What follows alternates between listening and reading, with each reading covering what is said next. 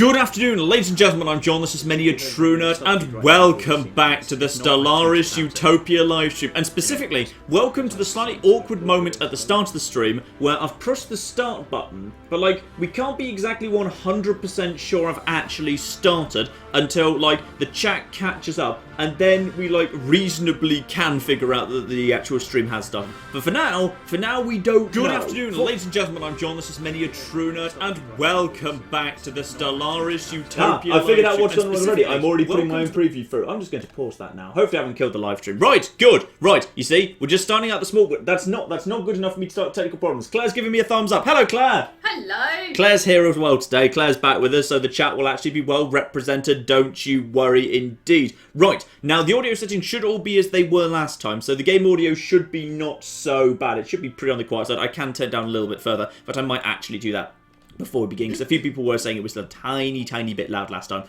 just going to turn it down just a tiny bit more, so that should be nice and quiet. We should be getting me, you should see the welcome screen, and you should currently be getting a tiny bit of tiny Stellaris music in the background too. How's the chat going? Are we saying anything? Are we hearing anything bad? Has anything gone horribly wrong yet? No, it's all fine. They're saying hello and sex to John. Excellent. It's already started. Yay. Sex to ducks. Excellent. No sex to bugs?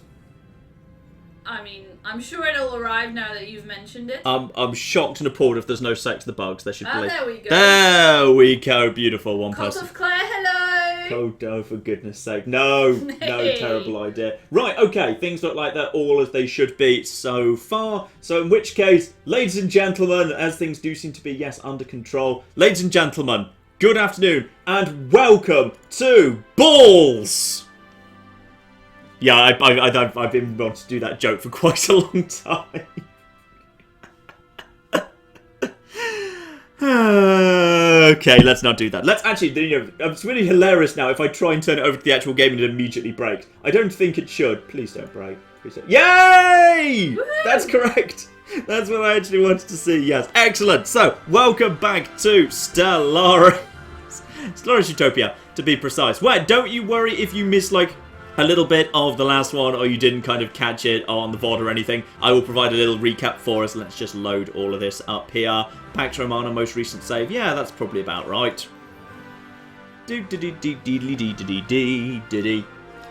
Probably should have loaded the game before we actually began there, but never mind. Does this seem about right? This seems about right. This seems about right. That looks about right, doesn't it? Yes, that's broadly what I would expect to see. We even got the cursor this time. This is way more under control. We're not even going to need the technical issues screen, unless of course I start choking again.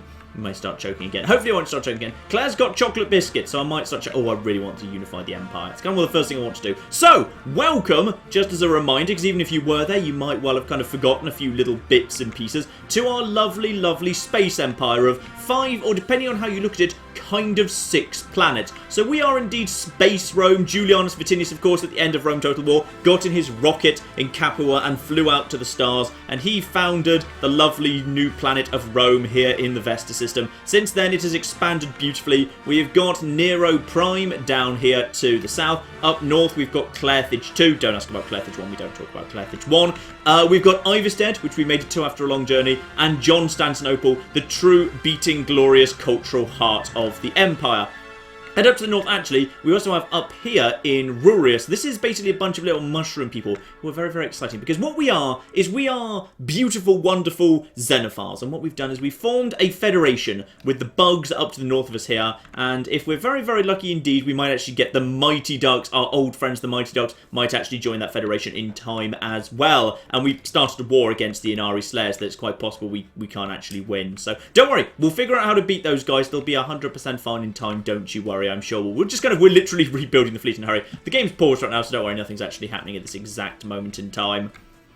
But, yes, basically, we're a lovely Xenophile empire, and this is why, actually, I'm not joking, Constantinople is the most important kind of planet that we've actually got in our empire right now, because over on Constantinople, what we've actually got is that is actually a little Gaia world, meaning that every single type of person is allowed to migrate here. It doesn't matter what your kind of climate preference is, you can move here. So, the bugs, who we have the open migration treaty with, they decided to move here, which is lovely. So as a result of the fact they've moved here, if I wanted to build well, I can't afford a colony ship, but if I did have a colony ship, or if I had the money for it, then basically I could put the bugs onto a colony ship, because now there's bugs in my empire, and therefore if there was a savannah world, I'd be able to go and inhabit that, which I can't do normally. Whereas, yeah, my humans, I think their preference is continental, so they could happily settle on tropical or ocean worlds. Now that I've got bugs in my empire, I could happily settle in, they love savannah, but they'll happily settle on, like, arid or desert as well. Meanwhile, once I've got the mushrooms in my empire, because right now they're, like, either my vassals or my protectorate, I can't remember, but once we, like, properly integrate them in 10 years' time,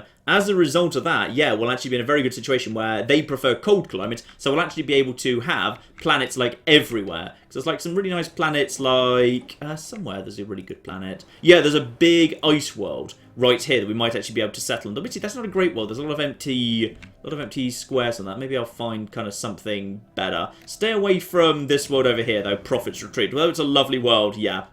Unfortunately, the terrifying snail people probably wouldn't like the photo. Though, admittedly, the snails aren't that bad. The snails only have 4 worlds, but I'm guessing they still have, like, you know, overwhelming strength next to us. Oh, they're so cute.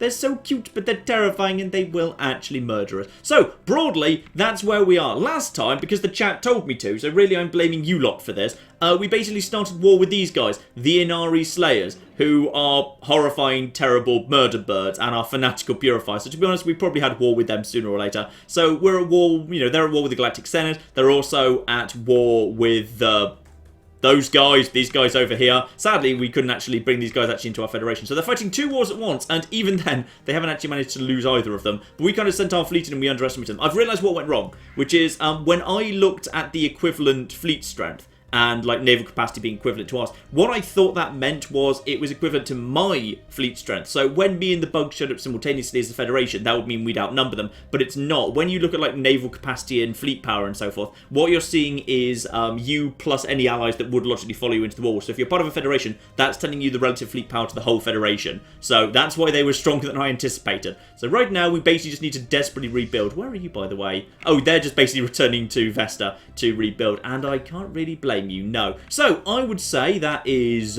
enough of a catch-up. We can probably kick things off again and get things moving, unless there's anything from the chat immediately, Claire? No, not immediately. I think we're looking good for the music and all the levels and all that. There's not been complaints so far, I don't think. Excellent. The other thing I just need to do is, by the way, you'll probably notice I'm gaining 94 minerals a turn right now, whereas I'm only gaining 4 energy. I've realised, of course, as I've capped out my food, and I've got these lovely friendly guys over here, the Apathy Ancients, the lovely friendly... I think they are actually bat people, by the way. It's not really clear what they are. Maybe they are bat people. Yeah, I thought they looked batty. They're vaguely bat. A bat's that furry? A bat's furry? I mean... I don't know. I mean, like, you don't... When you think of Batman, you don't think of furry, do you? I mean, I'm sure that fanfiction exists. Oh, for goodness sake. Go, you're banned in general. Right, yeah, maybe what I'm going to do is, like, because these guys are actually friendly to us, albeit patronisingly friendly, could I offer them the excess food for energy? Because it doesn't matter how advanced you are, you still need food, unless you get so advanced you're a robot, then you don't anymore. But these guys aren't robots, they're possibly bats or something. So I'm going to offer them a trade deal, where I'm going to basically offer them a monthly transfer of, let's just say, 5 food. For 10 years. I'm going to see whether they have, like, any interest in giving us a monthly transfer of... No, literally. Apparently 5 food isn't worth, like, a single energy credit. Like, it's on -1, not -1,000, but... No. Feels like they're not going to go for that at all, sadly. Maybe they'd be willing to swap some... Cancel that. Maybe they'd be willing to swap maybe, like, some minerals? Would they like minerals? Okay. It looks like they want the minerals. They are, like, interested in taking the minerals. So, okay. This is interesting, yes. Except, why can't I... Oh, I can't commit more than that because I literally don't have more than that right now. But we potentially have, like, a deal going on there. So I just need to start things speeding up again now because I actually need to gather some minerals because I'm spending it as fast as I can. Speaking of which, by the way, while my fleet's moving back to Vesta, and First Fleet I think is still currently marked as...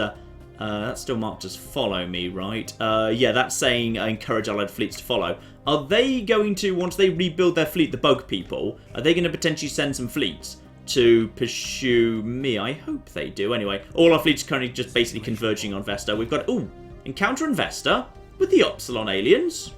Really? What are we encountering in flipping Vesta? Yeah, interesting. What's investor? Is it just like I don't know. Sometimes you see that you just get, hey, there was something that happened like in your home system, and I'm not sure what it is because that's us.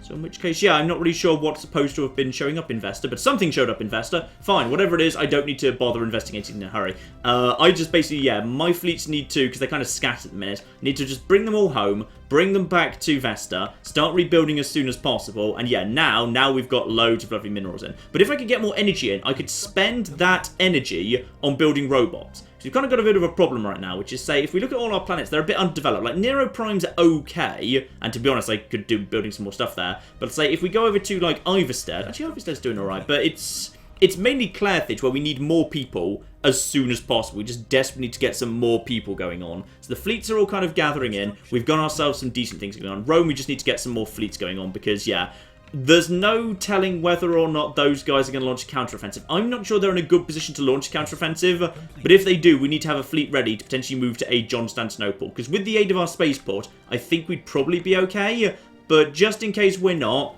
let's actually just kind of, you know, get ourselves producing some more stuff here. So let's just get a couple of corvettes moving in. Yeah, we've definitely got some good stuff coming in over here. Right, you guys, are you willing to do me that deal? Trade deal of some minerals, just a little bit of minerals, to have... Oh, yeah, they seemed actually pretty bloody keen on minerals. What are you willing to give me? 5 for 3. If I was to increase the length of the trade deal, would that be more favourable? Yeah, if I increase that to 30 years... Oh, that just drops straight down to 5. That's annoying. Right, well, in that case, I'll just do it for 10 years in that case. Yeah, I'll do 3 for 4. Just do that for 10 years. Just get ourselves a little bit more, see if they're willing to accept that. They probably will be. And seems like a fair deal to us. We accept. Marvellous. We've actually got a fallen empire willing to actually flipping accept and speak to us, which is marvellous. Get rid of all of these surveys. We don't need that. Inactive buildings, fine. In fact, you know, as we're setting on a bit of money right now, I just need to very quickly... Communications established. Oh, no. It's the Sin. I've run into Sin before. They tend to be dicks. You just look at them. That looks like a person who's not going to be friendly to you. Fanatical militarist. Well, we can get on with them in that regard, but authoritarian. In theory, actually, we're militarist as well. We might be able to actually get on with these guys. I'm just going to be a little, you know, Star Explorer, we salute you, etc. Where are they based exactly? Hang on, where are the Sin? Are they like on the other side of the galaxy? That better not be them. Yeah, that's them over there. Right, okay. We don't need to worry so much about them in that case. Okay, what have we got here? We've got... Yes, it looks like their fleet is, or rather what managed to escape, is actually now converging on us. So once again, we're going to have a full Federation fleet. This time, we're not going to go in one time. We're going to go in together as soon as we've actually built up again. But I need to basically start building down on the surface. We've probably got some surface stuff. Why is no one living in Rome? There's just a massive underpopulation problem going on in Rome. And I don't flipping know why. Yeah, we've literally got, like... These guys right here. Alright, just build a flipping robot. I'm just going to build a robot, damn it. Wait. No, I don't need to build anything. I just need to build a... Yeah, I need to build a droid. And let's get a droid in production now. If no one's going to work here, I'm basically just going to populate my entire empire with droids. Okay? So, we've got you. We've got you. I just basically need to find... Yeah, I need to find more minerals. I need to find more energy. If there's anything I can do down here... Don't want to bother upgrading. Yeah, you know what? I'll bother upgrading. I'm currently sitting on enough minerals to...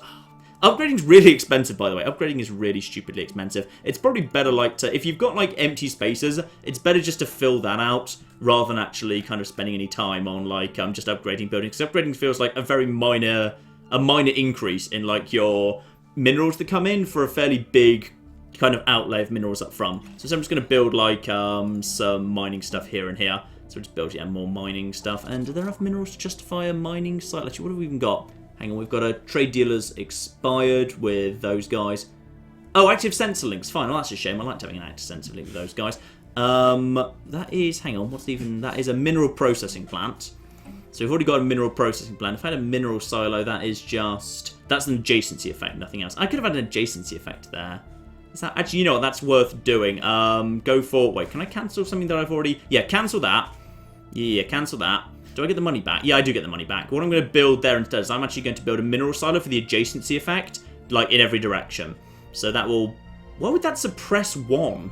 Alright, fine. You know what? We'll build it anyway. It's fine. That's probably a bad idea. I thought that still let you harvest some minerals, but if it's going to pass an adjacency effect in all 3 directions, and we've got robots there, that's not so bad. I'm just going to build another mining network here as well. And go on then. We'll upgrade both of these. Lovely. So that's, yeah, Iverstead under control for the second. We've got some research to do. I'm just going to pause while we research for a second here. And civic slots plus... Ooh, civic slots plus 1. That's very tempting. That was Xeno Zoo. I think we do actually have some Xeno pets floating around. What does Xeno Zoos even flipping do? Happiness. Ooh, migration attraction. Civics. Migration attraction. Civics. Migration. Adorable pets. Civics. I want another civic. I do another civic. That's going to take a little while to do, but it's fine. I would like an extra civic. Because civics can be really, really flipping powerful. So, Legio 1. Wait, where's First Fleet right now? And we've got... Oh dear. The cartel of Casada has made peace with the Inari Slayers. The question is that peace... Like... Wait, seriously? They haven't lost anything? They were losing that war so badly. They were really badly losing that war. I'm kind of amazed that... Yeah, the Inari... They would have actually kind of made a white peace with the Inari Slayers where the Inari Slayers haven't lost anything. Like, they had 2 planets under occupation.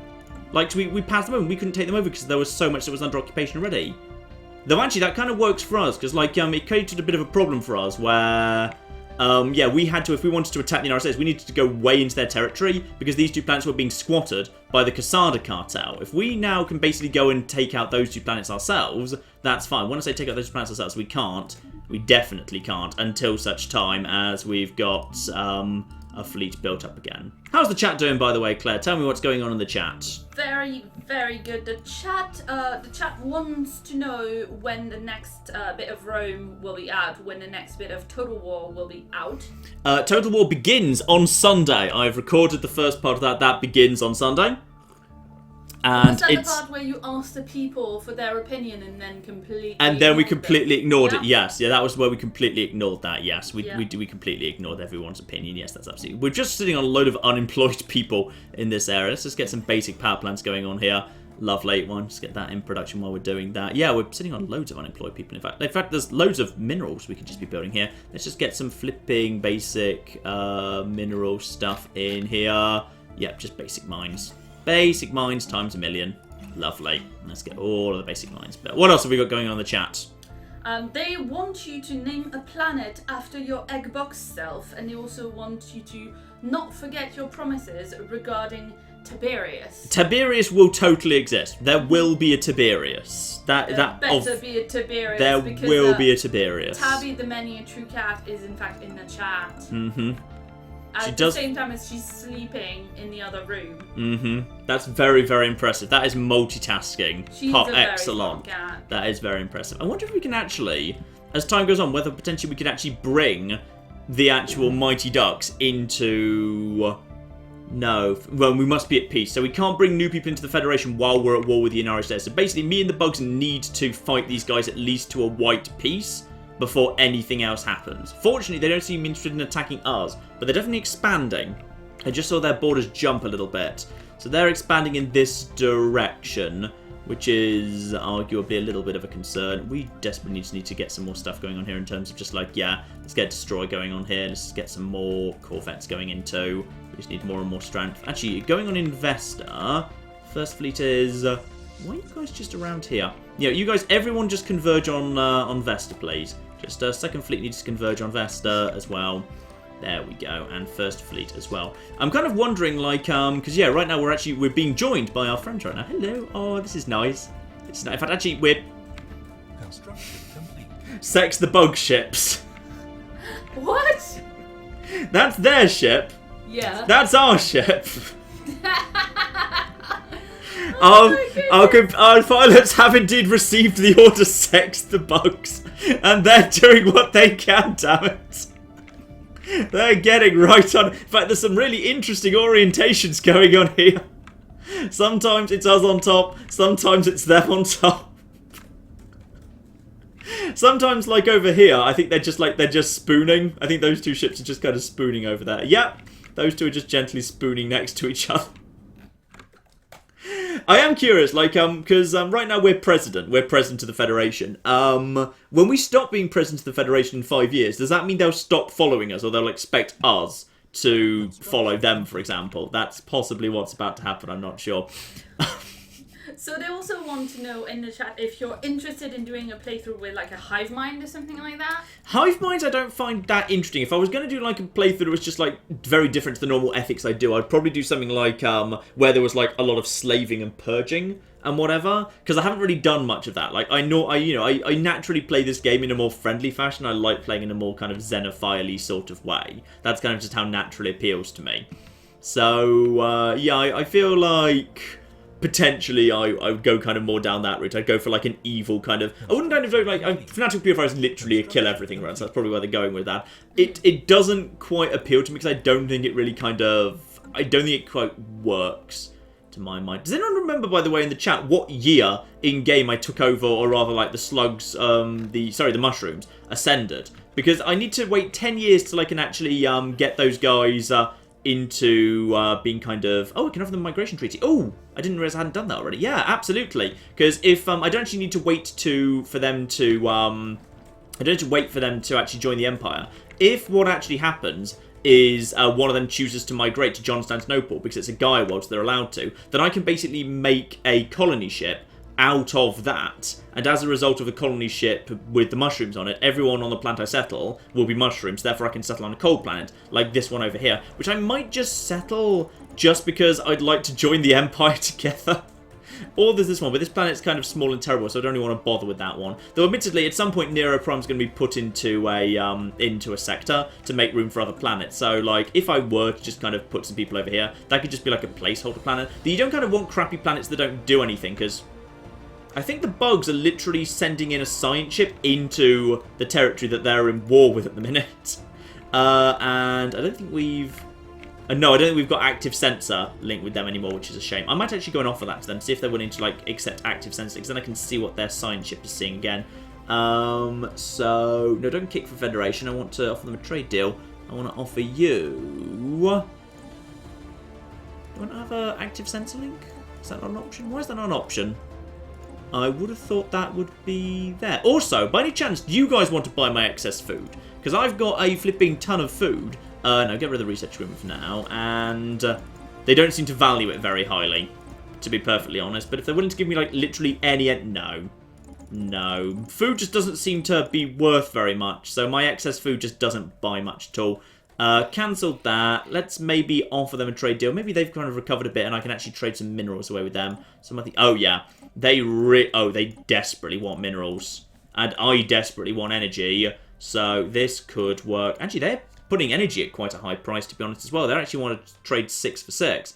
But if it... And mysteriously, if the trade deal is longer, there's like one sweet spot somewhere where it was 0. There, at exactly 12 years. At exactly 12 years, I will buy that for...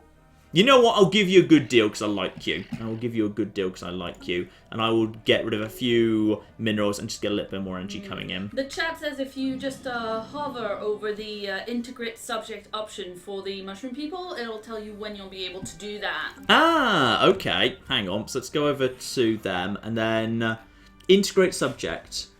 You see, all it says to me right... I didn't see there was a date for that then. Actually, that's coming up pretty soon. That's only 4 years away at this point. Because when we integrate them, I think they'll integrate pretty nicely. Because they're xenophiles. They are pacifists, though. And what concerns me is there's too much pacifism in my empire. So maybe we just basically want to have a never-ending war with the Inari. Just for the sake of... Oh, we've got a message coming in as well. No, that's just them accepting that deal. That's fine. Yeah, basically, maybe we just have a never-ending war with the Inari. Because I'm concerned about... Wait. Why do we have... Why has our planet's gone up to out of 6? Should that be a thing? I don't remember that being a thing. The chat probably remembers better than you and can tell you. Yeah, I swear we were out of 5. Did we finish? Oh, was what I researched before we did the other thing +1 to planets? Okay, that was probably just +1 to planets. Yeah. We are also apparently over the fleet cap. We are over the fleet cap, but I need to be over the fleet cap. I'm willing to accept being over the fleet. In fact, I'm going to go more over the fleet cap because it doesn't matter. It just means it's less energy efficient, which is why I'm trading away minerals for energy. Because we kind of desperately need to be. So, and I will basically just upgrade some power facilities and whatnot. Yep, that's all fine. Keep upgrading all of this. Keep upgrading. And soon we can build a Xeno Zoo. Soon a Xeno. In fact, this guy's actually making 4 sociology a turn, even without a Xeno Zoo being there, which is beautiful. In fact, actually, you know what? I'm just going to build more flipping power plants here. Let's just get more flipping power plants going on. It's beautiful. Actually, we've got... These are all power plants. I probably want to build... There's an energy grid. Hang on, which one's the... Is the energy grid the one that's planet credits plus 10%? Yeah, that's probably worthwhile. Assuming it doesn't suppress. Does that suppress? No, that does not suppress. Fine. In which case, we'll build that, and then we will also just build a basic power plant down here, because we just desperately need that flipping power, because we've got so many robots, and I'm building more, which is probably a bad idea. Therefore, yeah, I'm wanting to suppress some minerals to get that done. Meanwhile, over in Clairthage, we need to develop Clairthage. Ah, here we go. Here we go. We've got people not doing anything much right now, and we've got mines that need to be worked. Ooh! A Mighty Duck's moved into the Empire! One of the ducks has come to join us! Duck friend! Duck friends indeed! Does that mean you can sex the ducks now? Well, the duck can choose to sex whoever he wants, Claire. Consent is important. Gosh darn it. So, basically, yeah, he's now here, so I could now... What's his preference, by the way? His preference was ocean, wasn't it? Yeah, so he can move to any of our worlds, because we're continental preference. And this is, the reassembled ship thing. We can upgrade that to a planetary administration, get a bit more energy and some of that. Lovely. Now, what we can do other than that is, you guys are, you can come up here. You can also work in this mine. Everyone into the mines. In fact, actually, what we should probably do is we just basically need to get a bunch of robots into production, because the robots can just work these mines. So flipping efficient. The ducks are actually piling in. We've got another duck arriving, or possibly that's a duck that's just growing. Yeah, what we need to do is we just need to build a whole bunch of droids. So droid, and then droid, and then droid. And these droids are going to handle our mining for us, because these droids are, yeah, they're, what is it, minerals plus 15%. Absolutely. The droids are going to handle all of our mining operations, and it's going to be beautiful. So they're not chattel slaves, okay? That's not what they are. They're robots. We don't use the word chattel slaves. Gosh darn it. Right, yeah, we've got multiple robots now growing over time over on Clairthage, and they can take over the mining operations when it gets to it, which is beautiful. So that's all absolutely fine. We need to, you know, I'm going to deliberately go more of a capacity. I'm going to build another destroyer, and I'm going to build another corvette. We've got the money. I've got enough energy deals going on that it's going to be all right for now, and we've got, advanced spaceports or ion thrusters. Ion thruster is, combat speed, chance to evade. Yeah, probably worth getting that. I kind of need to upgrade my fleets. I think my fleets were underdeveloped as well. That's another reason why we did pretty bloody badly. My fleets were actually underdeveloped. Do we have anything in our empire I can actually build more of them? Oh yeah, I've got all of this up here I completely forgot about. Hang on. Where are my construction ships right now? One of you's down here, and one of you's way over there. Yeah, we've actually got stuff I haven't built because I forgot. The empire's expanded to include some of these areas. So we can totally... You over there, that's you here, isn't it? Yeah, you build yourself a research station right there. Lovely, get some more physics going on. And as for you, I want you to come over here and come over to Shucken, which I'm going to immediately rename Shuckle, obviously. Yay. So that is now the Shuckle system. There we are. So there's Shuckle system, and then that's not in our empire, is it, technically, because it's where the hexagon is. No, it's where the hexagon is. So we do, however, have the alpaca system. Alpaca's spelled like that, right? I'm spelling alpaca correctly? It's just, No. Yes. Yes? Yes. Yeah, I'm spelling alpaca correctly. So that's now the alpaca system, close by to the Shuckle system, just beyond Clairthage. And once we've done that, actually, we should be fully up to date with everything. Is anything else fallen into the Empire? There's technically 3 physics to be had over here. We'll kind of go and take care of that later. But no, I'm pretty happy with that, actually. Yeah, we'll just kind of do a little bit more building up there. We've got... What just happened to food? Oh yeah, they want you to have more food production because obviously it increases population growth. They want you to not cap your food. Look at the food. No, you should cap your food. That's the point. But if your food isn't capped, you don't gain a population growth bonus. I think what I've done is people are migrating into my empire pretty fast. I've just opened up the borders to everyone, and I'm growing multiple populations. Migration's coming in from all sides, so all of a sudden I'm actually under production, which we need to fix like immediately. But that's fine. We can just build more hydroponics farms if need be. This is all under control. Don't panic. We're just starving to death. No, we're not starving to death. There's loads of spare stuff here. This is what we have all the spare stuff for, in fact. Actually, why do we have... Where did all the money... We had, like, loads of money a minute ago. I swear we had, like, loads of money. Just, like, 2 minutes ago. And now it's all gone. Yeah, we need to move some people around slightly. You move off here and get myself some. There we are. We're back into gaining some food. So as soon as we've got ourselves, I'm going to build a new hydroponics farm here as well. Oh yeah, hydroponics only costs literally 30. Hydroponics is dirt cheap. Though actually that's going to take a while to build. Actually no, hang on. Droids apparently don't fall into the same queue as buildings. You can be building a droid and building a building at the same time. So yeah, we are significantly over fleet capacity at the moment. That is going to... Oh yeah, I forgot about that. Your fleet capacity is actually reduced by being in a Federation to offset the fact that you've got like a massive Federation force following you around as well. So right now we've got our own force of... you guys should all totally unify. Why aren't you unified? We've got this force here. The force from the bugs is... yeah, it looks like about 1,100. We're bringing about 1,500. I think their strength was like 2,500. So if we travelled together, if I basically go a little bit more over capacity, then bear in mind, I'm over capacity at the minute and I'm in orbit. The moment I leave orbit, it's all going to go more wrong. So why you guys not in... Look, all of you guys merge together, all right? Merge together, that's right. Lovely. Everyone merge together into one. And in Rome, just keep on building more destroyers. There we go. We're just going to be more and more over capacity. I'm just willing to accept it. Actually, I think I'm allowed to build... I think the Federation fleet doesn't really exist yet. Yeah, the Federation fleet doesn't have anything in it, so I can actually contribute to the Federation fleet up to 16 without actually impacting my own... Which is stupid that I've been building my own fleet over capacity when I've not been building the Federation fleet. So what I need to do instead is, yeah, I can add to the Federation Corvette, just actually double checking the ship designer that the Corvette for the Federation is acceptable, because I think it shows up. Does it show up here? I thought it showed up here. Or do I need to do it over in the Federation screen? Oh, Federation ship designer, yeah. So the Corvette is, yes indeed, the Corvette seems to be fine to me. It looks like there's a bunch of good stuff there. I've already remembered to improve those. So what I can do now is I can basically contribute to the Federation's fleet. So Federation and Federation Corvette as well. That's fine. So now we're just going to start into the Federation fleet. And that doesn't add it to my stuff at all. It's basically just 16 ships that just travel around with the Federation President. So we'll just basically have that going on there. Lovely. And we also apparently we've got 11 armies between all of us. So we actually do have a decent number of armies, which is lovely. Right, what's going on in the chat, by the way, Claire? The chat is amused at your lack of perception as usual, because obviously they notice everything 5 minutes before you do it. Yeah, but that's not fair, because the way live streaming works, they literally see things for, like 40 seconds before I do. Shh, that makes sense. Yeah, sure, that makes sense. They also said that they love you, but you're a numpty. Why am I numpty? That's not fair. I think it's like just a general thing. Is that in our empire? Oh, is that just fallen into our empire? Yeah, that's just fallen into our empire. Yeah. Nice. They want you to build a defense platform over in Constantinople to defend against the Inari. To be honest, I don't think the defense platforms are really worth much at this point. They haven't shown any interest in counter-invading whatsoever. My governor has gained the trait intellectual. That's nice.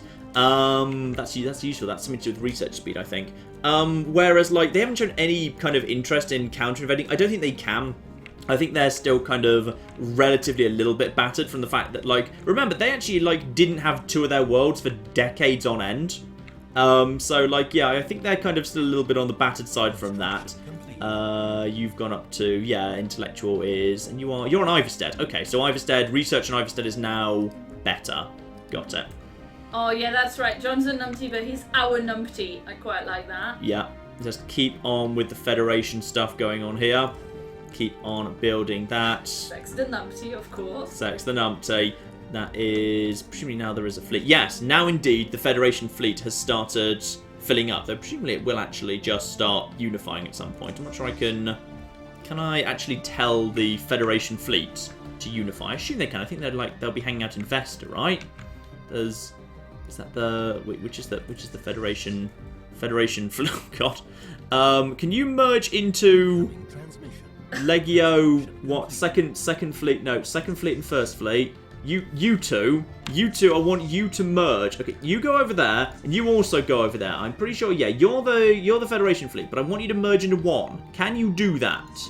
You capable of doing that? Merge. Yeah, they can. Marvellous. So I can actually merge those together. And technically, they count as my fleet under my control because I'm currently the president. I think, like, when I lose the presidency, they stop being part of my fleet. Why are they second fleet? It bothers me they're second fleet and there's no first fleet. We'll change their name. I'm just going to change their name. Hang on. Alright. We have a list of names of things that we want to name. Oh, God. How long is the list? Just 5 things right now. Oh, only 5. Okay. The people, well, we obviously wanted Tiberius. Yeah. But the people The people. want a new Vegas. Yes, the chat. Yeah. You know. They want New Vegas. They do. I approve of that. Yeah, fine. They also want a Matterphobia planet, whatever that is. I don't think they get a matte planet. No. I don't think there's a matte planet. We need to build ourselves a droid here, get more droids coming in. We finally sorted out the energy crisis, by the way. I hope you kind of appreciate. We finally got the flipping energy crisis. No mushrooms have moved to this world, which bugs me. The bugs have moved to this world, which is nice, but the lack of mushrooms is a shame. We've almost got you guys coming in as well. This is just lovely. Upgrade that. And is anyone else? Okay, you know what? I'm just going to build some extra farms here because I'm a little bit concerned about the possibility of, yeah, running out of everything again. We can upgrade all of these. That's actually really expensive, so I won't do that anymore. We're probably in a position where I should start looking to expand again, to be honest. And do I want to bother? Oh yeah, and of course this world's actually now gone to green because it's an ocean world. So actually, if I sent the ducks there, that would be lovely. And pause, because various people are apparently trying to get to me. The Zikmoks are willing to give 137 engine. Oh, they want a research agreement. Yes, absolutely. You're on my side. I'm about to integrate you. That's 100% fine. So, meanwhile, over in research, defense station probably isn't that great. Explosive weapon damage. I'm not using that. Improved armor. But I wouldn't mind the engineering. Yeah, I'm going to go for the engineering facility. I wouldn't mind that. There's probably a bunch of those just sitting around I'm not doing anything with right now. Yeah, they also say that you need to pay attention to your notification feed in-game underneath the resource feed because apparently you're not. It is. I find the UI of that, in terms of the notifications, not the most helpful thing in the world. I think it could be more obvious what each message is actually referring to. I genuinely do. So we're at 49 right now. Just keep piling stuff into. I'm just going to put in a Federation destroyer. Why not? Let's have a Federation destroyer and a Federation corvette. I'm just going to top up the Federation fleet because once I'm back up to full strength and the bugs are back up to full strength and we've got the Federation fleet, at that point, hopefully, yeah, the First Legion's up to like 1,600 already. So I feel like with us and with the bugs as well, with 1,200, and together with the Vesta fleet, I feel like actually at that point we can probably start going and attacking these guys. Because remember, we don't want to conquer these guys. We just want to like take these 2 top worlds off them and turn them into a buffer state that's more aligned with what we want to do. Trade deal offer.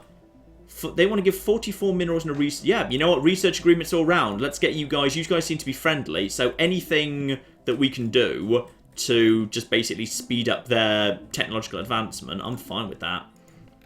So the construction. Which is the construction ship? You're down there. Got anything to actually do down there? Is there anything that's fallen into our empire that I've missed? I don't think so. I think this place is all, yeah, I think that's all under control. In which case, actually, there's no point you going there. You come up here. You head over to the alpaca system and just start slapping down mining stations. And once you're done, just keep slapping down more stuff. Slap down, slap down, slap down. Right. So that construction ship will just get on with those 3 jobs. Lovely. But yeah, at this point, does the chat think this fleet is now big enough? That what we've got right now is, yeah, I think kind of, yeah, chat, advise me on this. Based on what we saw last time, I'm now sitting on my fleet of 1,600. We've also got those guys with a fleet of 1,200. They're also bringing along 15 strength in drop pods and armies and whatever. And I've got some armies sitting on Constantinople to assist with that. And we've got ourselves the slightly ridiculous Vesta fleet that needs to come over here, damn it. You guys just need to come up. The fleet, it's not very good at joining together, the actual fleet of the Federation. You guys just keep merging, keep on merging. Can I give them an admiral, by the way? I think I can actually give these guys an admiral, which is kind of cool. Now keep merging, keep merging. I'm going to give you an admiral. Yeah, you know what, recruit an admiral. See if we've got a good admiral going on here. We've got 2 young, eager puppy dog admirals and 1 ship hull points plus 10% admiral. Let's go for the cheap puppy dog. Actually, no, let's go for the good one. Given we do actually have. Actually, are you better than... Your traits are leader lifespan 25 and ship upkeep minus 10%. This guy's actually superior, technically. Though he does have the extra command star. I think the command star gives you, yeah, fire rate plus 10%. Yeah, you know what, fine, I'll keep you. So I've now assigned a human commander, or rather a Brucei commander, to the Federation fleet, which is admittedly not very strong, but you know what, it'll do the flipping job. And we can probably afford to slap a little bit more in there. Just kind of put some more Corvettes in there as well. Federation Corvette, lovely. We can probably actually afford to do that. I'll probably just get another 2, to be honest. Alright, the chat says it's probably not big enough yet, and you need to build the Federation fleet first and check the enemy's power, because they probably have been building their forces at the same time as you. I think economically these guys have got to be in trouble, to be honest. But then equally I see that they've got the advantage of, they've literally got, like, they've got militarist, so therefore they've got fire rate plus 10%. They've got nervous. I'm not sure if that's changed, but their current naval capacity is actually down 20%. So I might want to consider going and attacking.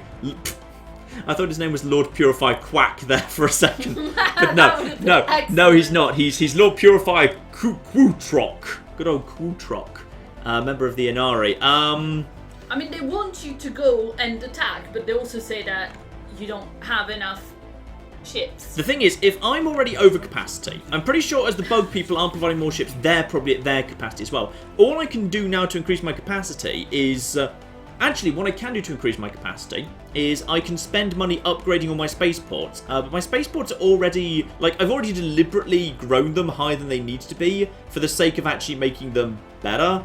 So, no, I don't need that. I need... Yeah, I mean, they're also suggesting that you should go for the Fallen Empire instead. No, we should not go for the bugs. I mean, I've just thrown away, like, 120 minerals purely for the sake of, like, I've upgraded my spaceports because spaceports gives you a bit more capacity. What I can do is, looking at my fleet capacity, master shipwright plus 10%, doctrine, reactor formation plus 10%, space combat plus 10%, space control plus 15%, from spaceports, from pops. Yeah, if I grow my pops... then that would be bigger. If I grow my spaceport, I mean, I'm already getting 22 of my fleet capacity from spaceports. If I just basically expanded like crazy, then, and like just threw down a couple of extra worlds, then that'd be fine, but I'd need to throw them pretty much straight into sectors. And I wouldn't mind, like, hang on, I just want to check in Constantinople, because if we've got a single flipping mushroom that's migrated, now the mushrooms are not keen on migrating, which is a real shame, because if they just were willing to migrate, I could put them in a colony ship, and I could have the big ice world, which would be lovely. Yeah, they're talking about some more upgrades to the ships, particularly make sure that you've got solar panels built on starports and stuff like that. I think I already have, actually. You say that, but if the chat is telling you to do it, it might solar be panel you've network, forgotten about solar panel network, solar panel network, not a solar panel network, fine. Ha! So one solar panel network, absolutely, and then you're right, both of these don't have solar panel networks. Okay, but those are the new ones, and you know what I blame for that? You know what one of those worlds was? It was Clairfitch. Oh, that's why. The problem was it was Claire World. Okay. That's why you were negligent about it. Yeah, pretty much. Now, if I was to... Okay, I can't scan that world. I can scan that world. I could expand out in this direction. This world is... Ooh. Look at this world. This world is, like, hugely empty. There's quite a bit of science on it, to be honest. But other than that, like, it's really flipping empty. And, oh, it's a radioactive wasteland. I think that means habitability is really poor, regardless, which would be why it was marked in red. That's radioactive wasteland. That is not surveyed yet because... Why haven't we surveyed that yet? Hang on. Guys, why are you not... Do your job. Actually, you know what? Survey this system. And then after you've done that, survey this system, because there might be some good stuff going on here. Do you have any Arctic conditions, planets for the mushroom people to immigrate? Because that's their ideal conditions. I do. I've got this world over here that would actually unify our empire. The problem is, it's a distinctly okay but not spectacular world. This is the epitome of, like, alright, but I wouldn't go out of my way for it normally. So, like, the big discussions to be had now are, we've got this, this big world here. I'll also just get a few more Federation fleets. How big is the Federation fleet before we dive in this discussion? Federation fleet is up to 10 out of 18. The Federation fleet can have, therefore, another Yeah, that can have another 8 strength in it. So what I'm going to do now is I'm just going to quickly pile in some extra stuff while we're talking about this. So Federation stuff. Yeah, Federation Corvette and Federation Corvette, because that's basically the only thing I can actually build right now. I can just build more Federation stuff. And I need physics research as well. Automatic exploration. I'm not keen on automatic exploration, to be honest. They just wander off into the middle of nowhere and we never see them again. I'll just take a physics lab one, and that's very quick to do. And someone sent me a deal. Active sensor links. And they'll toss in 67 minerals. Yeah, gladly. How's your research doing? Because the chat seems to think that you're out of research projects and kind of wasting research time. No, we've got all the research is happening right now. All the research is definitely happening. I think one of them I did kind of leave for a time being. But yeah, let's talk with the chat. Me and the chat need to come to an agreement right now about where the next logical place to expand is. So what we've got down here is, what was this? Okay, we've got down here in Carmageddon, which I'm actually going to rename. As well. I forgot to rename that last time. So what are we renaming it to? Because they want New Vegas, they want... Well, this is Carmageddon. This is the Carmageddon world. Oh, this is Carmageddon. That's always been Carmageddon. I just didn't rename it. And it's the gateway to Bogger, the hugely important world, yeah. Now, yeah, next up we want maybe a Matophobia planet. Mm-hmm. Surely we need Tiberius next. Yeah, obviously. Ooh, look at this one. Ooh. Look at that nice world. That is, hang on, what's this one? That's a tundra world. The bugs could come and live on here. I didn't realize there were actually two, but that's kind of, it's a very empty world. But it's also a Titanic life form world, which is kind of cool. But this one looks really sexy. Look at the amount of energy credits floating around on this world, actually. I think I could deal with there. Yeah, I could deal with this very nicely, in fact. We'll need to put some research into new tile blockers. When the mushrooms enter our world, then if we were to come down here, then that will kind of pull... That'll pull a few different things into our empire, in fact. That'll probably be enough to close the gap. It'll definitely pull these two areas in, but that's not that much. But it's probably worth it. Just gets a big 25 world with lots of good stuff on it. So yeah, when the mushrooms enter that, we will definitely be building on the ice world down here in Tawagawa. There we go. I nailed it in the end. You see, if this were a VOD, I'd now edit that to remove all 4 of my first 4 attempts, and you'd only hear me perfectly saying Tawagawa. But no, you get to hear me stumbling over confusing words. Because I don't want to do that again, what I'm going to do is we're renaming this world Tim. There we go. Welcome to Tim. I'm sorry, did Tim just jump the list of names that we've had? Oh. It's not a nice world to be Tiberius? Tiberius it is. Yes! Is it like Tiberius? I should think so. Tiberius, yeah. Tiberius. There we are. Tiberius, and we will be founding the planet Tiberius down there. But we need to let the mushrooms enter the world. We need to actually let the mushrooms enter the world first. So that strikes me as a very logical one. Obviously, we can't do Prophet's Retreat. This ocean world's kind of terrible. This ice world's way worse, even though it's kind of better positioned in some ways. We do have an alpine world here that's pretty decent, that we could let the mushrooms expand onto as well, actually. That's pretty good. Look at all... That's a really good mineral world. So probably, I'd say our next 2 kind of expansion targets will be actually within our own borders, but will therefore provide a nice bonus outwards. And they are actually both for the mushrooms. So once we're doing that, the mushrooms will be a very, very big part of our empire. They're going to actually start being very, very numerous indeed. Speaking of which, we need to... So is that going to be New Vegas then? Those could theoretically... One of those could be New Vegas. Yeah, we've got an ice world and we've got an alpine world, and mushrooms are going to be living there. So if the chat's got ideas for what the icy worlds where mushrooms are going to be living should be, then they're welcome to contribute. And we've totally got some research to do. Yep, Aww. Engineering Facility 1 has been unlocked. They said you should call a planet Bridge Troll in honor of Spurs the Ugly. Oh, if there is like a planet that is like clearly like a choke point where we are going to have to defend against enemies that might come through it, I will totally call it Bridge Troll, or we'll just call it Spurious. We could call it Spurious. That would be lovely. Build speed. Yeah, I'll gladly take that every flipping time. Yes, I'll have that. Thank you. Now, the chat is saying you need to take Rome off Rally and put it on the Federation fleet. Why would I do that? The Federation fleet's the smallest one. Surely I want everyone to just... I don't see why I wouldn't just want everyone to converge on Rome, to be honest. I mean, they just think you're wrong. I don't understand why. I'm struggling to see why exactly. Also, no one wants to live in Rome. I feel like I need to, like, you know, start paying people to move to Rome. It's baffling to me that our flipping, like, capital world is this empty when everyone's just, like, piling on to every other world in our flipping empire. Also, we'll totally give you a farm because I've learned my lesson about the fact that as the population grows, the food situation might get out of control. So I will totally have a little bit more in the way of farming. Is that yeah, that's planetary administration. How long is it going to take to upgrade that? That requires... Actually, I could upgrade that. If I just actually saved up some minerals, I could actually upgrade multiple buildings to be planetary capitals, which would unlock a whole bunch of new upgrades, which would be kind of cool. How are my planetary buildings? That's... Admiral has just gained a trait. Admiral Desmond Whitfield. That's the fleet of the Federation, right? He's... Oh, ship upkeep minus 10% in the Federation fleet. Well, alright, fine. That's fine. I need to keep telling these guys to, like, flipping... Guys, just be... Okay, everyone over here. Everyone just flipping over here, alright? All of you, just all merge. Everyone together, right? Keep merging. There we go. You got 500 strength right there. That's actually not bad. The Federation fleet's starting to get somewhere. And actually, we've just actually dropped underneath the fleet capacity. I think because we upgraded some spaceports and stuff, we're now back up to where we should be. How much more fleet capacity? If there's an edict you can do to attract settlers to Rome.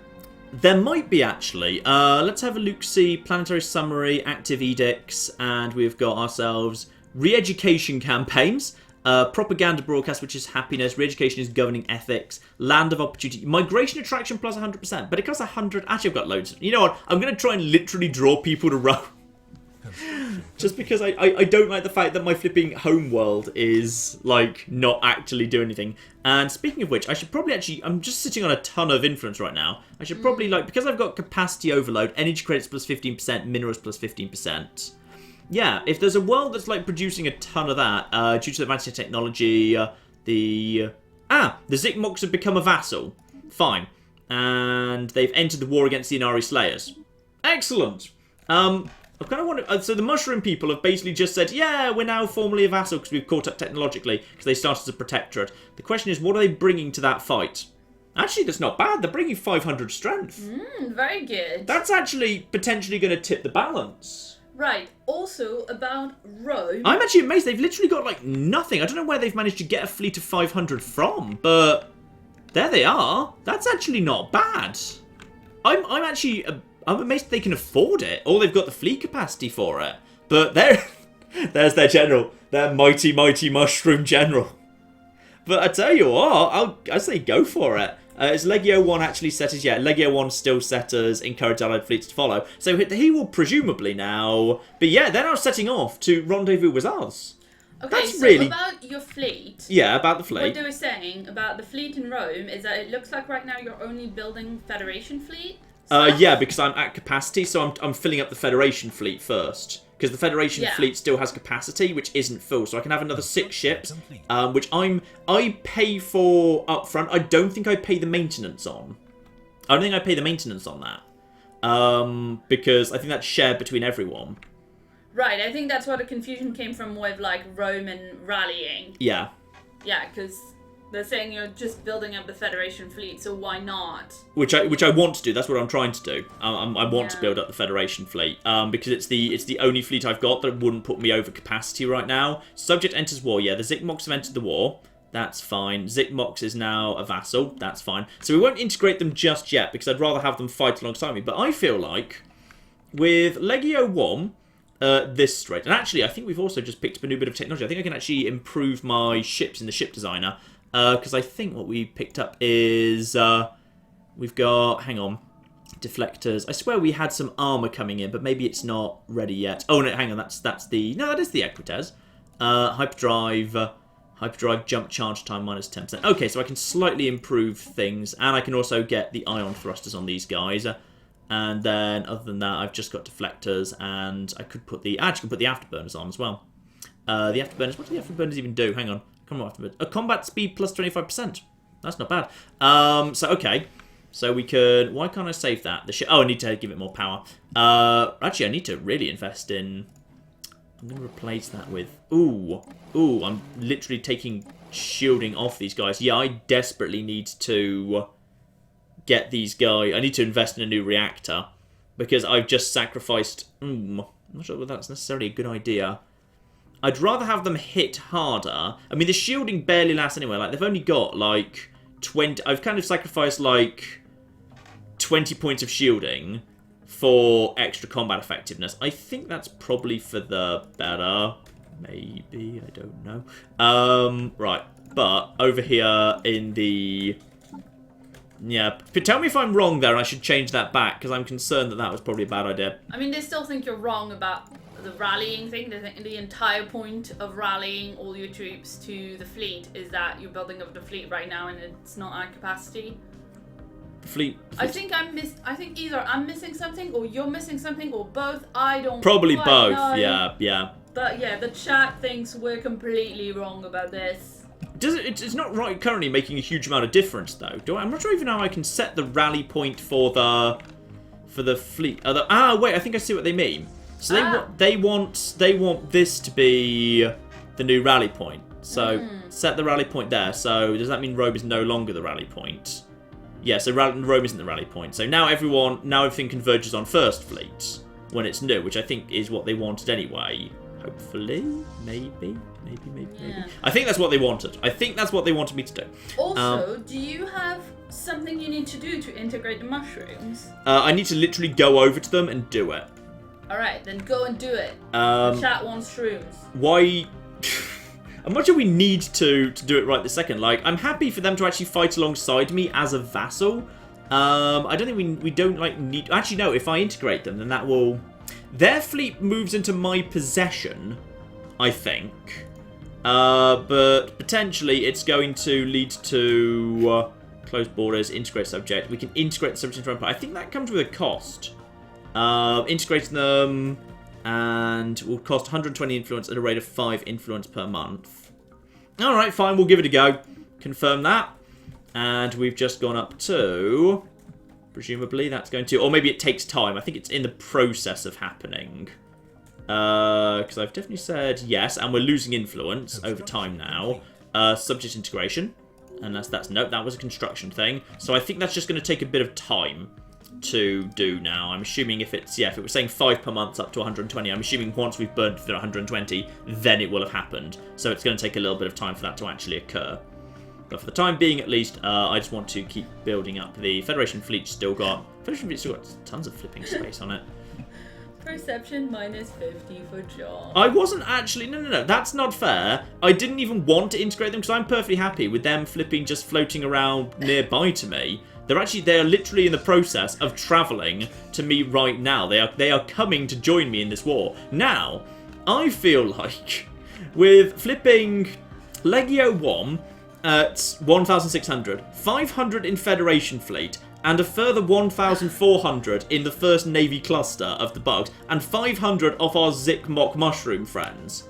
At that point, I feel like we have now got the strength to take it to the Inari Slayers. I think we messed up the rally point thing even more. Did we make it worse? We made it worse. Apparently, Rome is now still the rally point, but you just took away the Legio 1 rally point. And if a fleet is the rally point, then new ships auto-join that, but fleet rally takes priority over planet rally, and you just did it all the wrong way.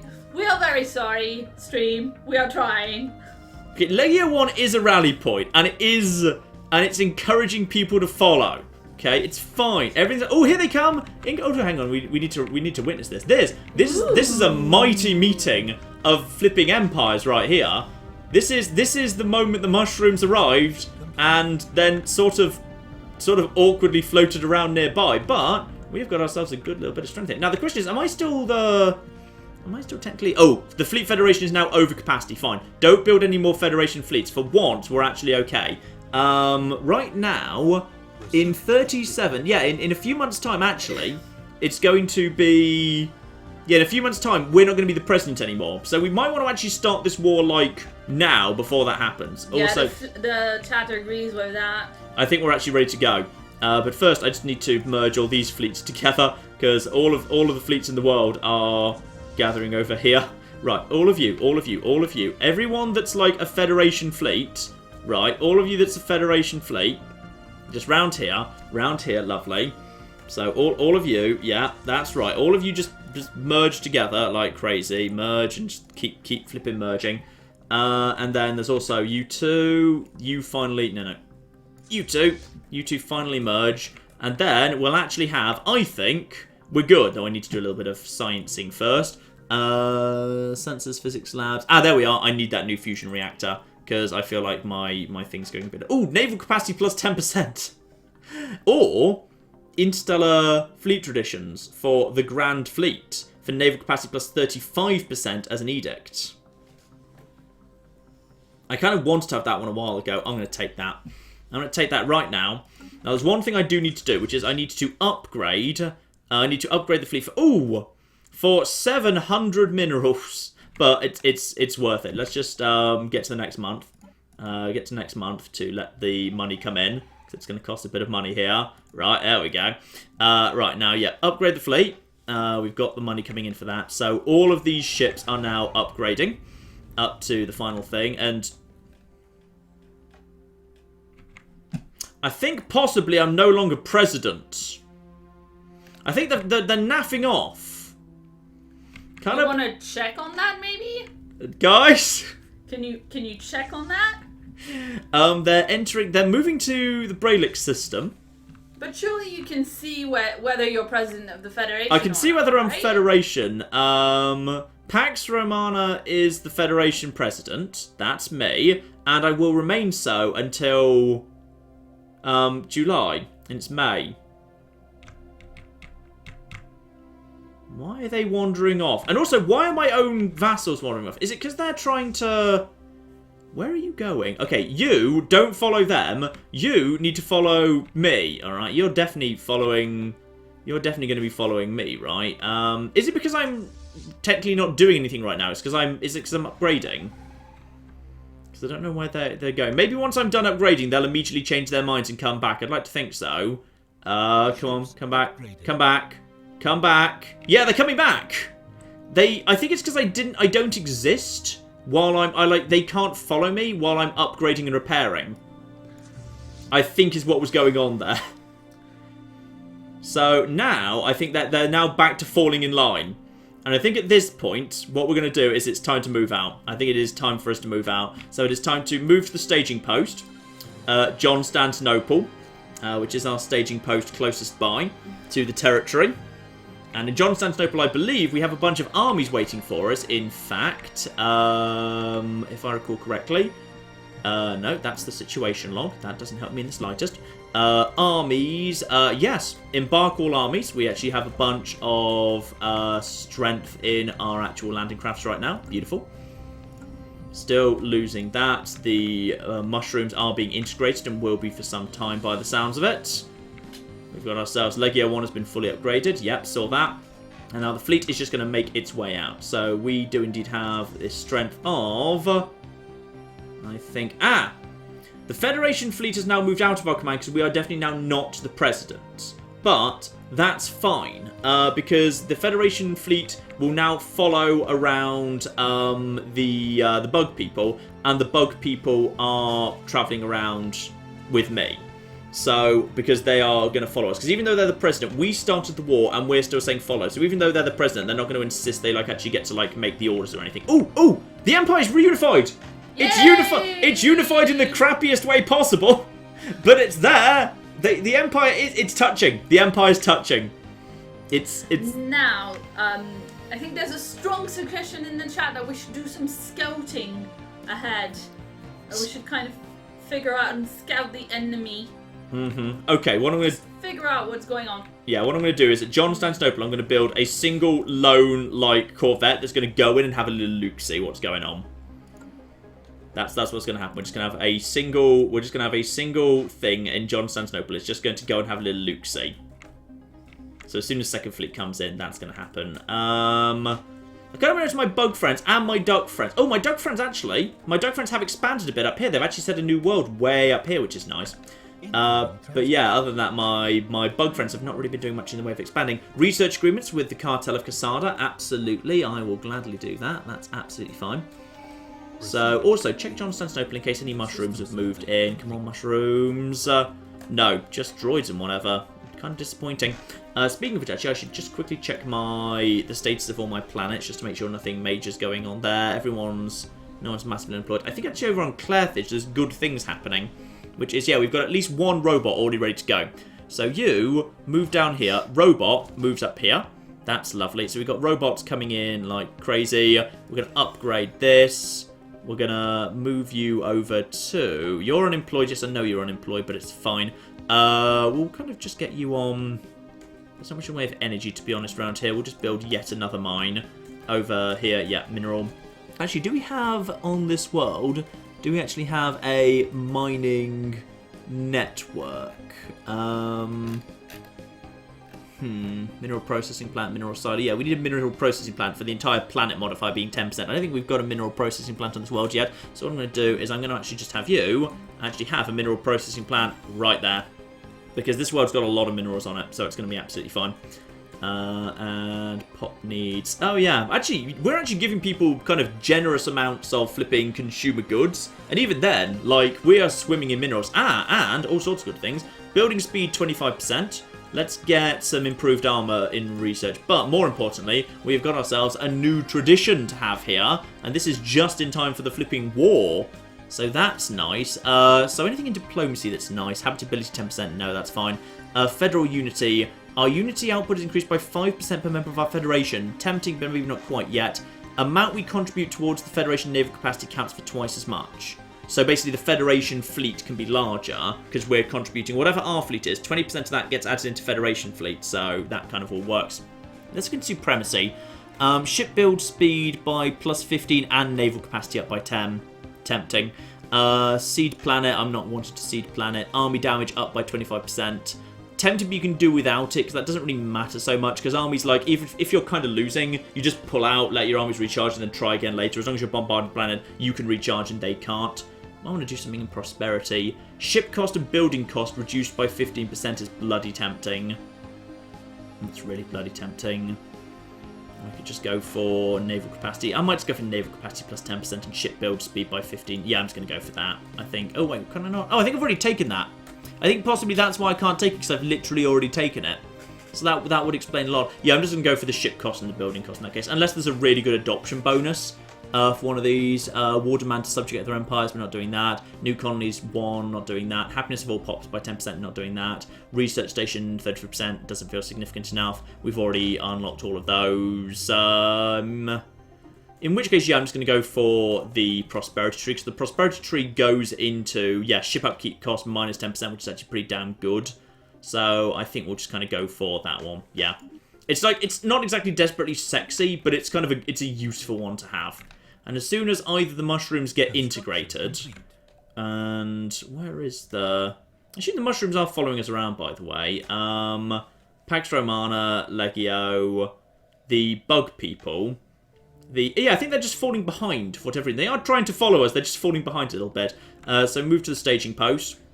And then basically, yeah, we've got First Fleet, Strength 34. I'm just going to send these guys over to Wooer, and we're just going to see what they see. So those guys are going in ahead, just to basically go and have a look see what's actually going on. And then everyone else, Legio 1, you just move over to here, and everyone else just kind of gathers here outside this here. Singularity! Everyone meet at the Singularity. Just don't get too close to, like, the Event Horizon. I'm told that's bad.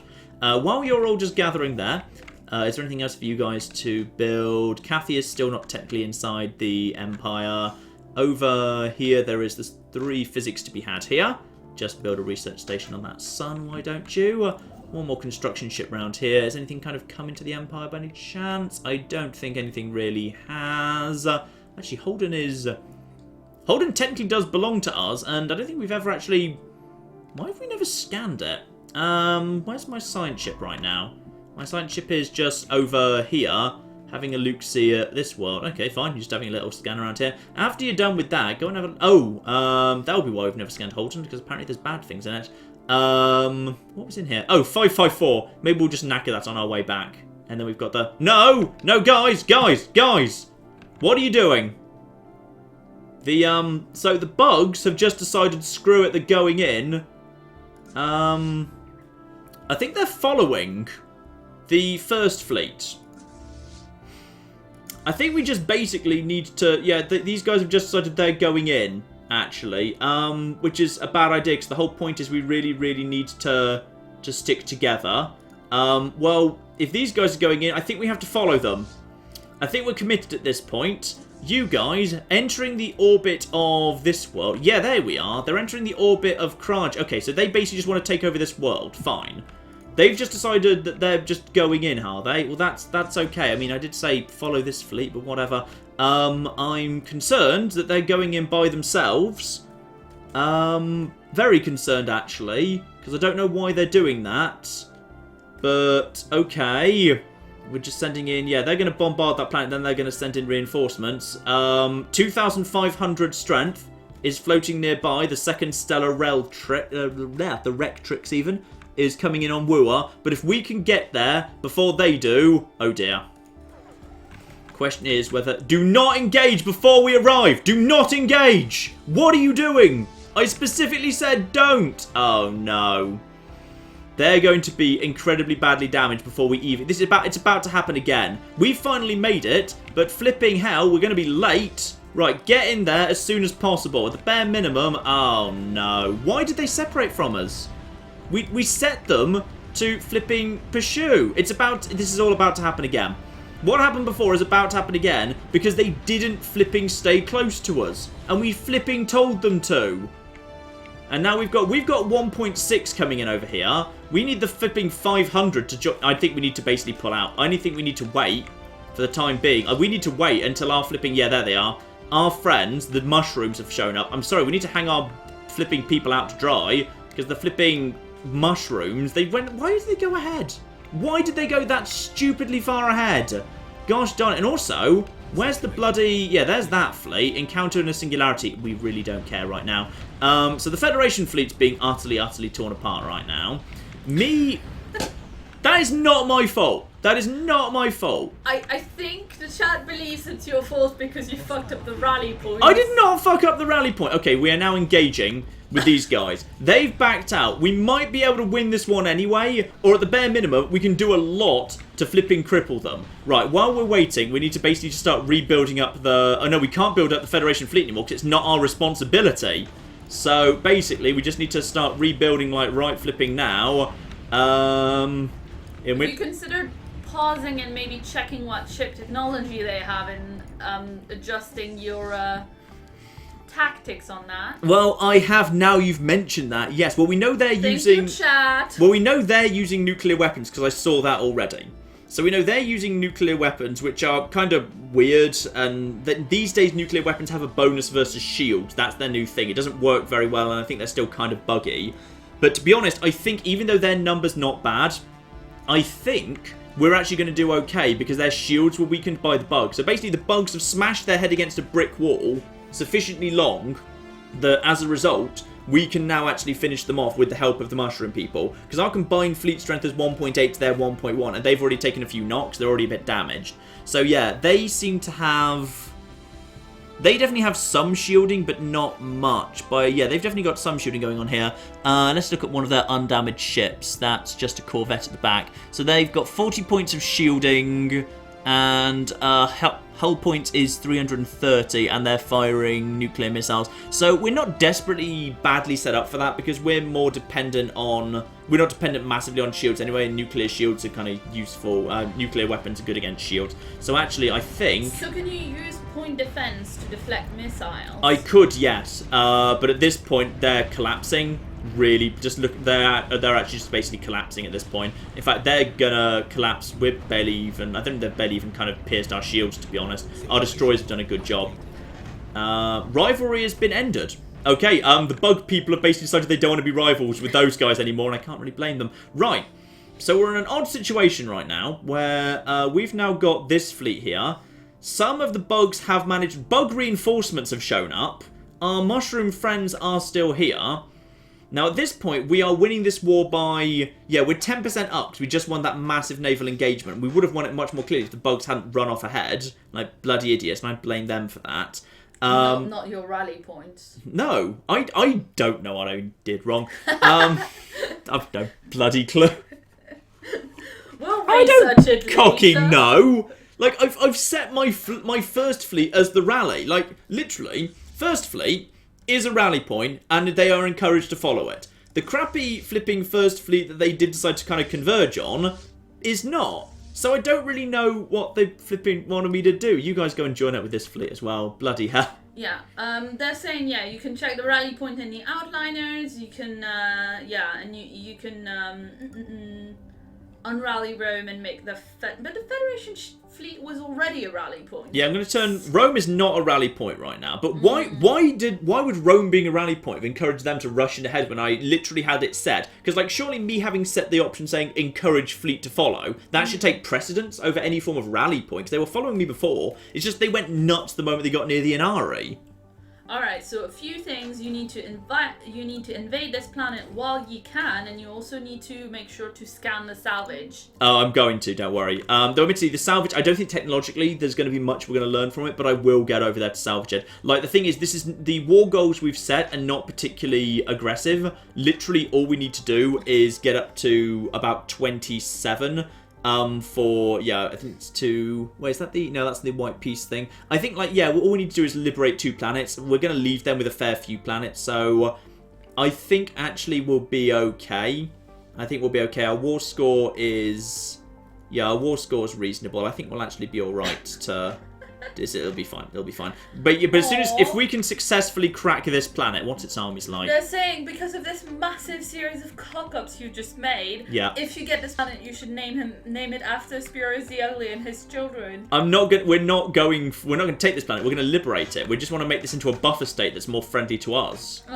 Like a bridge, say. Yeah, like a bridge. Right, now where are my transportation fleets? Yeah, there's my transportation fleet in Constantinople that's now going to come over here. Now, I'm pretty sure we've probably, if we just kind of come out of here, if they send more fleets in, we'll be fine. Now, I'm hoping what we're going to see is, yeah, I can see a bug transportation fleet over here.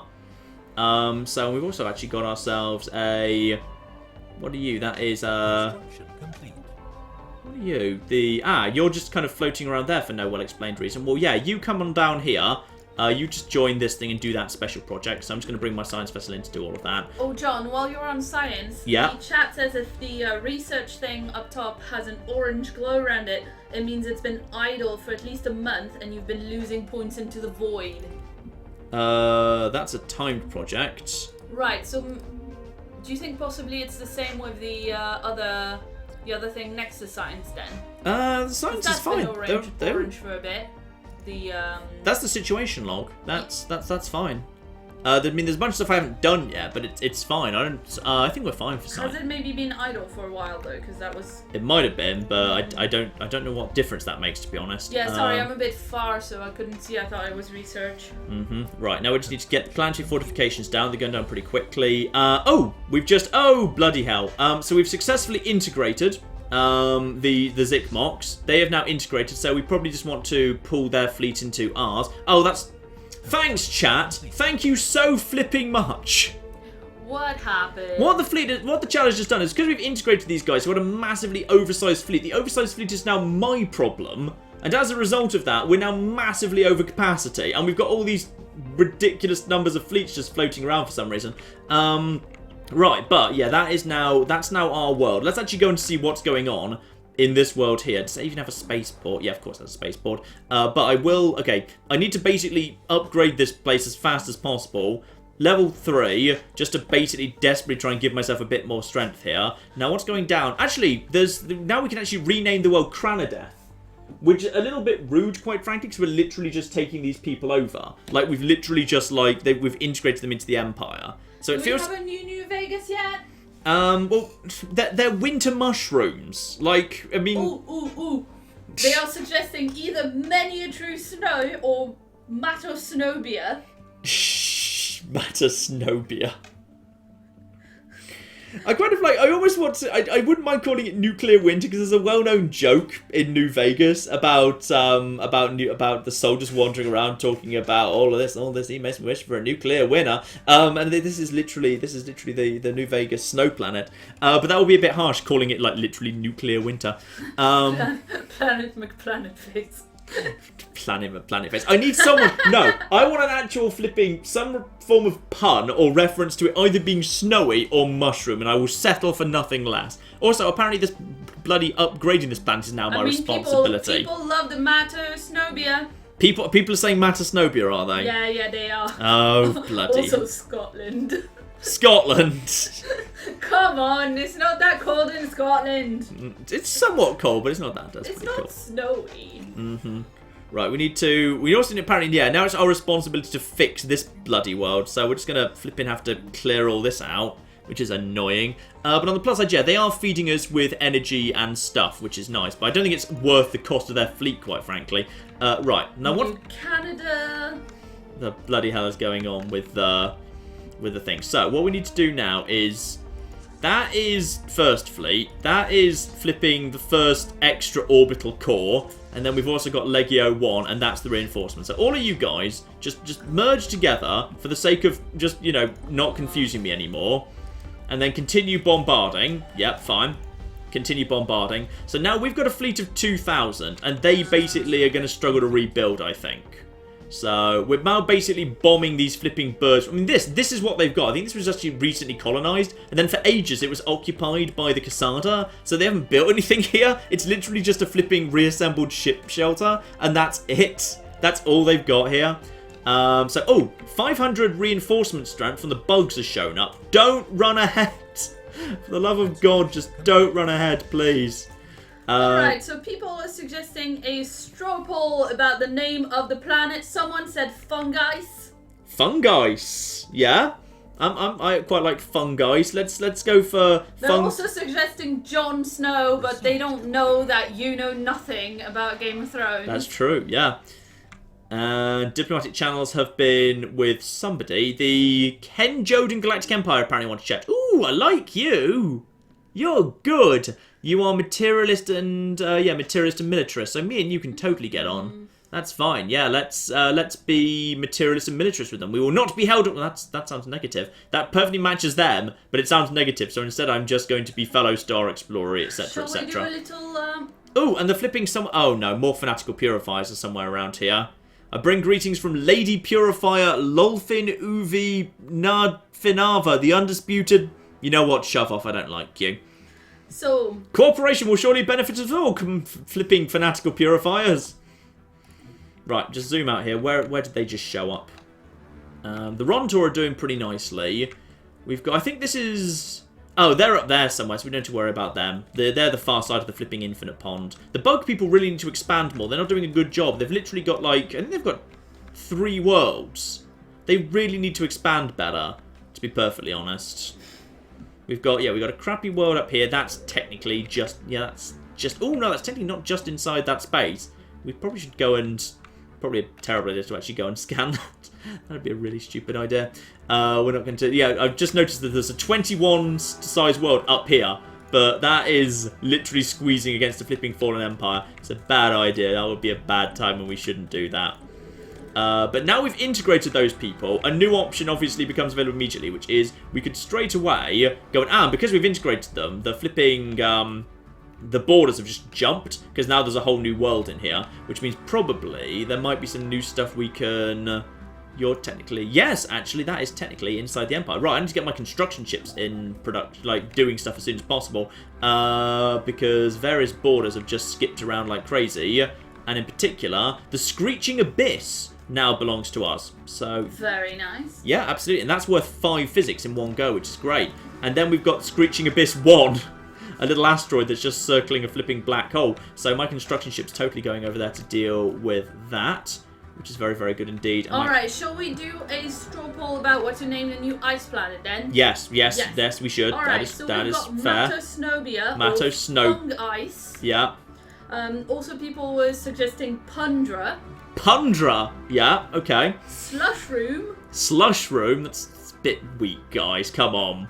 You can do better than this, all of you. Alright, we've also got... I think those are the main ones, to be honest. Yeah, okay. Put it in a straw poll for the Ice Mushroom world, who literally, they've just kind of said, oh, we shall join you. And we say, yeah, our first act is going to be to rename your world and completely ignore your cultural heritage. Screw it, we're just going to rename your world, whatever the bloody hell we decide to rename it. Screw all of you. Yeah, but I mean, we should really rename it to Matosnobia. Come on, guys! Oh, Fusion Power's finally ready. Thank God Fusion Power's ready. Disruptors are ready. I know people hate disruptors. I like disruptors because lasers are good at dealing with hull, but terrible at dealing with, but really bad at dealing with shields. Whereas disruptors just tear the hell out of shields. So I personally just, but research. You know, I'm going to go for research alternatives because research alternatives is a good idea. Right, and we've also got one more construction ship somewhere around here. That is the one that's up there. Oh, we've just got a construction ship right there. That's good. Ah, it's their construction ship. Right, we've inherited their construction ship. That would be why, yes. So over here, we've got, interestingly, the Infinite Pond. What the? Oh, Matosnobia is winning right now. By how much? Is it a landslide? It's 44% to 35 to 20 so far. And then, I just need to figure out what else has newly entered the Empire. We've got a bit of stuff that's just entered the Empire here. Yeah, just build that mining station. That's fine. And then after you're done with New veg ice. New veg ice. New veg ice for the mushrooms. New veg ice. They're not vegetables. Mushrooms aren't vegetables. They're flipping an entire... Oh, for goodness sake. Go to school. Do biology. I'm not having that. It's inaccurate. That's not true. Mushrooms are not plants. They're fungi. That's something completely different. You should all be ashamed. Whoever suggested that, get out. You're banned from the channel forever. That you're not banned. Yes, you are. I'm not banning anybody for suggesting puns that you don't approve of. You're also banned for insubordination. What's new? Okay, now, something we can do that's very, very important indeed. We can actually go and settle Tiberius. Or we can go and settle Obrium 2, the Alpine world, which I think is actually more important to do sooner, because that will actually probably extend our borders out to these kind of 3 nice systems, which will be worth having. So I feel like we should pretty much head straight over to Rurius and actually just basically start, well actually, we can't do it right this second, but like the next time we have enough money, like immediately plonk down a flipping colony ship and basically say, mushrooms, we are now, like, we're going on a great big colony thing. So just leave that for now. We'll just need to pay attention to the war. Probably when there's a war going on, we should pay attention to it. So Cargill is almost ready to go. The transport fleet is almost... the transport fleet is in fact almost with us. Lovely. And that's, yeah, the defences of this planet have almost collapsed. The armies present are basically non-existent. There's 4 garrison forces and that's it. So as a result, our forces should be able to take this world pretty easily. There's been no sign of reinforcements. We've now got a combined strength of what looks like, yeah, well over like 2.5k, which is what they had at their absolute peak. So as a result, I'm pretty sure this world is now out of planetary fortifications. Yes, it is. So in which case, our forces can now basically head over here, land our armies. Borders closed to the bloody fanatical purifiers on the other side. Nano-composite materials, absolutely. Plasma thrusters for, chance to evade up. Yeah, totally. I'll totally take chance to evade up. That's a very useful thing for Corvette heavy forces, which is what I've got at the minute. Because to my mind, like, Corvettes, like, in the early game, they keep working pretty well. Peace offer. Ooh. Construction complete. Ooh. No, we're not taking peace from you. They're getting desperate. The stupid bird people are getting desperate. Because basically they know they're about to lose this flipping world. So now we head down here. Our forces should very, very easily be able to take this over. Very, very easily indeed. I feel that it's important to let you know that the person whose pun you insulted just now on the chat wants to tell you that you're not a fun guy today. Oh! Okay, you're no longer banned. Oh, look who it is. It's the flipping bug people come to help invade the planet after we've already done all the flipping work. Yeah, they've decided they want to pretend they helped. Screw you. Screw you all. You didn't help. Yeah, in they come. In come the bug people. The bloody bug reinforcements, pretending they helped out. Go on, guys. Go on, guys. Finish them off before the flipping... Oh, the bugs. Oh, the bugs have brought a flipping general as well. The bugs actually did bring a general, and they are very good. And we've taken the world. We've successfully invaded Kraji.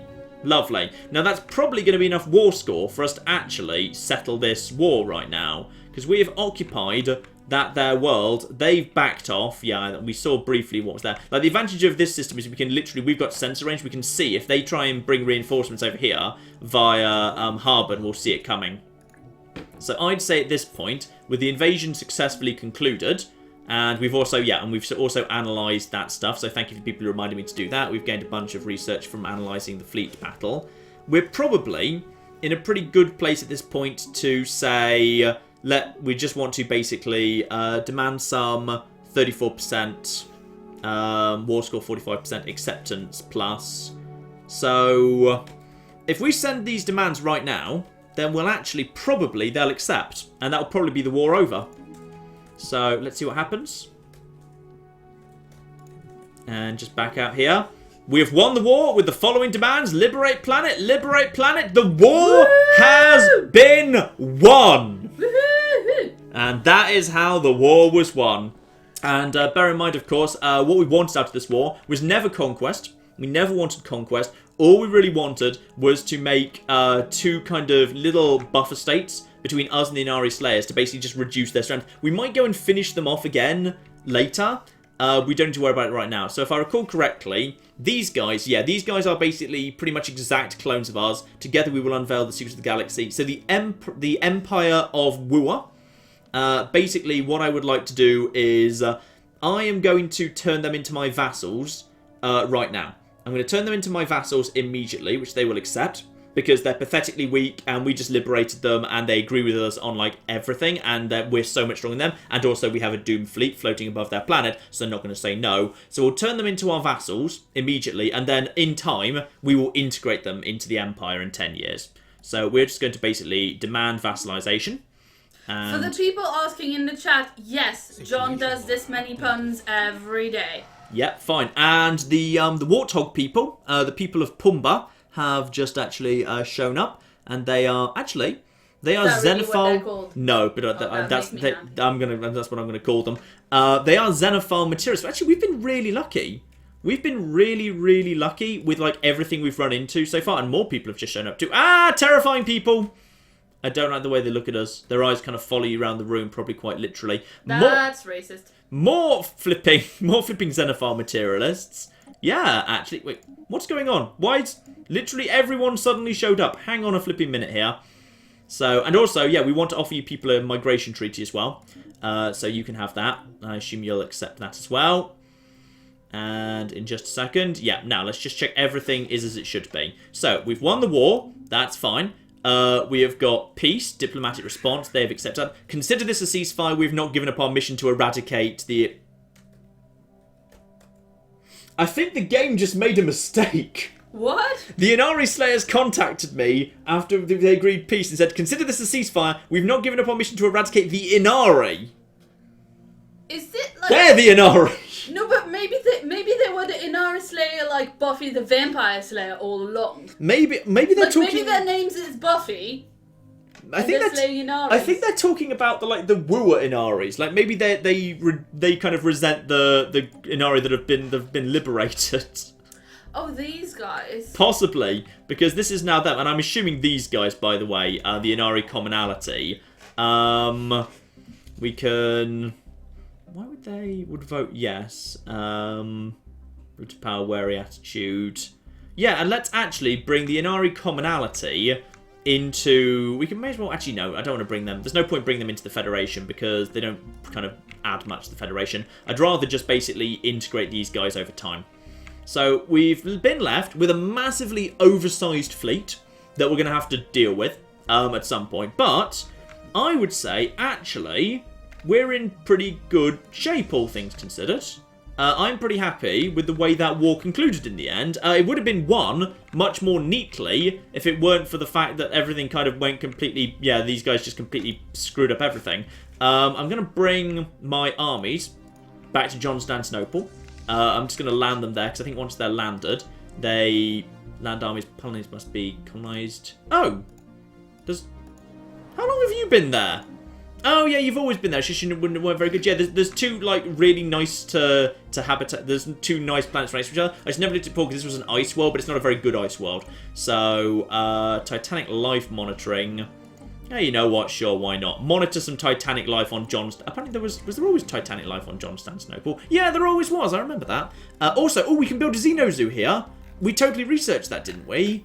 Or did we? Oh no, I think we researched something else that was more important. Oh, now I'm sad. I'm sad we never researched the Xeno Zoo. I'm pretty sure there was something more important we needed to do first, so we can't have a Xeno Zoo in Constantinople. But yeah, Transport Fleet 1 needs to disembark over here. No, Transport Fleet 1, move over here. Move over. There we are, land armies. This is the flipping special project was in the way. So that's fine. Transport Fleet 1, therefore, needs to move over there. We've gained ourselves a bunch of new science ships and whatever. Because, yeah, they... I think we've kind of inherited a bunch of stuff from these guys. First Legion, the... Rally point. Yeah, we've got one rally point, which is Legio 1. Which I want to be the rally point. I don't understand the problem. I genuinely don't. Right. So, the third extra orbital core... at Rurius can just... Okay, everyone just return to Vesta. Everyone return to Vesta. We're just going to regroup at Vesta, and everything's fine. And once we're back in orbit, everything will be okay. Yeah? Yeah, that's fine. Return to orbit. Lovely. And upgrade fleet to latest designs. Nice. So they're going to return that, and then our energy thing should be significantly lower. We've now got loads of money. We're going to go over to Rurius, and straight away, we're going to... Oh, what was the end result for Cranadeth? Which is amazing, an amazing name, absolutely, but... Matosnobia. Matosnobia. Okay. Yeah. I don't know why everyone likes Matt. He's a horrible, terrible human being. Matosnobia, and of course we will rename the actual area Matosnobia as well. Now, the thing about Matosnobia is we are about to literally build a colony vessel from Matosnobia, and we're going to send it over here to... Actually, we need to make a... Oh. No, I think I need to make an executive decision on this occasion, which is this is just by far the superior world. So I think we need to send it down here. So we need to basically go and set up a world on Obrium. Obrium 2 to be precise. Which is, look at that. Look at the number of minerals and the amount of bloody physics on this world. That's a really, really impressive world. Unless this world, like, has a special thing I missed. No, it doesn't have a special thing. Like, both of these worlds are amazing. And we'll probably, like, go and do both of them. And that's going to be Tiberius. Yeah, that will be the Tiberius world. But do we need... Okay, we'll basically do both in quick succession, but basically the children of Matosnobia, as horrifying a thought as that is, we do actually need to come up with what we're actually going to do in terms of what we're going to do in terms of the planets they produce. Colony ship, and then basically we just need to build 2 colony ships in a row. I'm just building 2 colony ships up here. You used to actually get a say of which people got put in the colony ship, but you don't anymore. Now, my slight concern here is I need to go over to the factions for a second, because I suspect we've actually got a lot of pacifists in our empire right now. The Battle Brethren are apparently annoyed. Weakness in numbers. We're literally like... Oh, they don't like us being in a federation. Well, screw you, I don't like you very much. The Xeno Reform Forum. Issues indirect xenology, no alien slavery, multicultural society, all refugees welcome. Okay, so those are basically the friendly Xeno people. High attraction, generally they're happy. The scientific people are happy. The financially people are happy. Right now we haven't got an aggressive pacifist faction yet, but I suspect with all the mushrooms, that's gonna happen. But yeah, now at this point, we're just going to start producing our Matosnobia some new stuff as soon as possible. And speaking of which, I think it's time for Nero Prime to actually go out on its own and make its own way in the universe. Now, they've been saying that you've got a frontier outpost on Matosnobia that's just burning up influence and not doing much because it's not quite... Sorry, I'm doing what, sorry? You have a frontier outpost on Matosnobia. Ah, that is a very good point. Yes, yeah, that's no longer required. They wanted to go on Athana instead.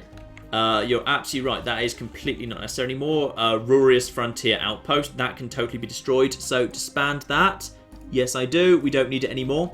Does that have any impact on borders whatsoever? Where did they say they wanted it? Athana. Athana. Oh! I don't want a frontier outpost that close by to Prophet's Retreat. I don't. Okay. I'm scared of the snails. Okay? Like, even with our massively oversized fleet, their strength is still overwhelming. So, I feel like we shouldn't have a frontier outpost trying to secure this area of space. Not least as, like... What are we actually securing? Like, we're going to take Tiberius at one point. So that's going to bring this... That's going to bring this into the Empire. Constantinople will eventually grow to expand these areas. Like, if we put a frontier outpost here, we're literally just securing these areas. I don't feel like that's necessarily worth it. I feel like if we wanted to shove a frontier outpost down somewhere, we might want to kind of stake a claim more like over in this sort of an area. Like in Agile Psiles, or Achilles, as I'll probably rename it. Yeah, because we got this area around here, which might be worth taking. I mean, alternatively, like, we are actually running out of space at this point, because the Cartel of Casada's right there. We've got ourselves... What's down here, actually? That's a really tiny, crappy world. That's, ooh. That's a size 24 ocean world. But, in all fairness, like, that's not going to bring anything into the Empire, and it might annoy the snails. I might just go and have a look at it, just in case it's amazing. What's close by? Yeah, you... Go over here and just go and survey. Actually, no, just survey all these systems one by one. Start with this one. I'm more interested in this one. So, which one was it? Yeah, the chat doesn't think you'll annoy the snails by going and having a look-see. It's just if you colonize that particular world, they'll be pissed off. Mm-hmm. Alright, you just go and survey those 4 systems quickly. Legio 1 is... Actually, while we're swinging by, Legio 1 could probably just go and deal with a whole bunch of flipping aliens that are just floating around. Everybody is super annoyed at you for being so conservative about not going anywhere near the Gaia's world. Because as long as you don't colonize it, you'll be fine, even if it's on your frontier. Independence guarantee. The Cartel of Casada is now guaranteeing the independence of the Inari commonality. Fine. Yeah, for some reason the bugs weren't interested in guaranteeing these guys independence, despite the fact they were so similar to each other, which I find interesting. But that's what they decided to do. That's what they decided to do. That's fine. In all fairness, the bugs really need to focus on expanding by themselves. In fact, actually, we could focus over here too. I mean, like, we could actually... Me and the bugs, like, look at all these worlds over here. Hang on, I'm just going to pause for a second, because look at these worlds. That's a decent bug world, in fact. Because that's, wait, is that Tundra or is that... No, that's Tundra, sorry. I thought that was Savannah. They kind of look similar to glance. That's not a great world. That would be the right world for mushrooms, but it's a bit small. That's a crappy world. This world would sort of work for mushrooms.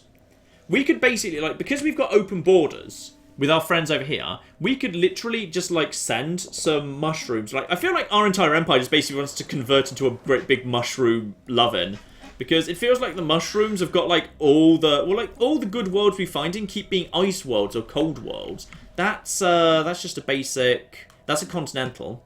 So that would be good for us. That's actually a good world up here. I feel like actually expanding around the outside of the bugs might actually be not a terrible idea. It's just a shame that, like, we don't have a direct hyperlink between these two.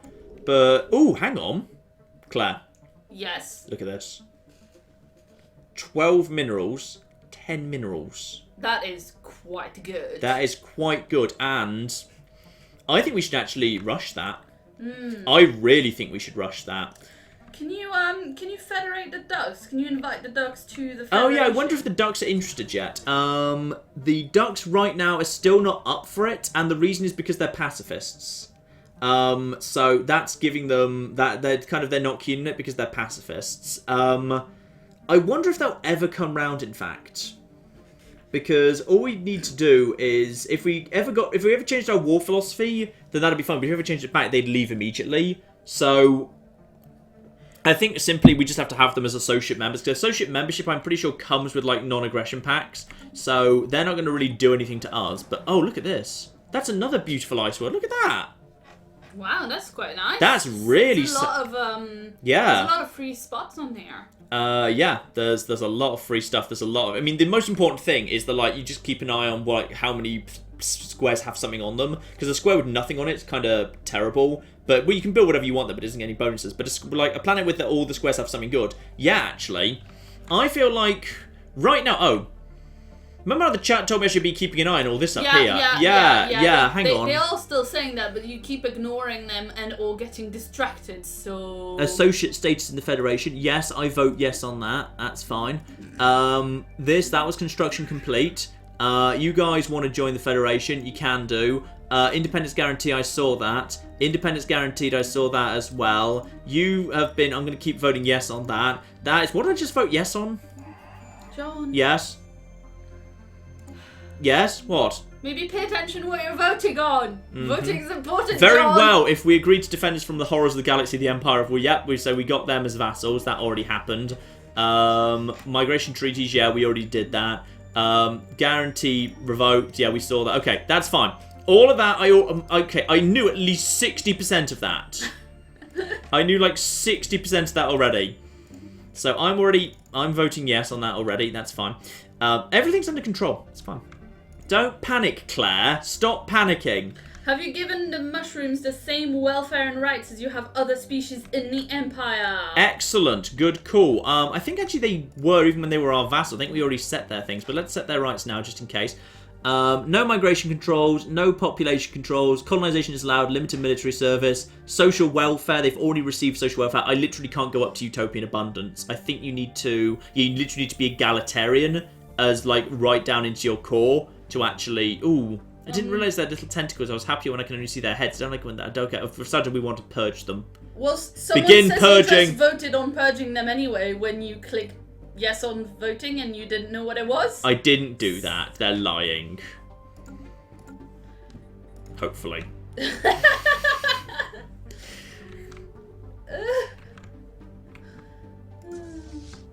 Now, what is... Right, there's nothing in here. What even is that? Wait, oh, that's a tomb world, fine. Don't have to worry about a tomb world. Yeah, I just basically need to... I'm just going to move the Legio 1 around just to basically clear out any remaining bad things in the galaxy. So at this point, we're actually in a good position to actually just start clearing out anything. Because that's 554. That's 554. Over here, there was... actually, there's quite strong... There's literally 4K over there. And I wasn't sure there was anything in here worth bothering with. So maybe we'll just leave that system be. Right, I think we basically actually need the chat to decide here. What are we going to do in terms of where the mushroom colonization effort goes first? Because I'm actually tempted to say screw it and skip all the way around here. Because this world is, while it's not perfect for the mushroom people, it'll do. We can improve the habitability in various ways. And that's just a really, really nice world. And it's just the amount of, like, mining rights it brings into the Empire is so damn good. It's worth it, as far as I'm concerned. So I think we go around there. Alternatively, we've got Planet Tiberius, which is basically Energy Central. That's Energy Central, but doesn't really bring anything good into the Empire. Or we've got Mineral Central over here on Obrium 2, which brings a few things into the Empire, but probably not that much. And we've also got a message coming in. Star charts for star charts. Yep, gladly.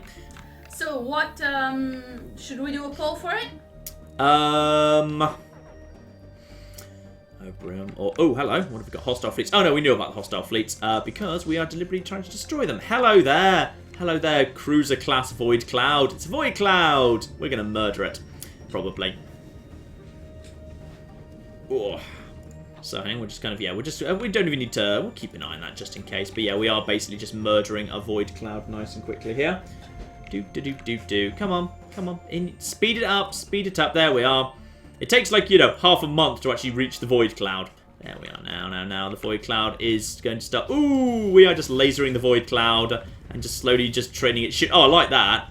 It's got such big, tough shields. We're just kind of lasering its shields like crazy. The problem is its shields are going down pretty quickly, and now its health is being torn apart. You see how its shield went down, but afterwards how quickly it went down? Now, probably I want to send a science vessel over to that just to kind of keep an eye on that, because there's probably a Void Cloud-related project for that sort of thing. So, science ship. Where's a convenient science ship? We've got one up there. We've got one way over there. Yeah, science ship, go and take care of research that project. And First Legion, you head up here and deal with this system, because there's totally some red stuff in this system. And then, broadly, I think for the first time in, like, literally the history of the Empire, there won't be bad stuff in the Empire. Ooh, we are making good money right now. Right. I need to be careful here, because I think it's time for Nero Prime to... The thing is... Nero Prime has the problem that there's still a lot of blockers we haven't researched. And I don't know what we can really do about that. I'm going to upgrade this to a planetary capital. Fine. And we're going to build a basic science lab here. That's fine. And we'll totally just build ourselves a mineral processing plant. Yeah, Nero was never the best world. Like, the thing about your early worlds is they're never always that good. They're just kind of all right. So we'll build a mining network there. And we'll upgrade that to be a physics lab. Yay. So we'll just have that. But if I put these guys into a sector, if I subsequently go on to research the ability to remove that tile blocker, I assume they themselves will be able to take care of that. I don't know, but I'm just going to work under that assumption. So that's fine. But I think Nero Prime is probably going to be, unless there's like a more obvious candidate. But actually, in all fairness, Iverstead is probably the more obvious candidate. Iverstead's basically full up at this point, and it was always a tiny world. So we'll upgrade that to a planetary capital as well, sure.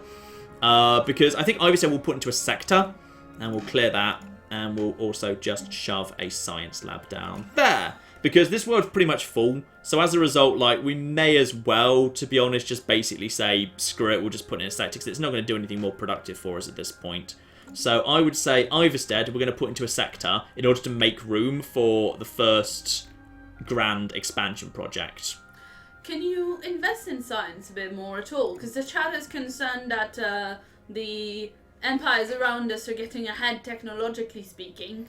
I'm not sure they're that far ahead technology. Based on what I saw in the Inari Slayer world, they didn't seem that far ahead. But yes, I do agree, we probably want to double down on some science. And once we get this colonisation effort underway, I will probably turn Clairthage 2 into a bit of a science world. So I think we'll science that up a bit. And I'm feeling like we're going to send our first mushroom settlers out here, all the way around here to this world. We're going to leave them isolated, but just on the basis of, like, how much, like, yeah, I feel like just flipping 22 minerals a turn into the Empire, or per month, I suppose, that's worth it. Because that's like 25% mineral increase just off these two systems. So I'd kind of like to secure this world. So I'm going to send the colony ship around there. So what this world is it's a tundra world. And what's special about it? Minerals plus 10% as well, which is nice, off asteroid belt. Planet submarine, cold and rocky, nitrogen oxygen atmosphere. Hopefully that's good for mushrooms, because that's where we're bloody sending them. So I think we're going there, because that's the most logical place to go next. So we need a name for this tundra world where we're sending the SPQR Jamaica full up with mushrooms. One of these mushrooms, by the way, they are repugnant. Other species happiness minus 5%. They're strong, so they're good at gathering minerals, actually. And they're intelligent. They're strong and intelligent. That's a really good series of things. I'd forgotten that as well, actually. Yeah, we're going to send them all the way around here. In fact, they're going to cut through Mighty Duck and Bug territory in order to get there, which is marvellous. Now, as for the Federation, by the way, it's still just us two. I become the president again in 7 years' time, and then you better have built up the fleet. Oh, they have as well. Well done. Look at that. That's very impressive. The Bug people have actually built the fleet back up to capacity. So the Federation fleet is actually now back up to capacity, which is really good. So if we, if I come under attack from anyone, the Bug people and the Federation fleet will be right kind of there to support me, which is lovely, I think. And I think we've got enough energy to potentially do a double colonisation effort simultaneously, because Matasnopi is already producing more stuff, and once it's produced a bit more stuff, then we'll be in a position to, yeah, we'll basically go, I think, to Ubrium, the Alpine world, because that's just mineral central. Though, actually, you know what?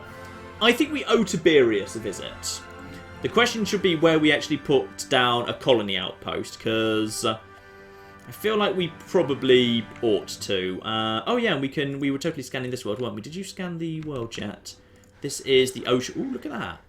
That's nice. That's not bad. This is the ocean world that's very close by to snail territory. It's okay, but there's quite a few empty spaces on it, so I can probably do without it, but it is pretty nice. Scientists is getting a trait, good, and yeah, research that while you're passing by. Why not, eh? Level 5 scientist. Oh, a level 5 psionic scientist. Nice. That is good. And he'll be around for a while because we've got the enduring trait. What's going on in the chat, by the way? Sorry, chat. Well, you just asked the chat what to call the new planet. We've got suggestions. New fungi. Mostly new fungi and new Vegas, which is not a really new suggestion. Someone said that you should look at the planet Nikander for an outpost to block the slip space routes from the south. I'm not so worried about the hyperspace routes coming from the south, to be honest. Purely because, like, okay, I have read in the past that as of 1.5 in Utopia, fallen empires don't care about natural border growth anymore, but is potentially setting up a world on Nikanda a little bit aggressively close to these guys regardless. Well, I'm going to see if anything really good shows up in these territories, because I haven't scanned them before. We're scanning them now, and we'll make a decision based on what the scans say, because we are literally in the process of scanning all of that at the minute. Let's just check if my engineering ships have anything they ought to be doing in the minute, because I think they're under control right now. You go over here and just slap down a mining station over there. Lovely. And anything else entered the Empire? That is, are you technically in the Empire yet? No, you're not in the Empire. Neither are you, which is a shame, because that's a good little thing right there. But yeah, I'm basically rushing out to that flipping planet over here, because I think that's totally 100% worth it. And us and the Mighty Ducks, who are... The Mighty Ducks are actually up to... They've got, yeah, 5... They've got 5 planets right now. It's just... Oh, and 6, actually. They've actually got 6 worlds. It's just they've put them all right next to each other. So they haven't really, like, gained much from it, which is a bit of a shame. Also, they haven't even bothered building mining stations and research stations on everything they've got available to them, which is really weird. But that's just what they've done. Now we've got, yeah, we've got this ice world here, but yeah, and in all fairness, like, the mushrooms are really opening up a huge number of really good opportunities for us.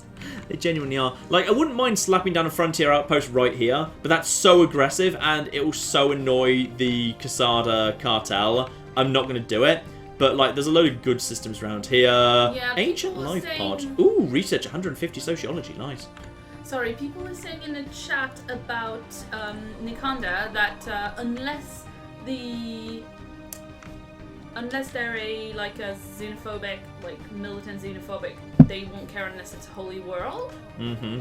Yeah, they're stagnant ascendancy holy guardians. They're just fanatical spiritualists. Yeah, so as long as it's not like fanatical xenophobic, they wouldn't care unless it's a holy world specifically. Mm. But you've been just conservative about the snails before. Yeah. Well, I'm going to make my decision based on the expansion of what's actually in these systems. People are really annoyed that you keep ignoring the fact that the snails won't attack you. Well, they say the snails won't attack me, and I once told Matt that there was some really good stuff in a powder gang camp, and there was definitely no mines in that camp. And they told me to attack the Inari Slayers when I was vastly unprepared for it, so you know. Also, what happened here? Oh, there used to be bad stuff in here. I think it's gone. Right, so probably in that case, you guys go home.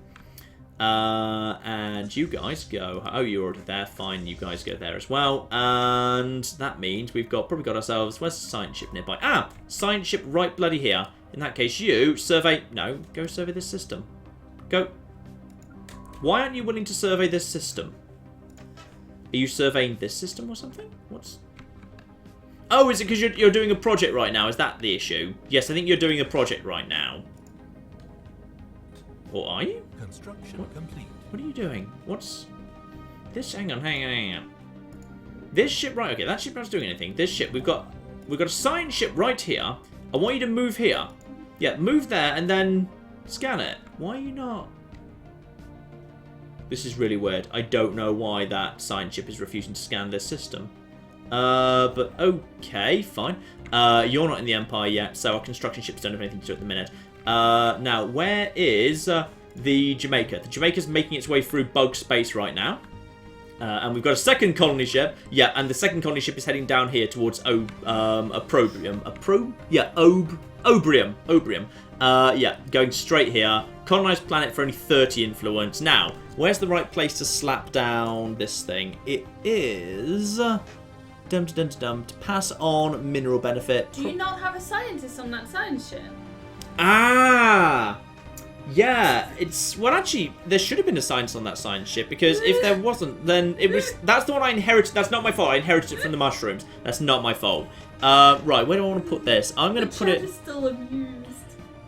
I'm going to slap the thing... This is going to be yet another planet where the flipping planetary administration is in a kind of a really weird, stupid place. Right at the edge where it's not passing on the maximum benefit. Just because down here it can pass on to 2 minerals, 2 energy. Even if it's right at the end. So we're putting it there. Right, we need a name.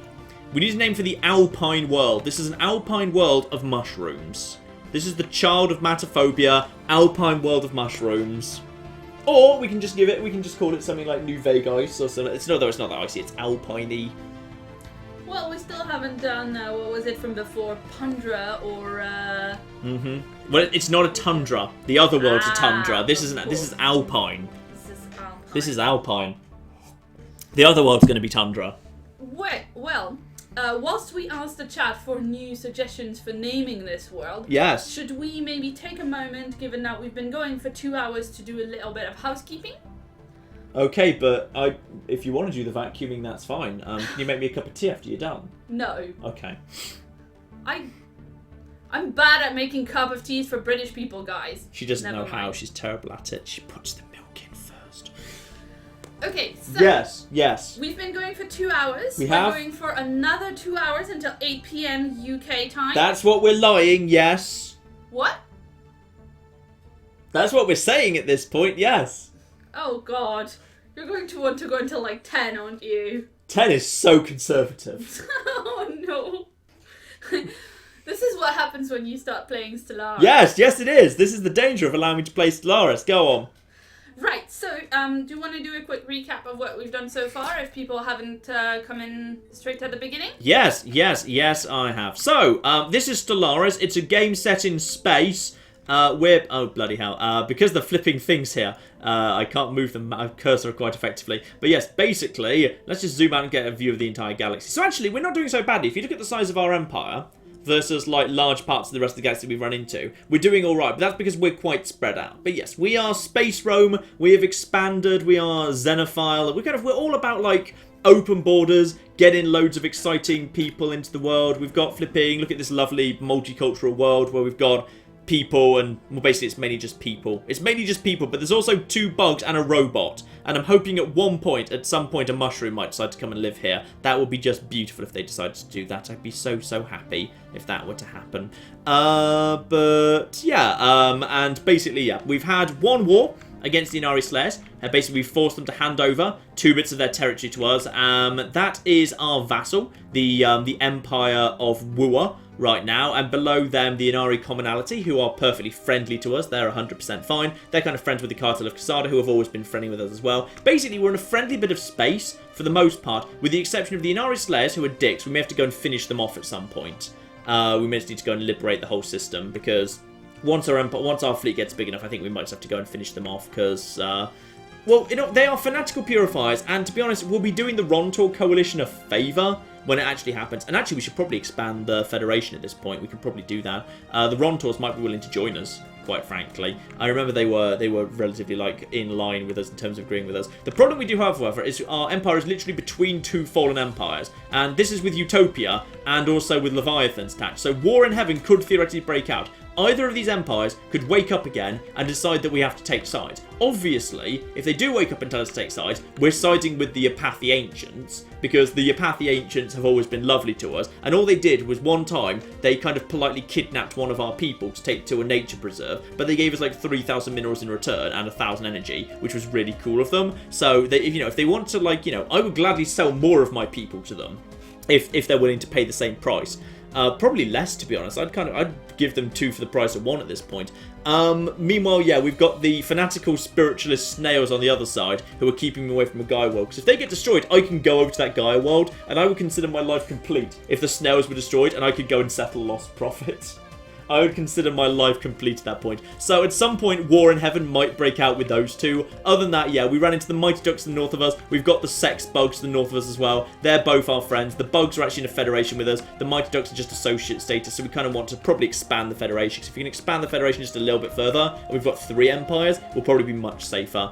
But other than that, yeah, there's a few empires dodged around the other side of the galaxy. We haven't run into major trouble. The main problem we've got right now is, indeed, we're running out of space to expand, and we've got 2 fallen empires nearby to us.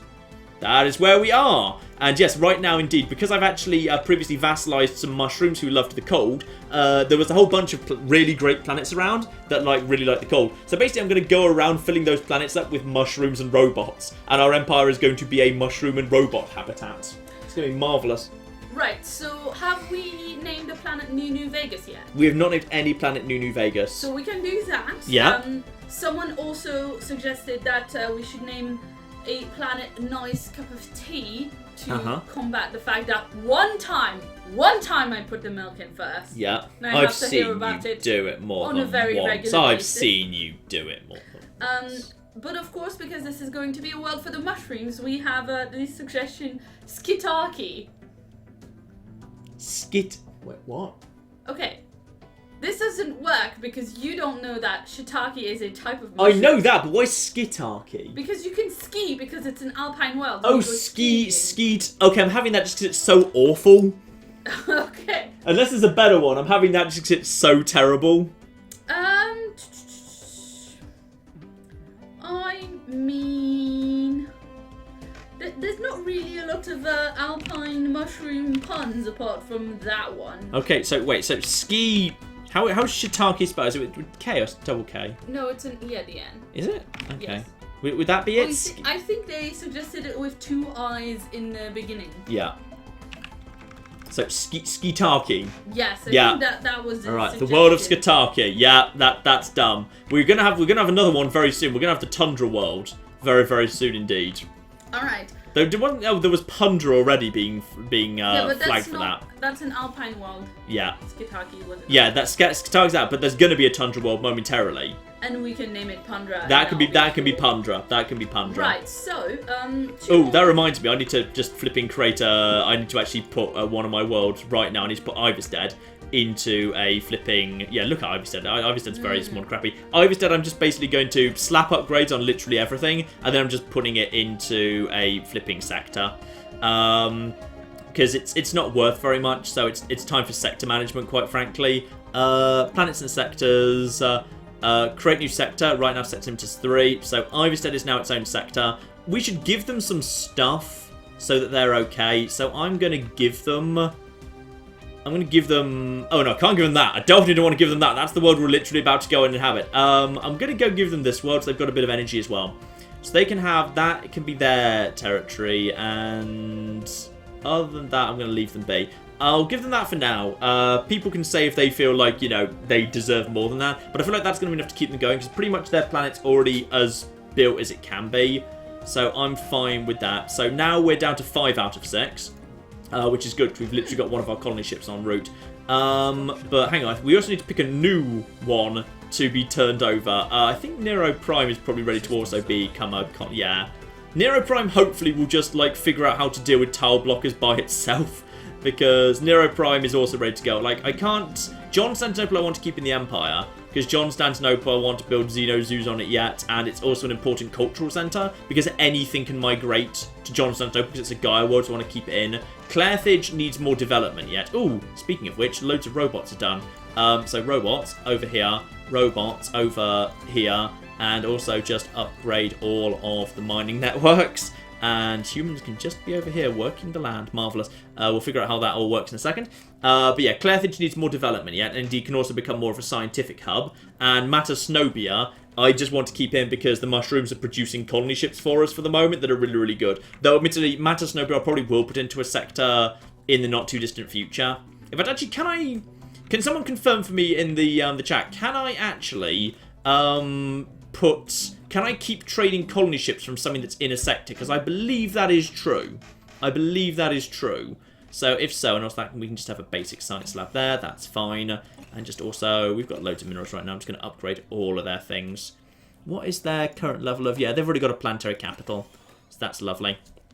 Because I think, yeah, pretty much they're a small world. It's not a great world. I think I can go over to their sector. It's a bit annoying because then they drop out of the outliner, so it's a bit more fun. It's a bit more fiddly to go over to them. But we'll probably go into a massive energy deficit soon because yeah, pretty quickly that's going to happen. Nero Prime, I'm just going to stick him in a sector again. Actually, Nero Prime's just going to go in a sector 2 because we just need to clear out the space. So sector. Everybody is saying yes, you can do that thing that you just asked them about. I can't remember what I just asked them whether they can do. Yeah, me neither. I'm gonna give them Uproth because Uproth is literally the first sector I've ever seen with literally nothing in it. It's dreadful. They could probably do with some minerals to be honest. But nothing nearby has any minerals. Oh, they can have here. They can have. Oh no, they can't have Tiberius. Sorry, you can't have Tiberius. You definitely can't have that. Tiberius is too important. I'll give you some more energy in the form of Carmageddon. You can have Carmageddon. So we've now got 2 sectors over there, and you can't have that world. That world's too good. That's fine. So we're kind of burning 2 sectors pretty inefficiently there, but it's fine. And Skitaki is now settling down. And our other ship should probably be... Yeah, the colony ship has actually made it to Pundra. Let's just check that is actually the right world. Yep, that is Pundra. That is lovely. Look at that. Okay, but the chat has now been floating also for the Tundra world. Yeah. Pundra's good, but Aurora Sporealis. Done! Done! Yes! Whoever suggested that, you can have 40 MATM points for that. 40 MATM points, well done. That's very, very good. And we'll shove this down here because while it's not... There's actually not a really spectacular place to shove... Actually, we should probably shove it down... We could shove it down here. That would pass on benefit to energy and to minerals. If I shoved it down here, that's to food. If I shove it down here, that's energy and minerals in that direction. Yeah, I'll shove it down here. It's not the perfect spot, but it'll do. Okay. So, the Aurora Spori... How are we going to spell that? Sporealis? Like that? It's like just Sporealis like that? Yes. Sporealis, yeah? Yeah. We're happy with that? Sporealis, but you put SP instead of E. I just want to check whether we get the right spelling here. Someone suggested Aurora Sporeal Ice at the end. No, you keep that. But that's not as good. You lose 20 MATM points for going too far. And if you don't have any, then just you remember that right now you have minus 20 until I say otherwise. Shame, shame, shame. That's the thing from Game of Thrones. Yes. I've never watched Game of Thrones, but I'm kind of conceptually aware of like bits of it. Like there's this bit where a woman walks naked, and then there's a woman who's a nun who follows around with a bell yelling shame, because I'm assuming she did something like put the milk in first when she was making a cup of tea. Oi! I'm assuming that's why. I don't kick the daft. That's kicking me. I kicked a chair. That's not you. Mm-hmm. Right, so now we've got ourselves, so Skitaki and Aurora Sporia. You just know back on Space Road, people just kind of put their heads in their hands going, for God's sakes, Julianus. What are you doing? Now, do we have any way to reduce the lag a little bit with the chat? Because, We looked at this last time. The only way we could do it is by enforcing slowness on the stream, and that just didn't seem like a good idea. Yeah, sorry. We know it's laggy, but yeah, there's not much that we can do. I mean, all we can really do is slow down the chat, and I don't think you really wanted to do that. I'm gonna send 2 construction ships around here, by the way. Oh my God, Conscript David is back, and there's fan art. Oh, is he? Again. We got fan art. Yeah. Oh, nice. Apparently, thank you. So you can stay over there. You come over here. You come down here. Yeah, you move down here. And you, over here, come over around here. I'm just going to send 2 construction ships around here just to help with the process of building, so we can get these built up pretty quickly. I'm actually amazed. We're actually currently setting up 2 colonies simultaneously, and we're not actually in an energy deficit right now, which I find quite frankly flipping amazing. Right, so we're building that. We're also going to build ourselves a basic science lab.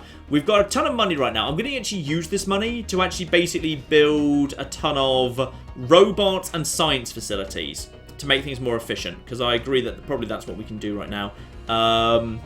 Energy, mining, money network 2. Yeah, get some mining network in there. Over on Clairthage, I think we could basically dedicate a bunch of time in Clairthage to converting... Yeah, we can probably, in Clairthage, we can convert a load of empty space to be sciencey. I think that's actually probably a good thing to do, because there's a bunch of empty space here. So I think Clairthage could become Science World.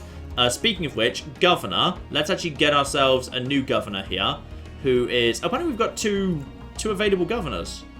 Why are you just not doing anything then? Oh, is it because I put you into sectors or something?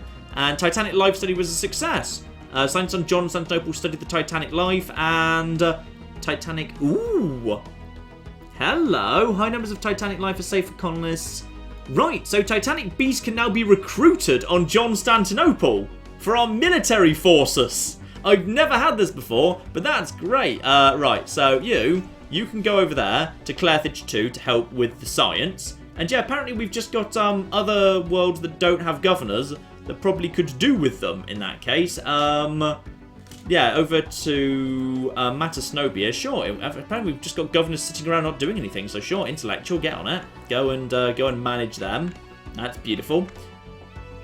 System survey. And where's John Santinopera? Oh yeah, we've probably got ourselves. We should probably, if you're not currently in orbit, you probably should be. Everyone's just hanging around over here. Right, everyone, just merge, and then you report, and then you report to Rome. Upgrade fleet.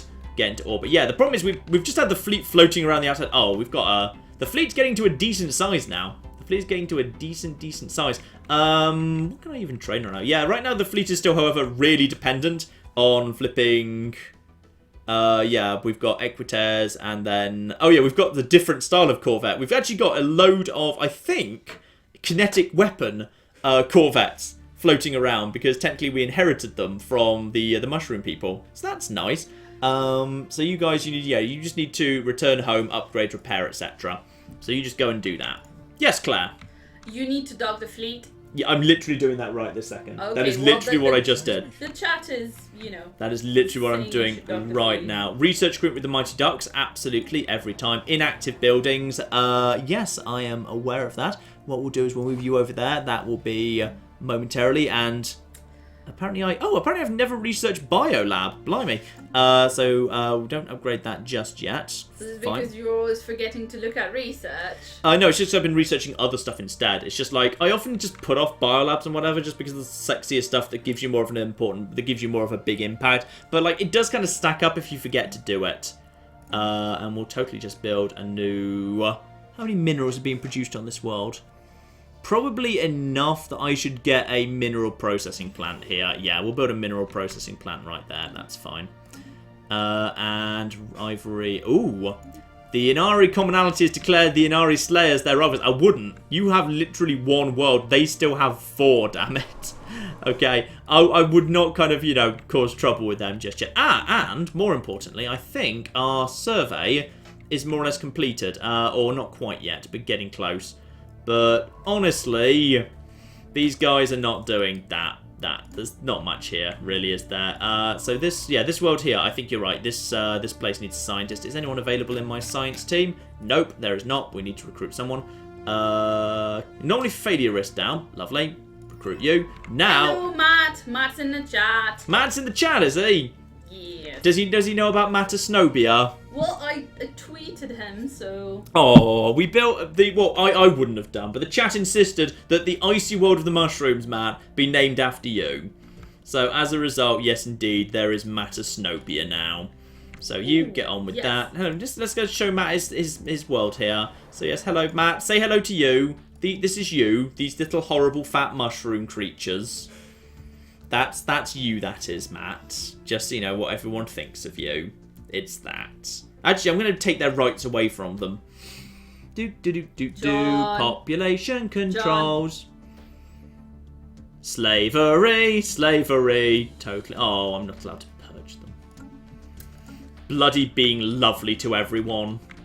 Right, so, what have we got going on here at this point? Right, everything's under control so far. If I've got a construction ship that's not doing anything right now, which construction ship is? Is that the one that's over there?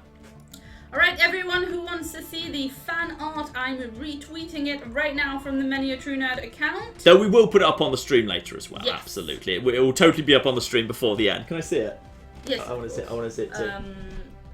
I'm loading it up. Sorry. Okay, I will see it in a second. I get to see it last. This is the downside of being the streamer. No, I'm opening it up so I can send an imager link to the stream. Mm-hmm. Let's just get time ticking along here. Skitaki, the colony of Matt's children is almost ready to go here. We've got non-aggression pact. Right, see if just a bit of peace there. Doesn't really affect us. That doesn't affect us either. Lovely. But yeah, as soon as this world's down, I'm hoping we'll expand out into this area, which would be nice. But after that, think about... Ooh, that's nice. I like that. Well done. I like your art. Your art is one of my favourite bits of doing these streams. Thank you, David. Thank you, David. Right, that world is now down, and my construction vessels are currently en route. That one's coming. That one's just arrived. Actually, you know what? You just stay here. You may as well just flip in and stay here. No, don't do that. Oh, blimey! It's all the little asteroids in the world. What's actually here, by the way? And failure is 10%. Just research it. Right. So we have got ourselves. Yeah, it's just basically all the flipping things in the world. So just basically build all of these one by one, one by one, one by one, and then you. Lovely. Right. So that can now just build all of those for a ton of good stuff, and then the other construction ship that's actually en route here, that now needs to... Oh, just look at all these. It's all these flipping planets everywhere. I think I can just like click on like the system, and it just basically does like all of it in a row, which is kind of cool. But that's fine. So he'll get on with that. He'll get on with that. So we've got a whole bunch of stuff. We're kind of our borders are kind of pressing up against the bugs right now, but the bugs like us so much it doesn't really matter. Plus their fleet power and naval capacity is inferior. So even if they got angry at us because of like us pressing into the borders, they like us so much they don't even actually care about border tension, which is really nice. Actually, we should really look at expanding the Federation, shouldn't we? That should be a priority. Right. So what the chat is saying is what you can do is you can change your policies to look like you're a pacifist, get the ducks in the Federation, and then change it right back, and they won't mind. I think they'll leave. I'm sure I've seen like Federations like kick you out or people leave if it like you don't stack up with what they want you to be. I'm sure I've seen that before. We've got... Oh, bloody hell. These guys are pacifists as well. Bloody hell. So these guys are associates, but they won't join because of the war philosophy situation. So otherwise these guys would join. These guys, however, can't be pacifists, surely. Because they... What's the problem with these guys? These guys are... Oh, they're slaving despots. That is part of the problem with those guys. So the bugs would vote yes.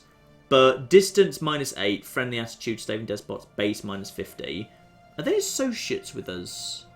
Yet. Hang on. Can I see whether these are... Can I just bring them... As to be their vassal, offer associate... Why can I not... They're already... Ah!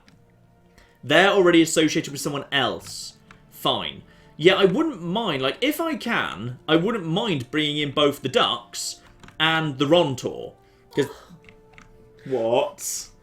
Someone said you can set the mushroom slaves to be livestock, and so you can eat them. Yes, you can. As of 1.5, you can. There are different types of slavery you can set. There's like you can set them as like domestic servitude, where they don't do much, but they make everyone else on the world happier because they're serving them. You can set them as like just mining and farmers, or you can literally set them as livestock, where they produce nothing, but they literally are producing food. Does that mean we can eat the snails? In theory, yes. We'd have to change our policy on... Does that mean we can eat the ducks? Okay. Do you remember how we're xenophiles? And like that's in like... One of the things about being a xenophile is you're not allowed to invade a foreign nation, declare the people who live there livestock when they're sentient beings, and then start eating them. It's one of the things you're not allowed to do. Yes, but what if they're yummy? It's still a no. It's still a no. Okay, so Skitaki is actually we are down on the ground, and probably what we need to do at this point is we really need to actually get some more stuff showing up in the technology. Yeah, actually, what we need to do is we need to research more tile blockers. In order to research more tile blockers, we need more science. So what I'm going to do is I'm going to go over to Clairthage, and over in Clairthage, we're going to go crazy on, yeah, planetary capital on Clairthage. That will actually provide some really good bonuses. This guy's unhappy. Why, my good man, are you unhappy? Let's learn something about you. Full citizen happiness. Happiness 35%. Why? What's your deal? You are... Oh, I think it's because he's part of the Battle Brethren. So he's unhappy because he's part of the Battle Brethren, which I think affects his productivity. So we're actually going to move him off this job and give his job to someone who likes it more. So you can actually get on with that, and you go and work on the statue. Alright, that's your job now. You have to go work on the statue. The duck's doing really well in the power plant, by the way. Well done for that duck who's working in the power plant. But what we also want to do is, yeah, we want to build... Oh, and look at all these robots here. We've just got all these robots working in all our mines, which is beautiful. But we need to... No, don't focus on mining. We've got plenty of flipping mining. What we need to do on Clairthage is Science Lab, and Science Lab. We're going to build 3 Science Labs on Clairthage right next to each other. That is going to be the Science District here on Clairthage. And that's all we can do on Clairthage for now, unless I'm willing to start suppressing other stuff, which I think I am, because Food is under control for now, but I think we're going to start growing pretty quickly here. So I'm just going to put one, maybe, no, I'm going to give you one hydroponics farm, because it's a waste of 2 food. But other than that, I'm going to suppress this food to build a science lab, and yes, I'm going to suppress that. And I'm also going to suppress 1 mineral as well. Basically, Carthage is going to be a huge amount of science is going to be produced here. I'm going to suppress minerals, because we've got loads of minerals coming in off Skitaki. So we're just going to build science labs, like, literally everywhere. It's all flipping science labs. Oh, that reminds me. Now the ducks have moved in, we need to set their rights. Let's see. Ducks get social welfare. Yes, they do. Colonization, no population controls, no migration controls. They can navigate wherever they wish. Yep, absolutely fine. So that's good. I've just set social welfare for the ducks. So the infinite pond can now move wherever they want, and we'll get full welfare there as well, which is lovely. But they're not in the Federation yet. They're not in the Federation, but any of them that want to move into our empire are welcome to do so regardless. Yeah, the chat still thinks you should try and federate them.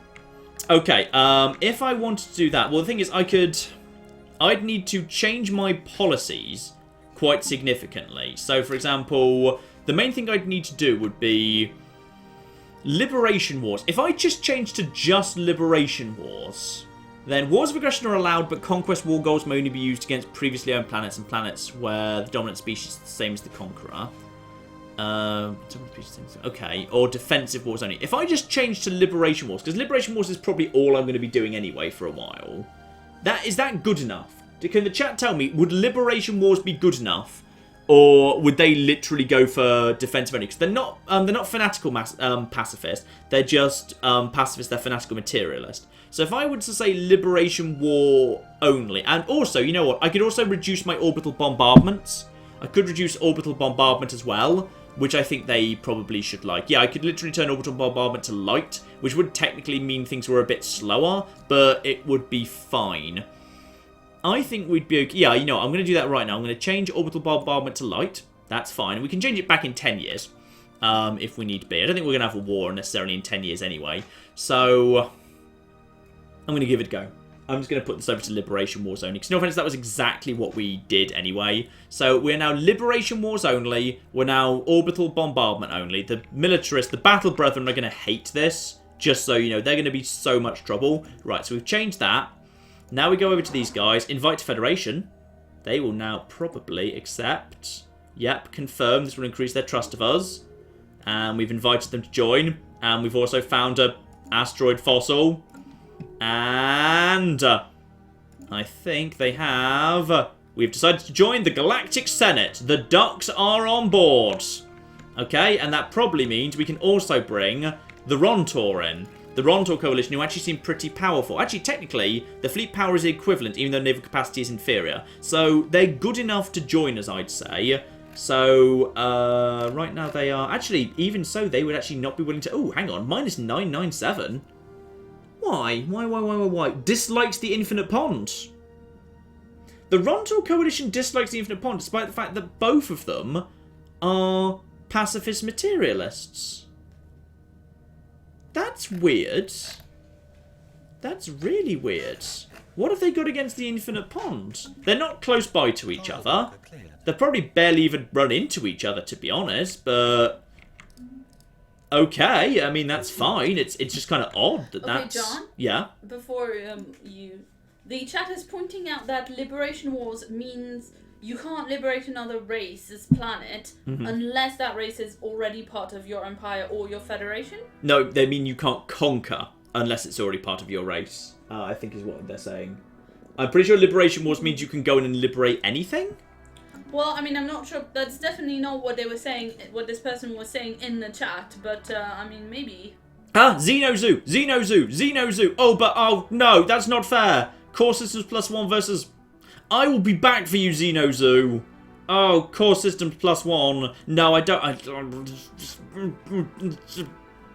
I can't turn down Core Systems +1. That's not fair. I wanted the Xenozoo. No, I'm almost flipping certain that Liberation War means you can Liberation War, hang on. We must... blah, blah, blah, blah. Wars of aggression are allowed, but conquest war goals may only be used against previously owned planet and planets where the dominant species is the same as the conqueror. Yeah, that means you can still do wars of aggression if you're basically retaking stuff or people match you. But all wars of liberation are allowed. I can just go and smash the Inari Slayers as long as I say I'm doing it in the name of liberation and I don't get anything out of it in terms of a new planet, which is exactly what happened the last time we fought the Inari Slayers, so that's fine. That's absolutely fine. Whew. Right, that's good. I'm happy with all of that. And someone else has just leveled up as well. And, oh, it's this guy. It's our guy who's now 5 stars psionics expert. Careful, I like him. He's very good. I've really enjoyed having enduring as a trait, by the way. I've never really had it before, but I've really enjoyed having it because it is nice having your scientists not die constantly. Which is very, very good fun indeed to actually have a bit of survivability on some people. Right, now, over on... So, Clairthage is now producing... all of the flipping science labs in the world, and we'll leave that to them. It's going to take them a little while to do that. Matasnobia probably is, yeah, we're building some stuff there, but probably pretty soon. Oh, did we ever get an answer from them on what happens if I put Matasnobia into a sector? I assume I can still build colony ships from it. It's just a bit more awkward to do. Well, I don't know about that specifically, but people have been suggesting over and over again that you rename... Oh! The Rontor Coalition have decided they want in, having previously decided they don't like the Mighty Ducks. Alright, fine, you're welcome, but... There we are. So, yep, I will vote... No, I've already voted yes, and voted into the Federation. Have they joined? I think they've joined. Hang on, we have got ourselves over to members. Yep, the Rontor Coalition is now in. So we've now got ourselves a really good coalition of some really nice, good quality people here, I would say. Look at this. This is good. And the actual fleet size of the actual... who's next? Yeah. Oh, no, technically, the Infinite Pond gets to be president next because they don't get to... They get to skip the queue because they haven't done it yet, which is kind of cool. So we're not going to be president again for quite a while, and we don't get to actually put ships into the fleet. But the bugs have been doing a good job adding ships to the fleet, so it's fine. But yeah, we're up to now... a pretty impressive combination. We've now got, we've got our bugs, we've got the Infinite Pond. The bugs are now probably the smallest part of this. The Rontor, how many planets have these guys got? Actually, probably not that many. They're just spread out like us. They've got 1, 2, 3, 4, 5. 5 worlds is fine. Research alternatives. It's nice to have research alternatives available. Cold fusion reactors is going to be very, very tempting. Very tempting. Plasma accelerator. Oh, yeah, I've researched plasma weapons, which I should totally actually put on my ship because they're really good. But let's actually upgrade the next level first. And soon, plasma thrusters. Okay, soon my ships are going to be much, much better, which is really, really good because my ships were a little bit behind, but I think they're doing well now. Okay, I've decided on the basis of what's actually shown up in the survey of around Nikanda. This over here, it doesn't really strike me as worth taking because I don't even know whether I'll get Dongar in that, and it's not that good. There's literally nothing in Tyriok. It's empty. This system, which I think I'm just finishing up right now, is not great. There's not much going on there. So why have you not? You guys should just survey that system. Finish surveying it, please. But there's not much there, to be honest. I just don't feel like it's not worth having because things every time you expand, it slows down technology growth, and we've had someone die. Oh, who's it going to be? It is Scientist Edward Jenkins at the age of 90 inside a science ship. That's fine. We will recruit someone new. We will have Resilient. You will last for flipping age. You're 35 and you'll last 25 years longer than normal. And we are already a long-lived species, so that will be fine. Now, before you got all excited about that thing, I was saying, people are suggesting that you should rename some of the sectors, like you should make a Skyrim sector. And that is true. The sectors can be named. I'd kind of forgotten you named the sectors, that's true. Yeah. First, I just want to set this research thing. Build speed minus 50%, rare technology, I'll take that. I always take the rare technologies, they're very good. And then Federation invite, we know about the Rontor. What's this one mean? Sector is missing... resources. At least one of our sectors is missing resources. Sectors that lack energy will not gain any resources from stations. Iverstead minus 0.45. Okay, so Iverstead needs a tiny bit more adding into it in order to... And, ooh. That's concerning. The Inari commonality, not the Inari Slayers. Fine, well that is fine. Iverstead needs more energy because it doesn't have enough energy. What What can I give them? I could give them... Yeah, hang on. We'll give you... I need to... Hang on. Let's go over here to my sectors. And I don't want to create sectors. Apparently my sector has gone up to 4. That's nice. No. Where is my sector? Sectors are at the bottom. The Ivystead sector. Manage the sector. I'm going to give them a bit more power. There we go. Now they've got a tiny bit more power, they'll be fine. But yes, people are right. I should actually name my sectors. Let's go down to the sectors here. So we've got the Ivystead sector and the Nero Prime sector. So what was Nero famous for, and where should we put, and what should we call the Ivystead sector? Well, you should call the Ivystead sector Skyrim. Okay, that seems reasonable. You didn't need to say it like that. Also, are you eating biscuits right now? Well, I was going to start eating. Can I have one of the biscuits? Yes. Have we got the is it the chocolate and orange biscuits? Yes. Ooh, I like the chocolate and orange biscuits. We've got Marks and Spencer's chocolate orange biscuits, and I'm wearing a white linen shirt. I said both of the things next to each other because I know it'll hurt Matt if he's still present. He's not, I don't think. Oh, boo! Oh, that's fine. As long as Matt's not here, that means we can tell the truth about Matt. He's a lovely individual. He's genuinely a very charming guy. He's a very nice guy to have lunch with, for example. But now he's not here. Don't tell him I said that. Chocolate biscuit. So that's the Skyrim sector. Now Nero Prime. That's more interesting.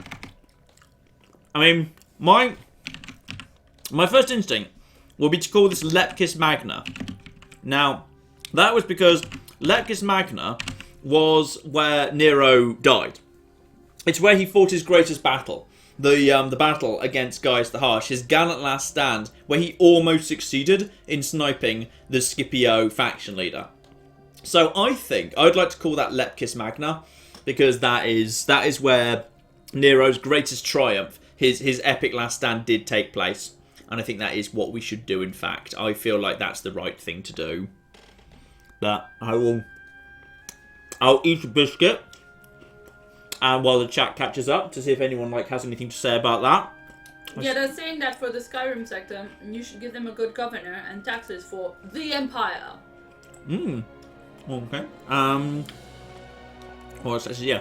I should actually increase both sectors up to 75% tax, actually, because I see literally no reason not to ever do that, to be honest.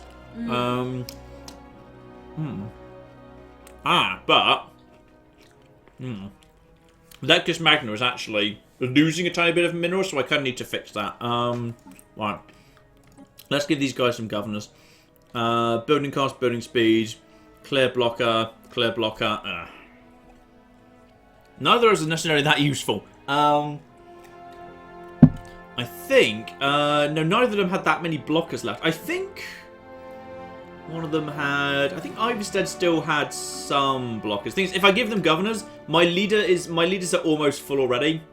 I'm not gonna give them governors, because if I do, my leader is almost at cap. I need to kind of increase my number of leaders yet. Also, I'd forgotten, Matasnobia. I can totally actually stick some... Oh yeah, and on John Constantinople, apparently. I should probably actually upgrade all of these. I'm sitting on a pile of money right now. I should probably just upgrade all of these to level 3. And then to level 3. This is just giving me extra fleet capacity.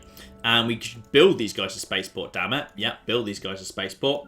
And Aurora Borealis can also have a spaceport. In fact, actually, Aurora Borealis has apparently made Groundfall, which is nice. Matasnobia, meanwhile, can go up to level... Oh, that's already at level 3, fine. But apparently there's loads of extra space. So, Synchronized Defenses, Corvette Assembly, nothing we need there. And this one is under construction. Right, so we've got 2 spaceports under construction, which is nice. But let's be here otherwise. I'm happy with that to be Lepkis Magna. But I need to give these guys some minerals over in Lepkis Magna. So let's just go over here, sectors and planets, Lepkis Magna, manage that because it's currently losing minerals. So I'd like to give it just a handful of minerals. And negotiation for appointing a new... Julianus Vatinius is dead! No! Julianus Vatinius has died! Oh my goodness! Right, well, we're handing over... Oh, no, don't. I've just had to spend it for us to take Tiberius back out of their hands.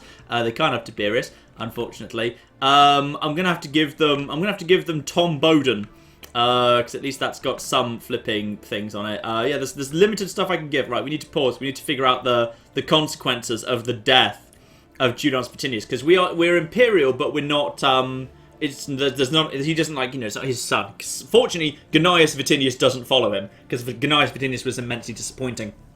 So, yes, unfortunately, we're just going to have to, I'm just going to give this, I mean, this planet here, I think this planet's not very good.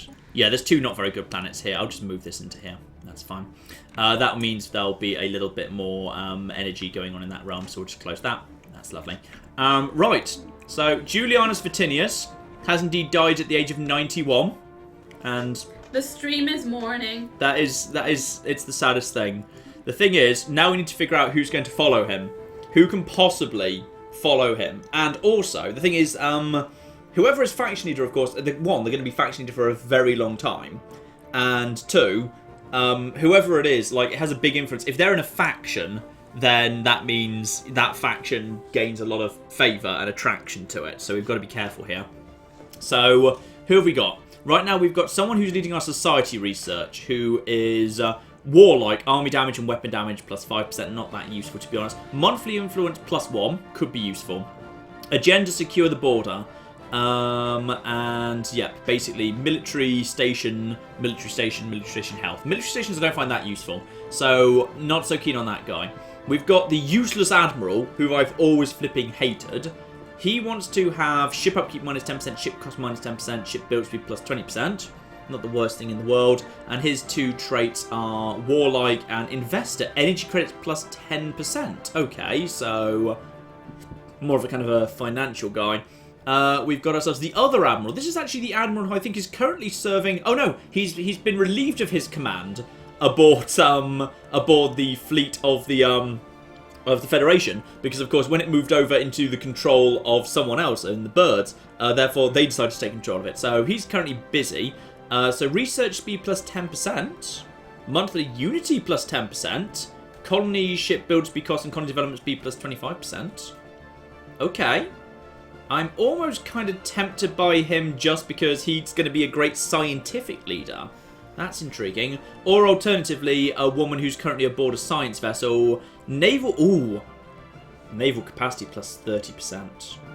Colony ship speed and Xeno outreach. Ooh, Xenophile ethics attraction. And tradition cost from Xenopart. Ooh. Okay. I mean, we can basically fix this election by just basically choosing our candidate and spending 200 influence, which I think we're going to do because it's too important not to. I feel like I would probably prefer this woman because naval capacity plus 30% is a huge boost. That's really, really big. The colony ship speed thing's not so important. And the agenda of Xeno outreach of basically getting, there's more people into Xenophile factions and tradition cost from Xenopops minus 10%. I think that's probably pretty damn good. But I think we should put this to a vote. Yes, absolutely. The chat is saying you should go for the bald guy because, There's literally 2 identical bold people, and they also do the same job. So they're going to have to be... In fact, actually, 3 of these people are bold. So they're going to have to be more specific. Okay? All right, okay, so straw poll it. Straw poll. I will start... Straw poll it. Yeah, just a minute.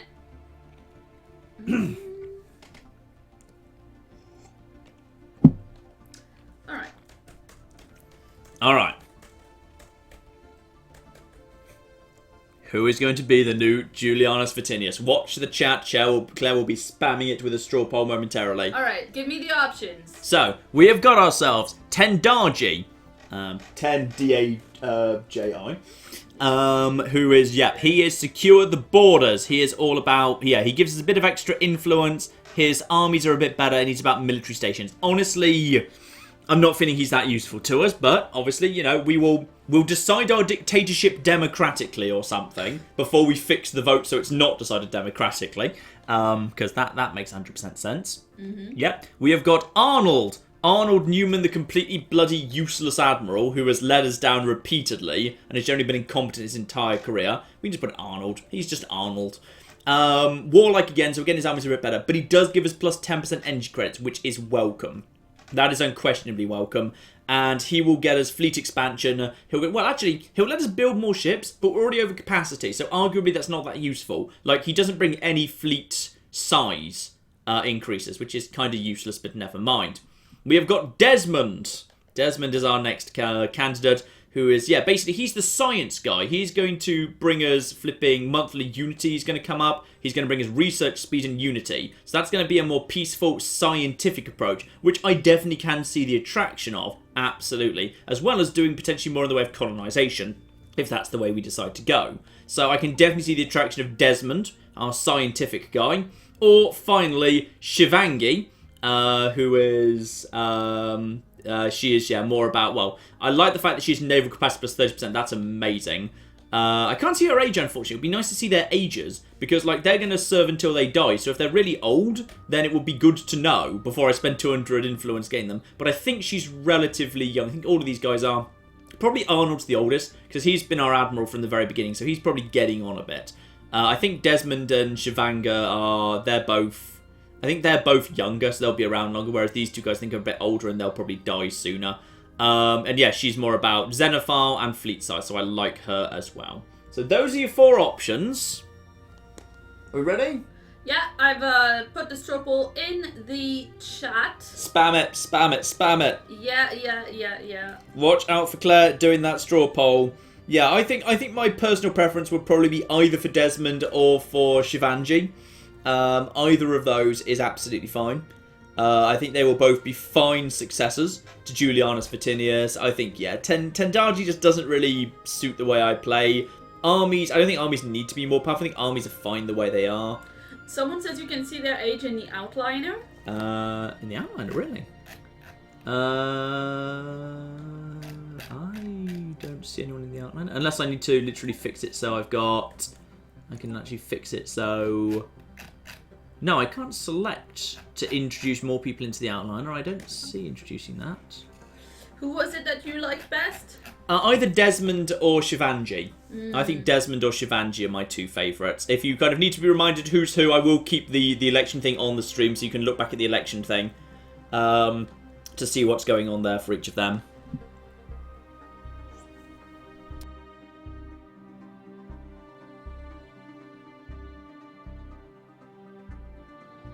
Yeah.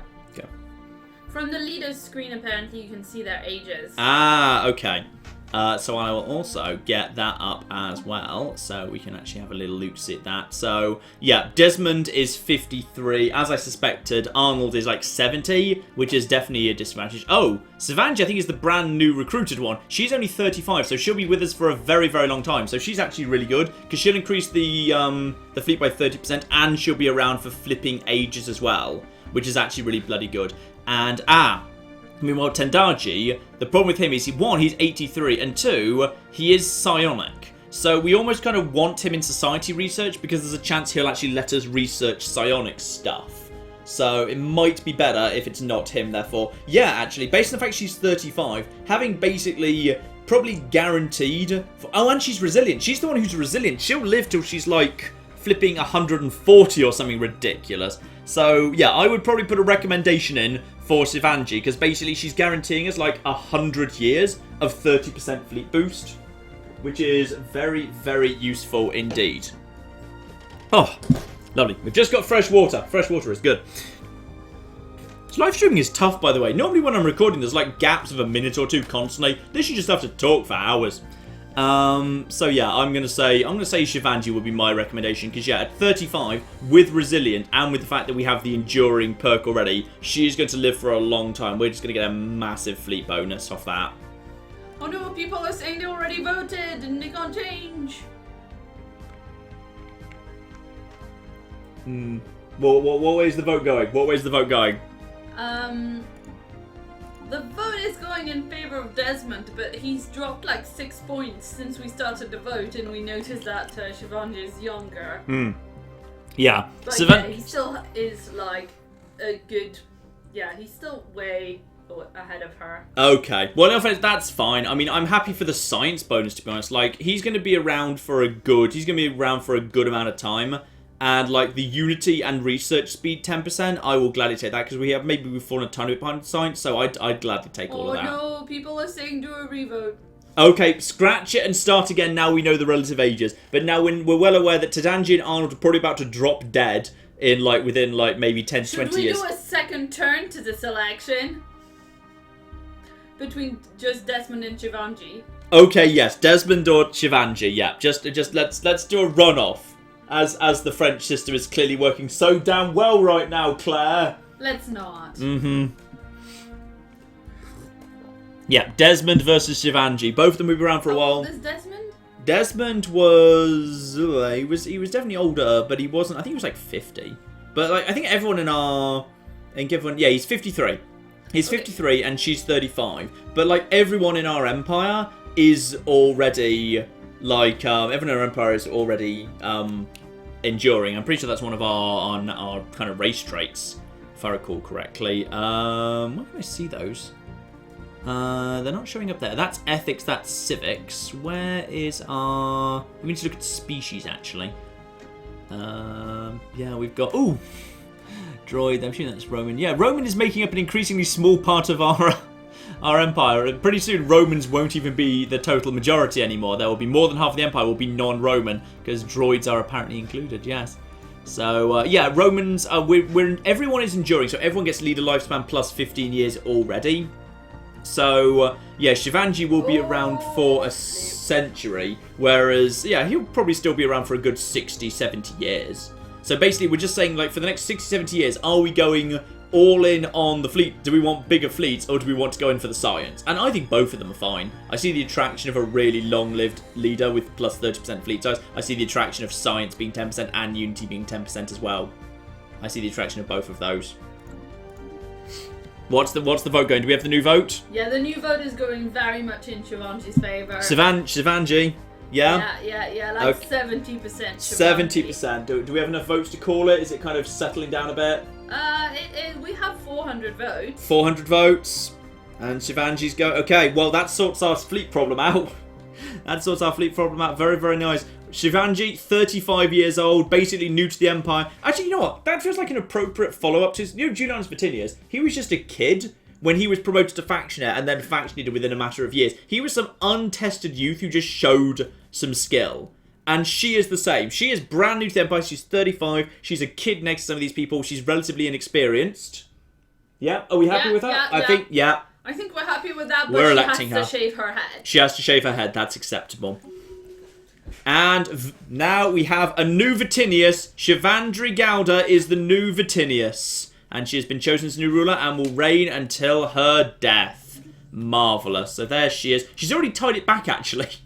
She's literally tied it back. That's kind of the first stage to doing that. So, as a result, we do indeed have ourselves...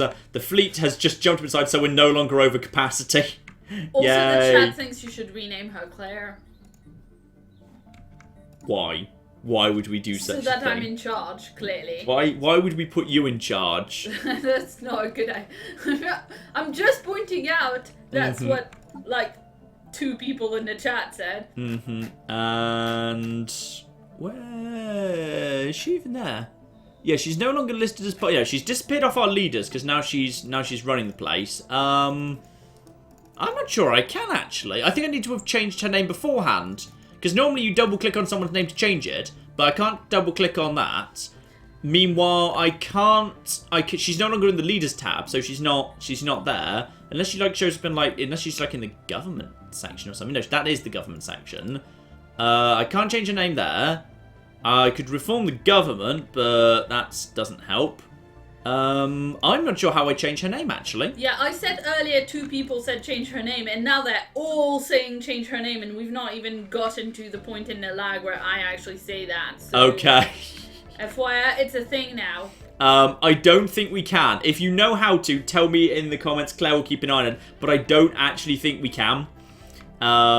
So instead, we need to keep an eye out for... Over here, we need to look at our new worlds, because we have actually got our new worlds here. We've got Skitaki and Aurora Borealis are both ready to go. And I think we need to basically start slapping down some production on here as quickly as possible. So we've got ourselves basic power plant, and indeed, obviously, we're also going to be going for the... yes, we have to build a basic mine, because until we've actually got enough people here, we have to build basic mines. That's fine. We will, however, probably build ourselves a droid here.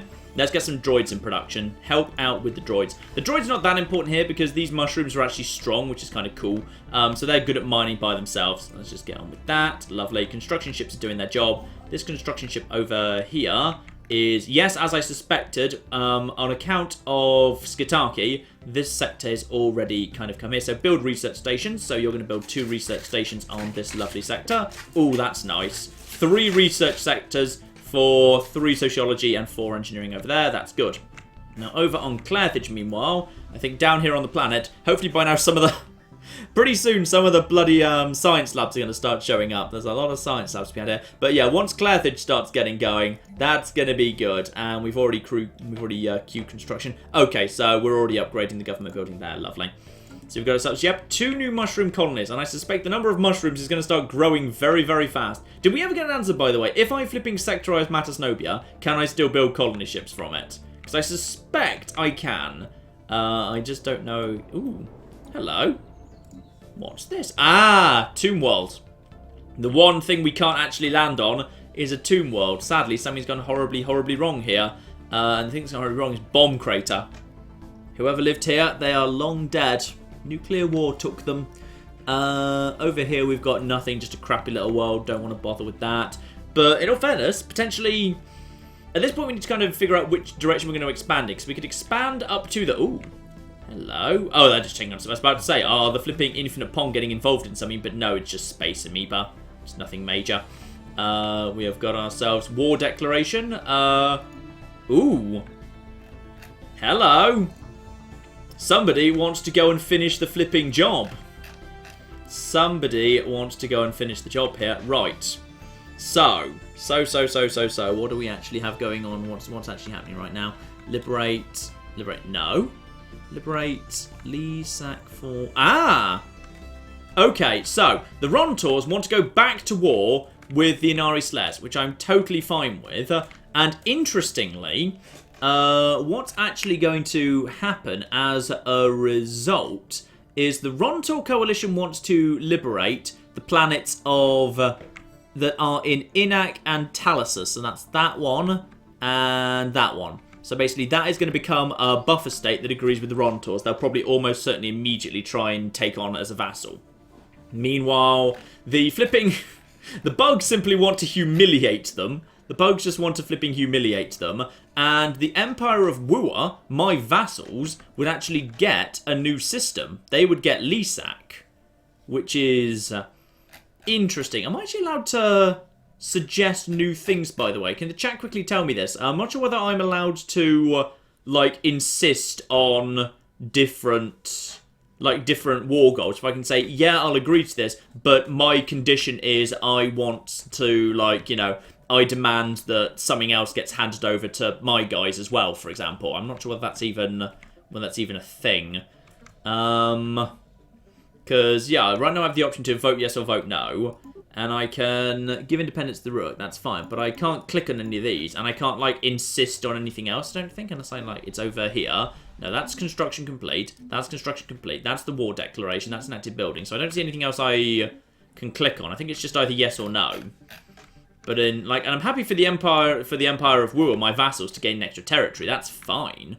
I'm just not sure whether I can, like, say yes, but only if this happens. Which, as far as I'm aware, I don't think is a thing. Because, like, normally when you're starting a war, you basically just have to keep changing the conditions until you can see the AI will agree to it. But in this case, like, they've just presented me with something, and I don't see a way to modify it or say, no, but I'd like to do something else. And if I'd say no, it just doesn't happen, because it has to be uniform agreement.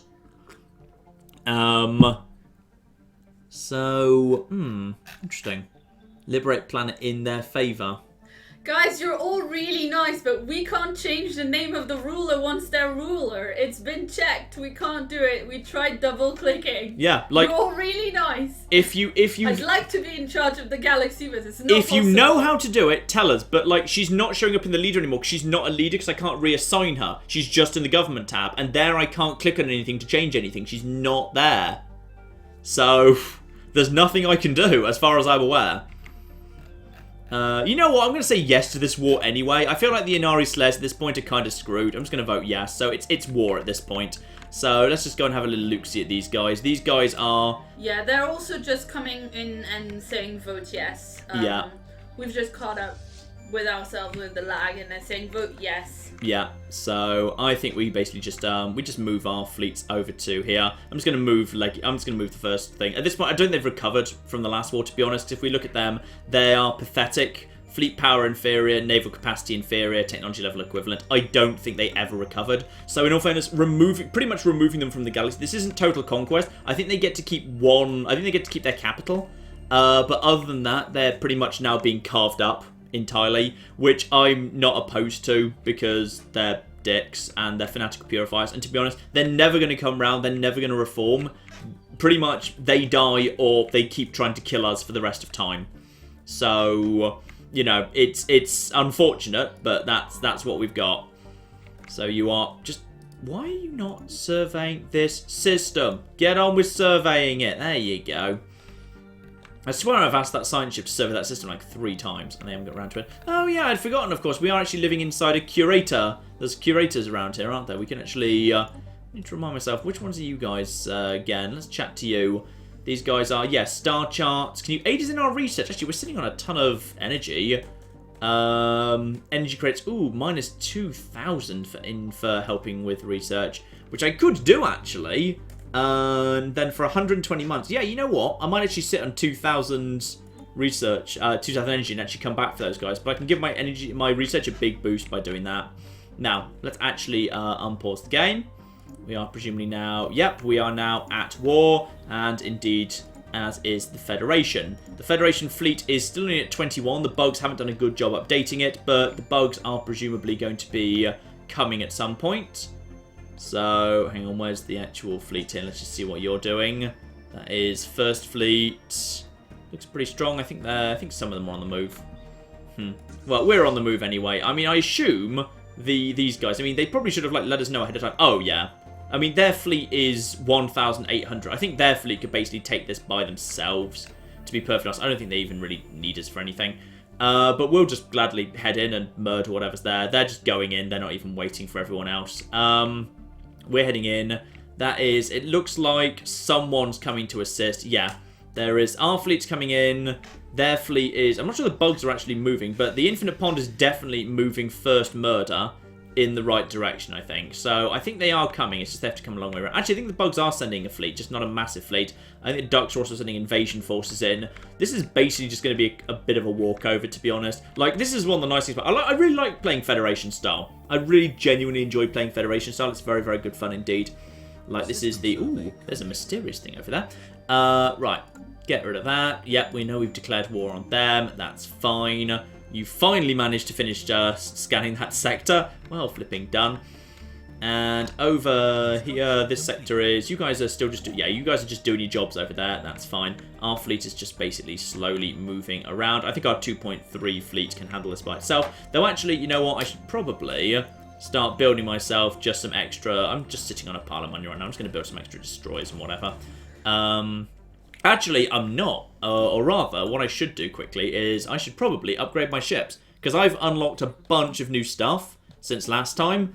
In particular, I've now got fusion reactor. So I can significantly increase the energy output of the ship. I mean, I can actually give myself some better shields. Can I pull off? Yeah, I can give myself a massive increase in shielding, in fact. That's nice. Nano composite armor. Ooh. How good is the armor? The armor is... 2 points of armor. Do I want to give myself some armor? Interesting.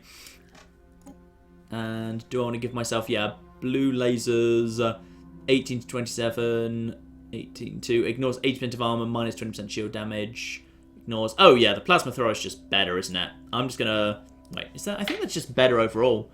Like, yeah, blue laser is 2.03 per second, 2.12 per second, accuracy 85, 90. Oh, it's a little bit more accurate. Maybe I'll wait for Plasma Thrower 2 to upgrade that. I will wait for Plasma Thrower 2 to upgrade that. But I can also go up to Plasma Thrusters 3 on that. Yeah, I will save that for my Equites. That's fine. And get rid of that. And also go over to the Destroyers. And we can do the same thing. Basically, I'm just going to move all these guys over to tons of flipping energy. And that can also give us a little bit more in the way of shielding as well, because now we've got tons of spare energy. Move you over to class 3. That's already on that. Move you over to class 2. That is already at number 1. That can just be flipping lasers across the board forever. I'm on -5 energy right now, so I need to replace... I just need to swap round one of you for... Yeah, I just need to basically move one of my shields onto small and one of my fusion things onto medium. Actually, it could just be a basic fusion. There we go. Right, that's better. Do you have any armor on? I don't have...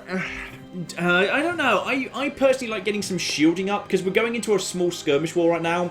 So I'd rather maximise shields because they're barely going to do anything to me. So they're probably not going to penetrate my shields anyway. We're going to finish them off that quickly. So I'd rather, for the moment, like if we go into a war where I see armor will be beneficial, I will do it. If we're just in skirmish mode, I would by preference rather just say screw it. I'll stick to what I've got.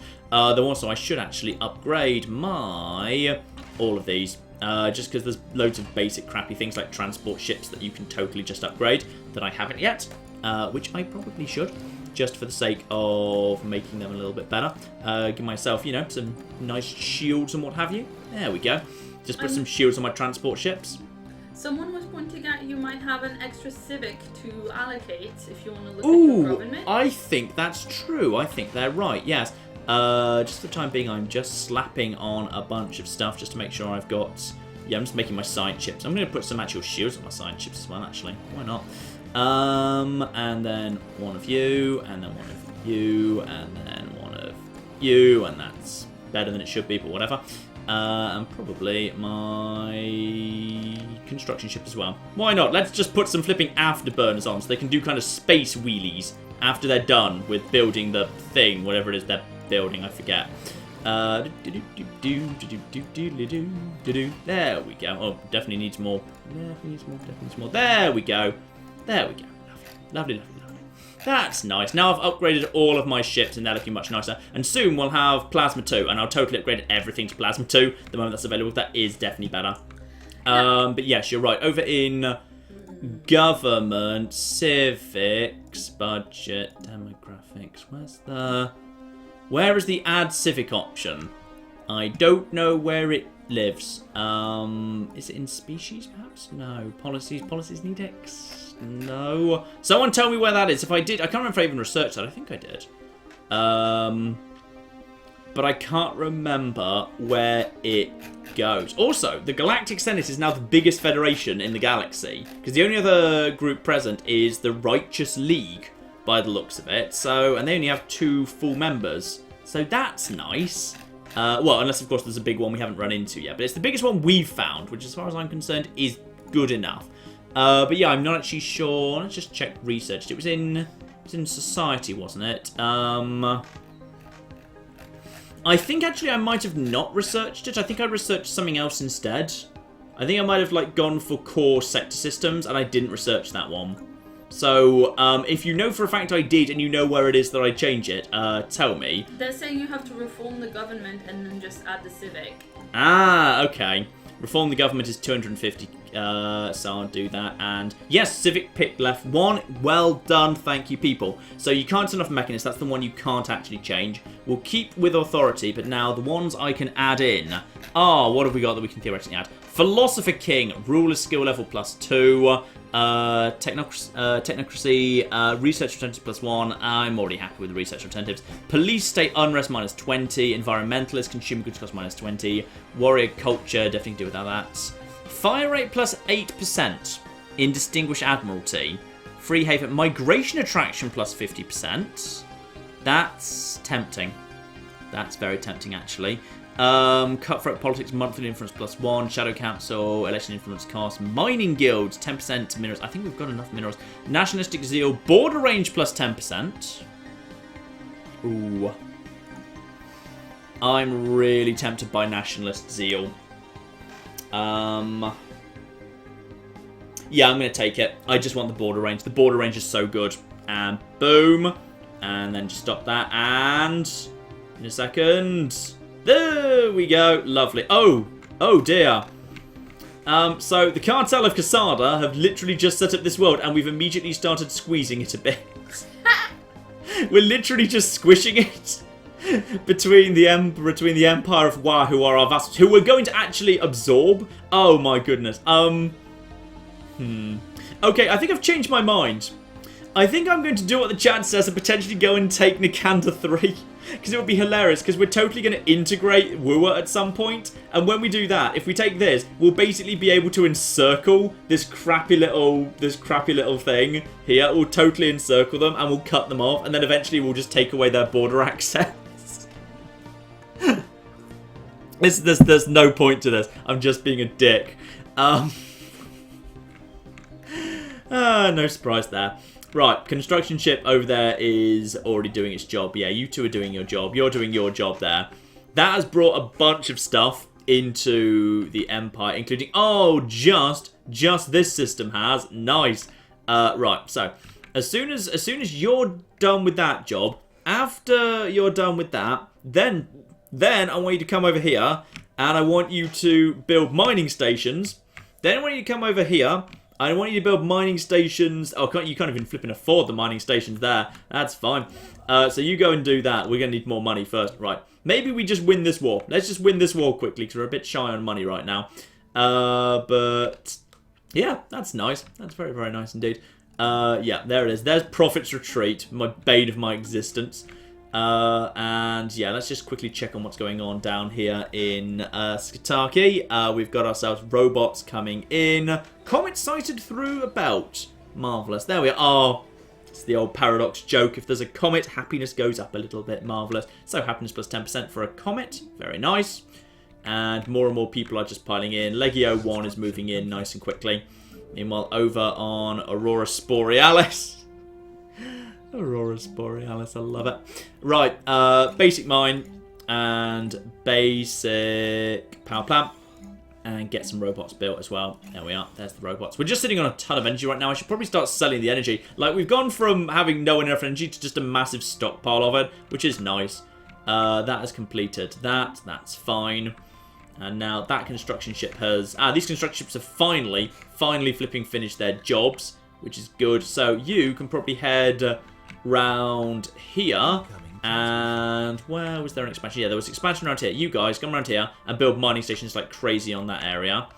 We've got ourselves... we finally got Kathia as well. That's nice. Now, John. Yes. You also have 3 idle science ships. You need to be doing something. That's true. Wait, what? Admiral gains trait. It's nice that he has gained the scout trait. Yes, that's true.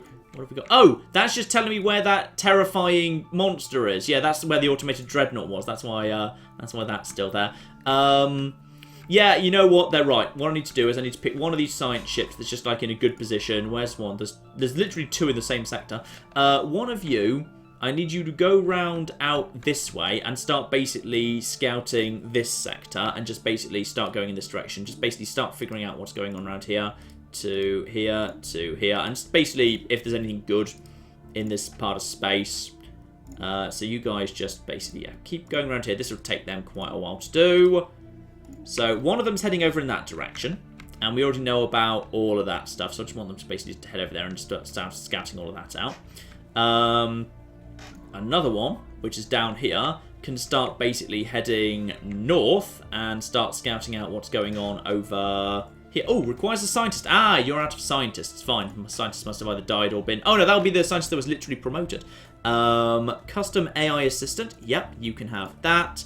And you can have that. There we go. Yeah, so that's why you weren't scanning the system. It's because you were literally... you didn't have a scientist present. So now, yeah, you can now head over in this direction and start scanning all of these sectors for me, just in case there's any good expansion opportunities over here to the north. You never know, there might be. Yes, Claire? Yeah, someone suggested you should check out a place called Gargantua where the curators told you a Leviathan is. That's the one where I already went. There was an automated dreadnought there. Yeah, so it's this infinity machine. Mm-hmm. I wasn't told about that, was I? I don't know. I was told about the automated... I was told about the automated dreadnought, I think. And now the chat says you should sax the automated dreadnought. Well, of course the chat says that. Right, what else do we want to do? We already know lots of what's going on to the north, so we don't need to rush in that direction. And I'm going to keep... Actually, you know what? Aw, that's very nice. Someone said, since John is live, I will watch Doctor Who later. We really appreciate that, because we will also be watching Doctor Who later. We will also be watching Doctor Who later, yes. Assist research, because I researched... I always research the assist research ability, then I always forget to use it, so I'm going to send one of my science vessels to go and speed up the researching. We're all shocked to hear that. I always forget to do that. I always say, oh, it's a really good thing, I'll go for it, and then I'll build one science ship, and that'll be its only job, and then I forget to do it. Scout is his sensor range plus 25%. That's actually pretty damn good. And sublight speed plus 20%. That's nice. Yeah, that's really nice. Someone who's new at Stellaris wanted to know how you queue the system surveying. You just hold shift. You just hold shift and then just basically click on things, and then it just happens as time goes by. I'm pretty sure it's the same person who asked you about Stellaris in the last live stream and then bought it when they were watching. Oh, nice. It would appear that the Rontor have... Oh, we've got some new things invest up. Hang on. Let's just have a look, see what they are. We've run into something around here. I'm not sure what we've run into. We've run into something. But yeah, in all fairness, I think the Rontor coalition is basically already there. They're already doing the flipping job. They're already bombarding this planet into the ground, and they're ready to start an invasion immediately. So, yeah, would you believe? I don't think there's necessarily going to be much chance of, yeah. I really don't think much is going to be happening here. How much do we actually need in terms of war score? In order to get the war score... Actually, it's going to be pretty much... we're just going to have to basically do a total... We're just going to have to do a total takeover, pretty much, by the looks of it. So, you know what? I may as well send First Legion out over here towards Lisak, because that's literally going to be the world that's going to belong to me. So I may as well send it in that direction. The armies of Constantinople. We should probably actually train some new ones, by the way, because we've actually got a whole... Oh, yes, of course. We've, of course, got Titanic Beasts that we've unlocked. Titanic beasts that have a health of 1,000 and do kind of big morale damage, because we did the Titanic Beast research project. So we can now actually get Titanic Beast... Oh, interestingly, we can also have Titanic Beast Bug or Titanic Beast Roman, which I guess means, like, who's riding it or something. But we're totally going to have a Roman Titanic Beast for taking part in our invasion, I think. Yeah, I think that that will definitely be the thing. We can also have robotic armies. They're actually pretty damn good. They do next to, like, yeah, they have way more health. That's the main thing. They actually do slightly less damage than Roman assault armies, but they have way more health, so their survivability is really good. So we'll probably just have some more... Though actually, like, the best assault armies we've got are probably, like, the bug armies. Let's just get a couple of them in, quite frankly. May as well kind of get a couple of them going on. So my main fleet has already arrived here, and now pretty much we're just going to bomb the hell out of one of their planets. Lovely. Hostile station engaged. Now, the people also want to know which ascension path you're taking. I was probably going to go robot, just because we've done so much roboting so far. So that's what, synthetic? Yeah, the synthetic route. Yeah. And what ascension perks are you going to take then? I haven't decided yet, and to be honest, we're a little way off in ascension perks. I haven't been specialising in one tree.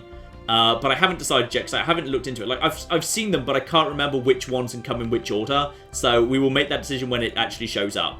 We've got some bird people. Oh, no. Xenophobic fanatical spiritualists. I really hope you're not close by to me, because I don't like you. Right. And then we've also got... Ooh. And then we've got slaving despots who are also birds. Why are birds dicks? This has been the galaxy where birds are dicks. We've had flipping... We've had like fanatical spiritualists, fanatical purgers, slaving despots have all been flipping birds. And it's not good. Right, so, and then we've actually, yeah, we've got a bunch of nuclear missiles in our army at this exact moment, because of course that is coming out of the mushrooms, who were nuclear warhead users, which is kind of cool. Someone was also saying that whenever you do your big robotic army, you should call them mercenary peltas, and the Titanic Beast can be mercenary war elephants. Excellent. I can't remember whether you actually can name those guys. I can't remember. Well, if you do, you should definitely make sure to name something after. Oh, we've lost a scientist. We've lost a scientist. Our engineering scientist has indeed died. That is very sad. We will recruit a new one, and we've actually got an engineering specialist right here, which is perfect, who is good at material building especially. Marvellous. Well, that's just convenient, because that is always nice to have. Right, get rid of that. What have we got here? Migration treaty proposed. With the Inari commonality. Oh, I think I missed that. The Brutii should not be... Oh, I'm going to agree to it. If I can, I'm going to agree to it. You're welcome. You're welcome into our territory. A trade deal's expired. We know the scientist died. And some crappy guys. Yeah, where are those new guys that just spoke to us? Oh, I think they're way over here. Yeah, okay. So basically, there are some dicks in this part of space. So we've got to be careful of them. Got to be careful of that part of space. It's a bad neighbourhood, really. Right. So those guys have already come close to taking over this area. We are coming close to, yeah, down here, we are coming very, very close to training our new... Oh, I think our Titanic army is already, in fact, created. Can we attach something to our Titanic army? We can we can give bunkers to our Titanic beast army. You know what? No, I'm going to give them hunter-killer drone swarms. That strikes me as more entertaining. In fact, all of you can have hunter-killer drone swarms. Hunter-killer drone swarms for everyone. Yay. There we go. Actually, you know, I should probably give, like, the Titanic Beast Army. I should probably give them, like, the most defense as possible. Because, yeah, army health and army upkeep. We should probably give them, like, the defensive stuff. So that's fine. So, yeah, our Federation is just kind of piling in. And they're not exactly looking promising. Oh, no. We've found the Inari Slayer's fleet. It's strength 100. Yeah. To our 1,000 or so. To our, sorry, 2,300 now. So let's actually just start bombarding Ruik. And the Empire of War has actually shown up, which is kind of funny because this is literally the planet they're going to be taking over. So they've literally kind of come to take occupation of it now. They're not waiting. They're getting right on it. Oh, and of course the hunter-killer drones, when you do those, should be called Warhounds. I don't think you can change the name of upgrades. Can you not? Oh, that's a shame. I don't think you can. I think that's... Yeah. No, I think those are just stuck with the names they are, because it's not really a named thing. So, anyway, we're ready to actually embark entirely. Let's get all our Titanic beasts going, and our new army can now move over here to Lisek. Lovely. Or Lisak, I suppose, where we will go and secure that place, but pretty soon they're going to start just flipping collapsing. John, someone suggested that you're in fact now creating the Reapers. I'm not creating the Reapers. We're flipping Xenophile lovely, and we're literally, these guys are fanatical purifiers who exist purely to destroy everyone else, and we're stopping them by converting them into lovely friendly people just like us. Okay? This is not in any way a bad thing. And now the Mighty Ducks I think the Mighty Ducks have just showed up. They've joined our party. Yeah, there they are. There's the Mighty Ducks. We found the Mighty Ducks. Oh, guys, it's good to see you back again. Oh, Mighty Ducks. Oh, they've got flipping cruisers. We're not even bothering to build cruisers yet. I think actually I think we've researched the ability to do cruisers. I just haven't flipping bothered. I think anyway. Hang on. I probably need to actually upgrade my main Rome starport. I could probably start building cruisers right now. I think I've upgraded it. I can't remember. No, actually, I need the advanced spaceport, so I can't actually build cruisers yet. I'm still entirely dependent. Next time it shows up, I'll probably build the next level of spaceport.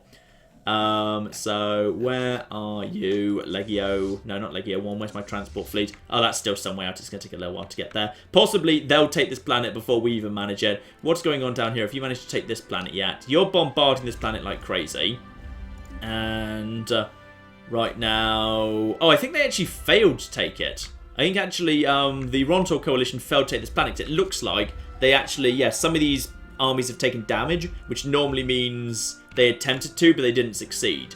So that probably means they've actually failed an invasion already, which is embarrassing for them. But that's fine. We've got a Titanic beast coming in, so don't worry. We will save everyone. We'll sort out the war yet. In fact, actually, you know, we can get on with other stuff while the war's going on. We don't need to be kind of waiting for this. We should probably actually just keep an eye over here on Shiitake. So these guys, someone just straight up actually migrated out Shiitake, which is kind of cool. Found an anomaly, 10% failure risk. Absolutely crack on with that. You will be arriving momentarily. Build a basic hydroponics farm for you. Lovely. In fact, actually, let's get some more basic mines going on here. And more basic mines going on here. And more flipping droids. Because droids are the answer to all of our problems. Lovely. Meanwhile, over on... Oh, yes, of course, we should go back to Clairthage. Because by now, over on Clairthage, all of the flipping science will be ready to go, won't it? Yes, we've got 1,000,000 science things ready to go on Carthage. So, let's start upgrading this. Let's get some... What's falling behind? Physics is falling behind. Let's just pause because a message just came in. And that is... trade deal, research. Yes, you guys are good. In fact, I'm literally going to integrate you so you can totally have a research deal. But yeah, let's make sure Carthage 2 is actually doing its job correctly at the minute. Which I'm pretty sure it is. Yeah, let's just upgrade all of these. Physics, more engineering facilities. Sure, let's go for physics on that occasion. That thing can be upgraded as well. You are unhappy, but I don't care because you're warlike and stuff. So, yes, actually, we've just started work on all of these different bits and pieces. We're going to move you off food onto that. That's very, very nice indeed. And you hate your job, so that's unfortunate. That is still... No, that's not being produced for some time. So you go down there and... No, go down there and work the farm. Alright, you're on that farm now. Meanwhile, over on Aurora Borealis, which I haven't really looked at yet, to be honest, we've got ourselves... we need some people to actually migrate out to Aurora Borealis. First, let's actually also build a nice science lab. Science lab, there we are, basic science lab over there. And you can pass on some more goodness too. Just keep on the mining. It's good to just keep on the mining. So another basic mine and another droid as well. Beautiful. Let's just keep the droids coming in. Manophobia is... Oh, you're leaving. Someone is migrating to Shiitake. That's kind of cool. And as for you, that is already a planetary capital. And there's no way to upgrade that right now. So you, my good man, come over here and just start working on a new engineering facility. Lovely. And yeah, we're gonna need more. We're gonna need more people. Gonna need more people, to be honest. Let's also build. Yeah, we've got. Actually, we're a bit low on food right now. Food's getting a bit low because the population's growing pretty quickly. So let's just slap down some upgrades and also build a droid to handle your mining for you. Because if you don't want to do your mining, that's fine. The robots will do it for you. Now, we still don't have the Xenozoo, do we? I keep not building it because better stuff keeps showing up, which is really annoying. We'll upgrade the mine that you are currently working in. We'll upgrade your farm. You can get on with that. We can indeed upgrade now Constantinople to have a planetary capital to pass on even more beautiful, beautiful goodness to the massive Betharian power plant next door. And actually, there's a guy up there who's not even doing anything right now. So, as you are sitting on some energy and... do we have a proper... That's a power plant 3. That's an energy grid. We've already got an energy grid there. Fine. So, we cannot make anything else here. So, we'll just go for a basic power plant over on that side. And this is going to be a physics lab. So, I'm literally out of money. That's fine. That's fine. Everything's under control. Right, just unpause that. How's Rome doing, by the way? Rome is now increasingly populated by robots because we can't get anyone else to agree to live here. No one wants to live here. It's very sad that no one wants to live on Rome. Probably as soon as we're into next month, I'm just going to build a couple of science labs here. Basic science lab, and I'm going to build a basic science lab. And I'm going to move you are going to go and help out with that science lab. And we're going to build a new... Yeah, next month we'll build a new robot over there. We found some silicon life forms. That was just a research project that we ran past. That's fine.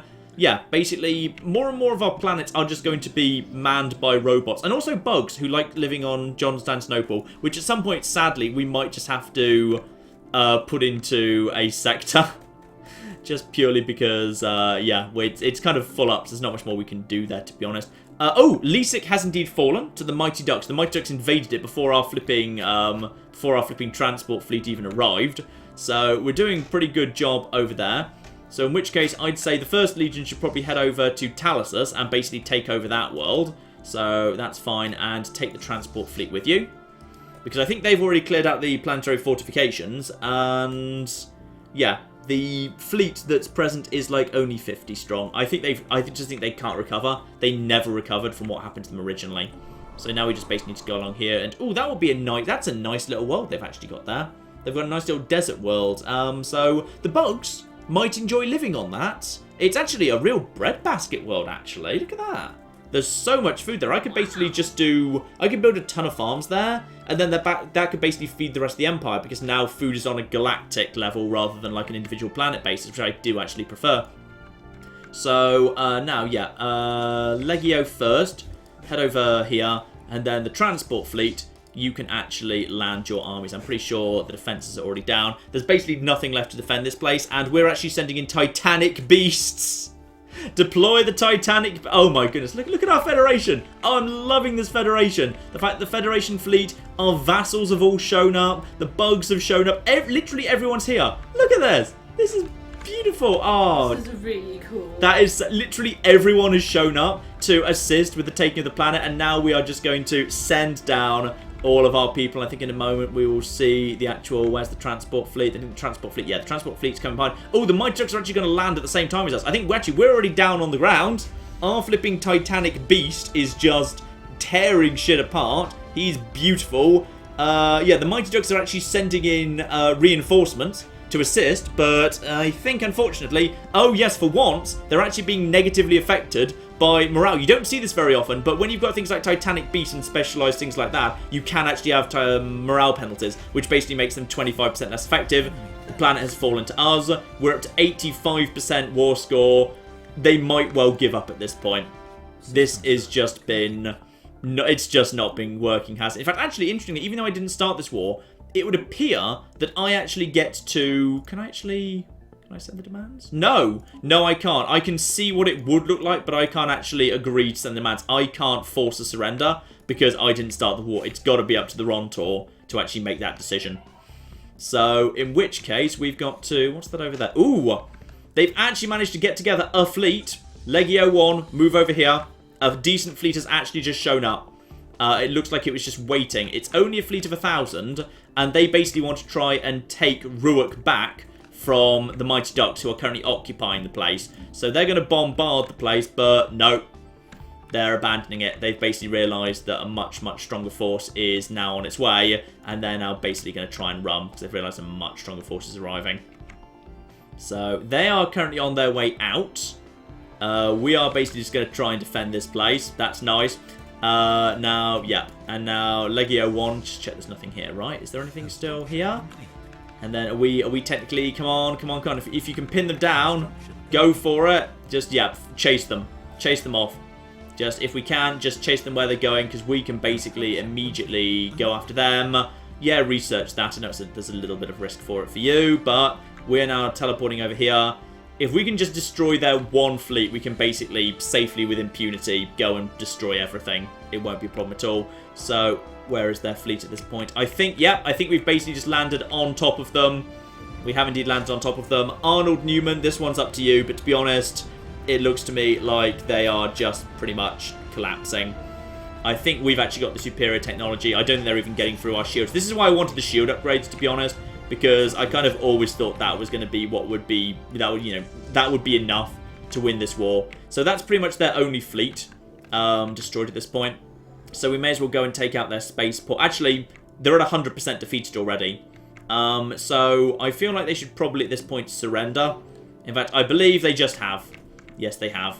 That is it. And now if we just wait for a second, we will see... Hang on.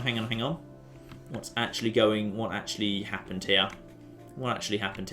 The Inari Star Accord, fine. So there was a new liberation thing that we saw that. Oh. Ah, wait, hang on. No. That war demand was not the Empire of Wua would get to keep Lisak. That was that the Empire of Wua demanded Lisak be created in the image of Wua, which is also in the image of me. So therefore, what I probably ought to do is, yeah, and as for the Inari Slayers, they still exist, but at this point they have literally only their home world. So what I should probably do is immediately, these guys, I should basically, can I demand their vassalization? Chord latitude, relative power, base, empire, population, distance, no. I cannot immediately vassalize these guys, which is a shame. So these guys are now going to be independent, though I could bring them in as an associate member, but I don't really want to. These guys, however, yeah, these guys, the Inari Star Accord, I wouldn't mind getting them as associates in just purely because that will stop them, I think, being vassalized by our friends over here in the Rontor Coalition. And these guys actually do have two plans. Yeah, I'm going to offer these guys immediately Federation Associate status, basically just to get them into the equivalent of like a non-aggression pact, if you like. So, Wooer is going to become ours. That we know. This planet is terrible. This planet is... That planet's actually okay, and we could actually make that a duck planet. What else is there? Habitability minus 5%. Asteroid impact. Ooh, that's a shame. But no, if we send the ducks over there...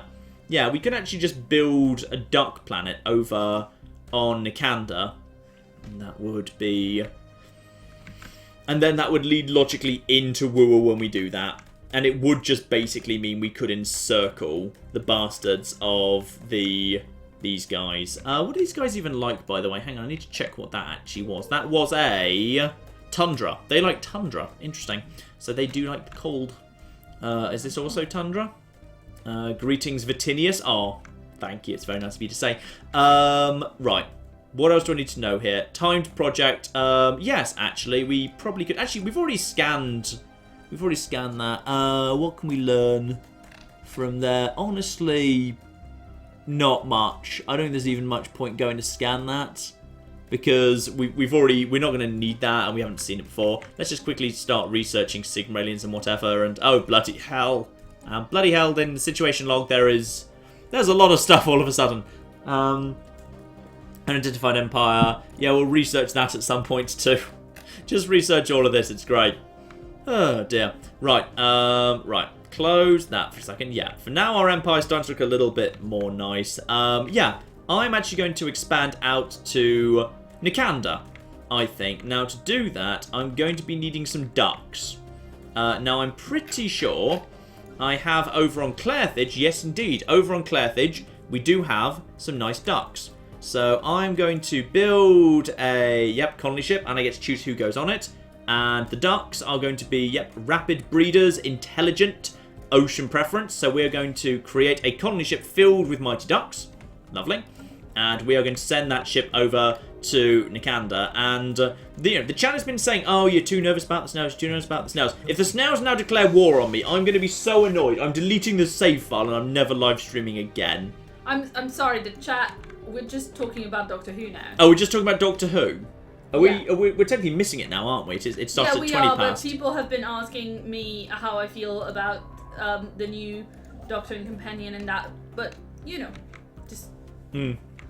I like Bill. I like Bill. It's a massive improvement, of course, over Clara. I just never liked her, her main storyline. I thought was just... What, the original Impossible Girl thing? Yeah, the Impossible Girl thing was annoying. That was... It just kind of elevated her to be, some special magic snowflake beyond what she deserved. Plus, it bothered me that, every character, lined up to basically, Harry Potter her a bit. And be like, oh, you're the best person in the world, Clara. But she hasn't done anything to deserve that praise. She just met people and they seem to acknowledge her as having some God-given right.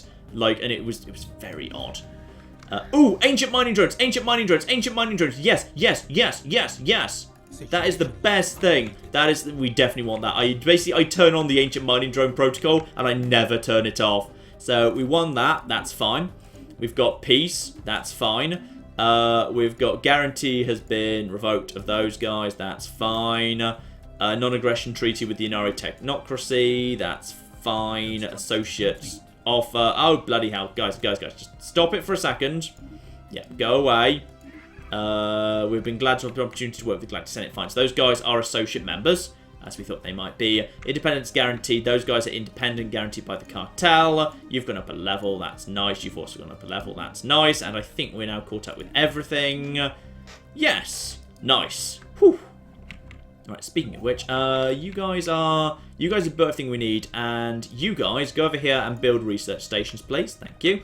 Yeah, because our boundaries are expanding at the moment, so just keep an eye on what is or isn't inside our empire. And yeah, we've now got we've got the colony ship coming in. Let's have a quick keep an eye on Skitaki round here, because Skitaki is... Ooh, you guys aren't happy. Why are you guys not happy? What's wrong, guys? What's your preference? You are militarist. Oh, it's a mushroom has joined the battle, brethren. And they are so unhappy right now because of that whole situation where, we changed all of our war policies to basically bring pacifists into our into the war alliance we did. So that was fun. That's always great fun. Right, we're in also position to upgrade this to a proper planetary administration. which is good. You over there, that's now producing 4. We've got robots coming in on all of these mines, which is good. You can just get yourself some more basic mines going on. Suppress the food. We don't need the rest of that. Lovely. Oh yeah, by the way, someone died a while back, like a leader, and you didn't see it at the time, and we forgot to check it because we were talking about Doctor Who. Leader. Which leader has died? It definitely isn't going to be a major scientist. It's not one of those guys. Let's go to the leaders. Let's have a look, see what we've got going on here. Actually, we could probably just actually release Desmond. He's literally not doing anything right now, so I'm going to basically just dismiss him because he's not doing anything. So we're going to get rid of him to basically clear out some leader spots. I think it's probably the leader of Rome. I think it looks like it was the leader of Rome itself. Speaking of which, yeah, probably we should actually give some leaders to both of our new mushroom colonies. So I'm going to recruit 2 new governors if we can. So, build cost and building speed, environmental clear time. Yeah, actually, environmental clear time, that's totally a good thing for you. That's good. And for Aurora Borealis, that has less environmental blockers on it, so that's not so important. But we'll recruit a new person anyway, and we can have engineering output, or we can have building cost and building speed up 10%. Yeah, I'll go for building speed. Building speed is fine, because I don't think this isn't necessarily going to be the biggest kind of research world. There's like a bit of research on it, but not like a huge amount, so it's fine. I'd rather have on Clairthage assuming that isn't already. Do I already have it? Yeah, we've already got an engine. We've already got like a research specialist on Clairthage because Clairthage is going to be our science capital of the entire empire. Speaking of which, we should probably move you to here. And we can upgrade that to be another physics lab. Beautiful. And actually just more physics labs, more everything. More science labs, more science on Clairthage. Hope you're glad that we've turned your planet's namesake into this kind of massive science centre. I'm very glad. It sounds pretty cool. Excellent. I'm glad you approve. So we also want to know if we have equal rights for robots now. I don't think you can set equal rights for robots yet. I'll have a look see. I'm not sure. Do they count as a species? Do they count as a species? Droid? Yep, fine. Droid currently. No, I can't set their I can't set rights even if I want to. Literally, it's not showing up. Because until they become like synthetic, once we upgrade them, I think either once or twice more, they start developing true AI. Then we can determine their rights. While they're still droids, they're not self-aware yet. They're not sentient. So you literally can't set rights because they don't care. They don't acknowledge it. So we need one more upgrade to robotics before we do that. At the moment, it literally doesn't do anything. And are we back to kind of equal on the physics? Because you had less physics investment earlier? Physics is going up. Right now, they're both at just about 50 or just north of. Yeah, because the chat is like saying, should make sure that we have it quite a bit up because towards the end game, it's a much better treat. We're building a lot of physics labs over on Clairthage too. There's a lot of physics labs on Clairthage too. Meanwhile, on Aurora Borealis, we've got ourselves. Yep, that's all working pretty nicely. Yes, someone says once the robots become synths, that's when you can set them right. Yeah, I think it's only just one level after. We've got frequency tuning, lovely. Tech progress range frequency tuning plus 10%. That's just from studying the T Yankee, lovely. Yeah, we can have a few like different bits of physics labs and whatever actually over here on this world. Probably for the time being, I just want to prioritize getting some basic stuff set up. We've got some mushrooms moving out to Aurora Borealis. This place is, this is minerals up, which is really cool. So we should probably just focus on building some basic mines, and also building some robots to man them, which is fine. Hopefully, when we eventually the robots achieve self-awareness, they don't mind the fact that we literally give them one job, and that job is basically working in the mines. Hopefully, they'll be fine with that situation. I'm sure they will be. Now, a couple of people asked if there's going to be a video of this afterwards. Automatically, it happens. Yes, that's the advantage of live streaming on YouTube. It just automatically generates a video like that. So there basically can't not be. I'd have to actively go out of my way to get rid of it. I'm not sure if they meant like a video of the full thing or highlights like you did. I will try and do highlights at some point, but I can't get I can't promise it imminently. But yes, there probably will be at some point. Construction complete. And that is, what are we building? Basic science lab. We got the... Oh, are we building that? Do we already have the... No, it looks like there's... There's no colony ship yet. Did I already build the colony ship? Did I forget to build the colony ship? I might have forgotten to build the colony ship. I think I got distracted. Yeah. No, no, it's in production. It is in production. Look, look. Good. It's right there. Oh, good. I thought I did that. Oh, yeah. It looks like these guys are actually expanding pretty quickly. Right now, me and them get on pretty well. There's some border friction, but they are xenophiles, even if they are authoritarian enslaving. But they're actually starting to expand pretty quickly. They've expanded twice in rapid succession, which is potentially interesting. Yeah, we probably need to start blocking off bits of space. We might want to at some point consider closing our borders to them to make sure they don't get around us or anything. Because I'm concerned by the possibility they might represent a threat at some point or other. Ooh, up here. That's a nice little thing up here. We got ourselves great big... but it's a bit of an empty alpine world. These guys will go up here. We've got a big ice world. Yet another good candidate for mushrooms, potentially, way up here. Yeah, there could be a good expansion opportunity in this bit of space. No one seems to be coming up here in a hurry. And the bugs still aren't expanding. I don't know if something's gone wrong with, like, the bug economy or something, but they seem to be struggling to expand. We've got multiple offers coming in. Star charts for star charts. Yep, sure, why not? And star charts for star charts. Yep, gladly. And that has been fully surveyed. My science ship's still bumming around. Yep, my science ship's still bumming around. The colony ship, I believe, actually just finished. That is indeed the colony ship that we wanted. So now we're going to... It's not that. No, it's this one. We want you to come over here, and this is going to be our new world. And if the snails attack me, then this is absolutely everyone's fault but mine. Okay? This is not my fault. And, ooh, we're actually going to have to move them in this direction. We've actually burnt through a very large part of our influence. We don't have quite enough influence to actually flipping build that. Actually, that's interesting. The influence cost, I assume, is actually a function of how far it is from where you trained the colony ship, not like where your nearest planet is, because that felt like really high. So if I'd had like ducks, like say on Johnstown Open, if I'd trained it there, presumably the cost would have been lower. I don't actually know that for certain, but I'm going to assume that's true. So, hang on, let's just actually move you back over to Vesta, because right now we've got Legio 1 just kind of hanging out in space where they don't need to be. So you, hang over here, upgrade from the latest designs as well, please. Speaking of which, do we actually have the... Still 31 months out from the plasma accelerator, and that's so much better than what I'm currently using, the blue lasers. We'll completely change over to plasma weaponry as soon as that's done. And, yeah, Transport Fleet 1 also needs to return to Constantinople, where it is clearly based. That is just where it lives. So land the armies. Planet must be colonized. I always click on the wrong one. Because, no, yeah, yes, no, yes. Land armies. Anomaly found. Yes. Do you have research agreements with all the Federation members? I think I do, or at least most of them. We have Unity. We've got Unity. I like this. I like when there's Unity. Right, we should probably start thinking about, specialising in one tree or the other. So we can have... we could specialise in... habitability increased by 10%. Which would be nice. It would be nice just to basically have the attraction. Or we can have our Unity output increased by plus 5% per member of our... Yeah, we've got a lot of members of our Federation. Yeah, I'm going to do that. I'm going to go for Federal Unity right now. Because that's plus 20% Unity. Just straight up. Yeah, we're having that. Lovely. So that is very, very nice indeed. That's up to plus 16.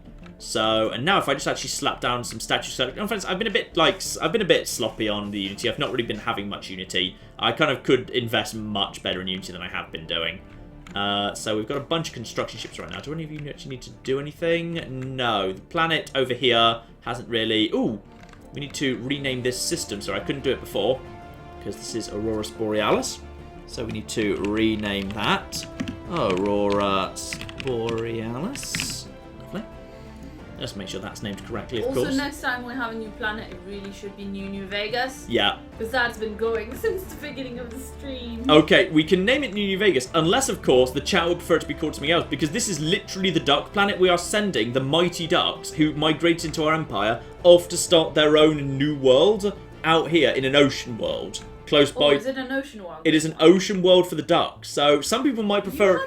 You had an arid one that you were looking at earlier, though. There was that? No, that was the crappy ocean world. That's a tomb world. Why can't I have that one? I assume that's a tomb world as well. Yeah, that's another tomb world. There was an arid one. I think it was somewhere over here. It was way over here. But I'm a bit concerned by these guys now, so I don't want to like go like sending myself like way over there.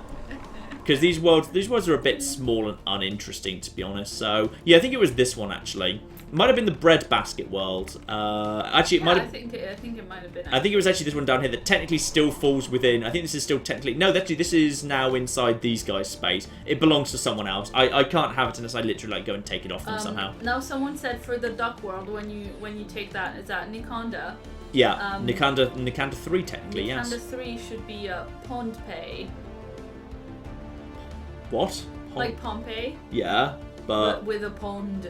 Oh, Pond Pay. So it was like Pompeii. So it's some sort of French bridge joke or something. No. Okay, Pond Pay. Yeah, I'm happy with that. I'm happy with Pond Pay. Like, if we ever go and colonize a tomb world that's literally been a victim of nuclear fire, I will go and I will actually. That can totally 100% be New Vegas because that will be appropriate. Such a good name. We're keeping it in store for the right planet. Absolutely. Now, of course, because we're keeping it in store and because we're almost at 8 o'clock, people want to know if we're actually stopping the stream at 8 o'clock, and if yes, if there's going to be a part 3. Someone said, are we going to stream every other weekend? Probably not. No, probably not. I mean, this is 3 weeks since we did the first one? This is 3 weeks since we did the first one, I think. So. And this was just basically an excuse for me to flipping play Stellaris. Actually, let's see how we're doing in terms of like actual. Where's the actual expansion administration? Where's the victory conditions they live? Where's victory conditions? I can't remember where they live now. They live somewhere. Yeah, maybe if we do really have only like 15 minutes there it left, is. we can do a little recap of what we've done this time. Yeah.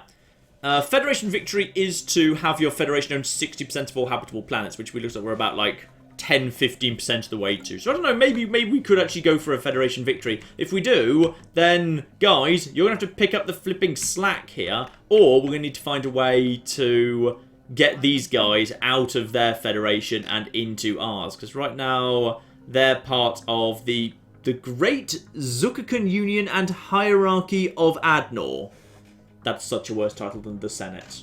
Yes. That is so much worse. That's terrible. But, you know, I'm kind of glad that we've got the Rontor Coalition in our Federation.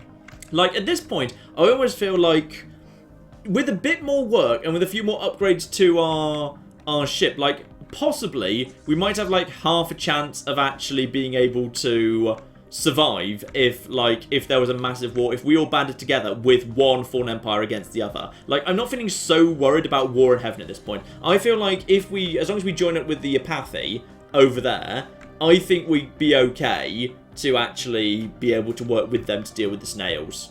Hopefully, at least. Speaking of which, by the way, what are you doing? Oh yeah, you're assisting over there. You're just doing this over here. You are over here and you ran into a bad thing you didn't like, I think. Did you? Or are you? No, I think you're fine. I think you're actually fine. So they're just bumming around here, finding what they can. Yeah, there's a nice-ish, but not spectacular world over there. I feel like probably what we want to do is we'll probably want to expand north if we expand in any direction at this point. There's crappy world there we don't need. There's actually, that's not a bad jungle world. Is that jungle or continental? Hang on. That's continental. That's actually perfect for Romans. That's not bad. Look at all that. There's a lot of minerals on that world. So we could expand up in this direction. Over in here. Then there's two reasonable but not spectacular. There's a pretty crappy world, to be honest. We wouldn't want to expand to that direction. But we've got a big world up there. We've got, that is sadly just inside Mighty Duck Space, and I can't blame them, it's a nice ocean world. We could go and have that big, that's a nice physics world, lots of physics on that world. Yeah, there's some big ice worlds around here. We could actually have basically a giant mushroom enclave around here. Very important to have a giant mushroom enclave. Hugely important, in fact.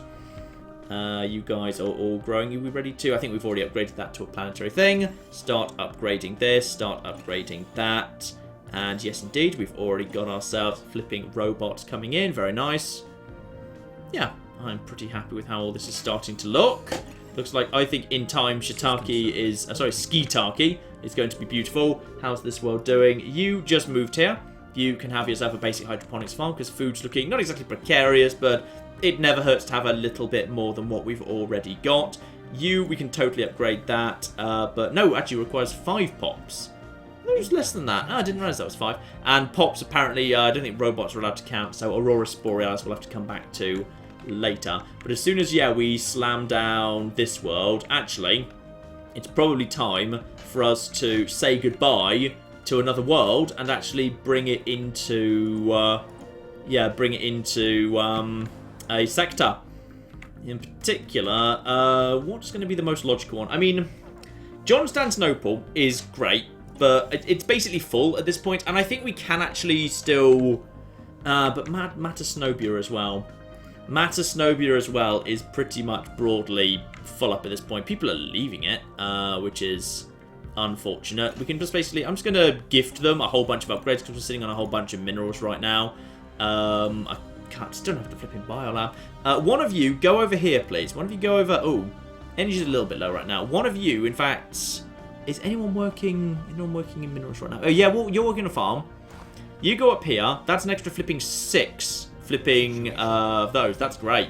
Encounter. Yep, investigate something. Don't worry about that. And we'll build you another robot to work your farms. Lovely. Anything that's like, anything that's doesn't require actual mushrooms to do, I will basically send robots to do it for you.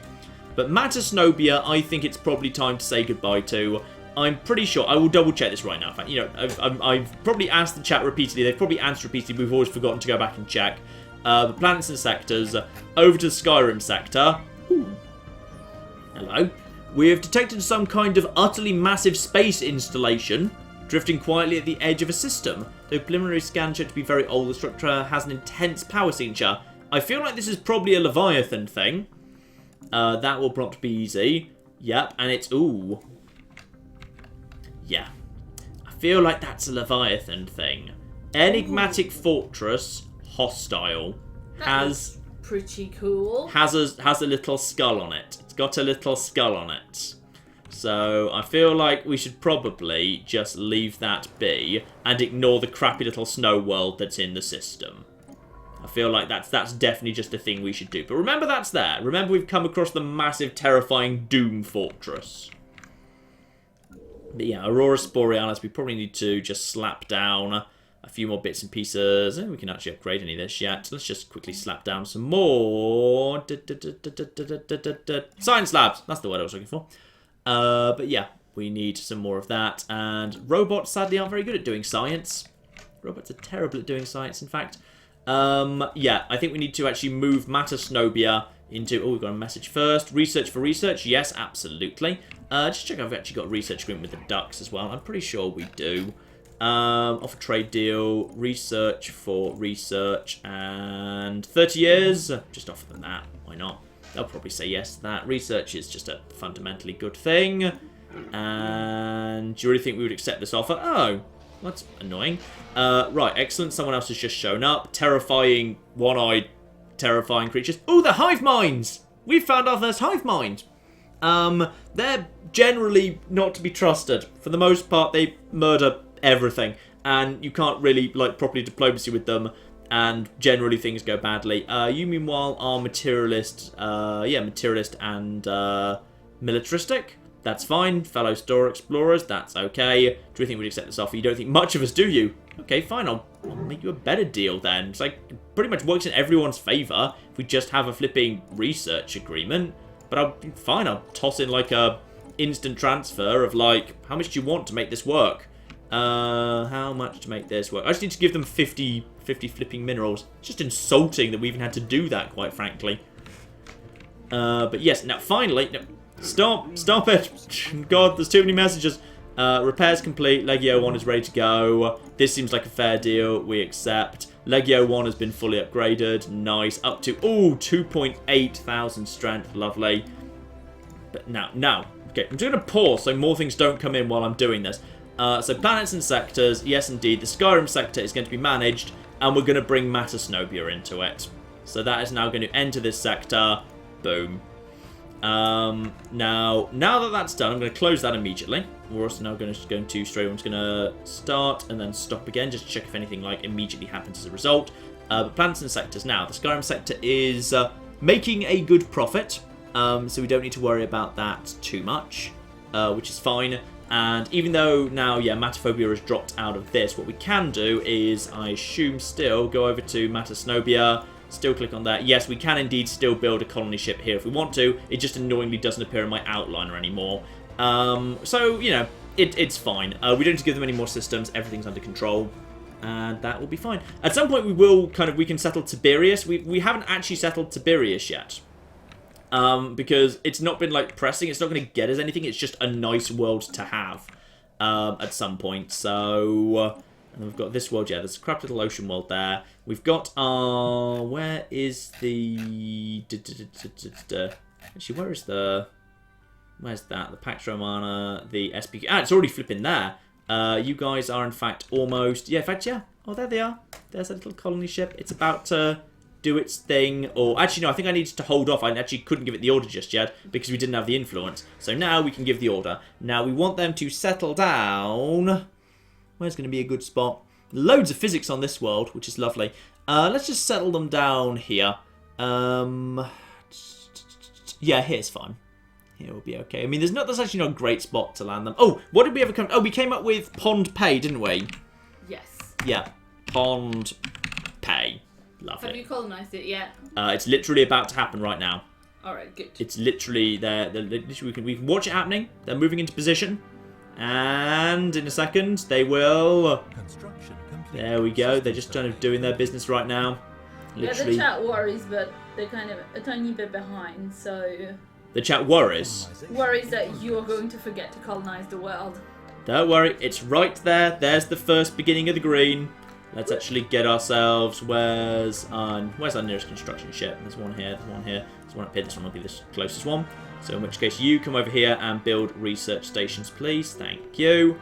Governor's gained trait. Architectural interest. That sounds like a good trait. And yeah, once this is done, and these guys are probably ready to be integrated. When have we got to integrate these guys? Hang on, let's just check this. We can integrate the subject to our empire. They have to be a subject, and it is in... Ooh, literally, it's in like 5 months. In 5 months, we can integrate the bird people who, in the Empire of Wua. So we can bring them into the Empire. Is it even flipping worth it? Actually, they come with one spaceport they've already built, and their planet is terrible. So I think what we're going to do is we're going to just we'll probably bring them in, and we'll immediately shove them into a sector. That's literally all we need to do. Ugh. But yeah, their planet's kind of... Actually, they've barely even built on their planet. In fact, it almost feels like... Oh yeah, because this wasn't a proper planet. This was a planet that was part of the Inari Slayers. Then it was occupied by the Cartel of Casada for literally decades. So basically the people just held there unemployed, not doing anything for bloody ages. Which is why it's not really done anything. So we'll probably just, pretty much slap it straight in a colony. Like, eventually, I imagine, and we've also got the Zuracorp. Zuracorp is... Ooh! Hello! Who are you? First contact with Zuracorp. Welcome to Zuracorp. We're a business conglomerate operating out of this system, specialising in trade of minerals and energy. Well met, I say. So they were... Does anyone know where the Zuracorp just were? I probably should have clicked to check. I assume they're going to be somewhere around where one of my science vessels is. I'm just going to check where my science vessels are right now. One of my science vessels is there. One of my science vessels is out here. So were you there? No, you weren't. You weren't there, I don't think. Might have been you. You were heading in this direction. No, wasn't there. I've no idea where those guys are. That's fine. They'll be in the list of factions if I need to go and find them urgently. What have you guys found over here, by the way? Have you found anything good at all? No, not much. That's nothing promising. I think there is some good stuff over here in particular. Some icy worlds in this part of the world. Yeah, there's some good icy worlds in this part of the world. Yes, Claire. Yes, well, first of all, the chat says that you can find them in the communications tab or in the contact menu. Mm-hmm. Yeah. But also, it is now 8 p.m. Yes.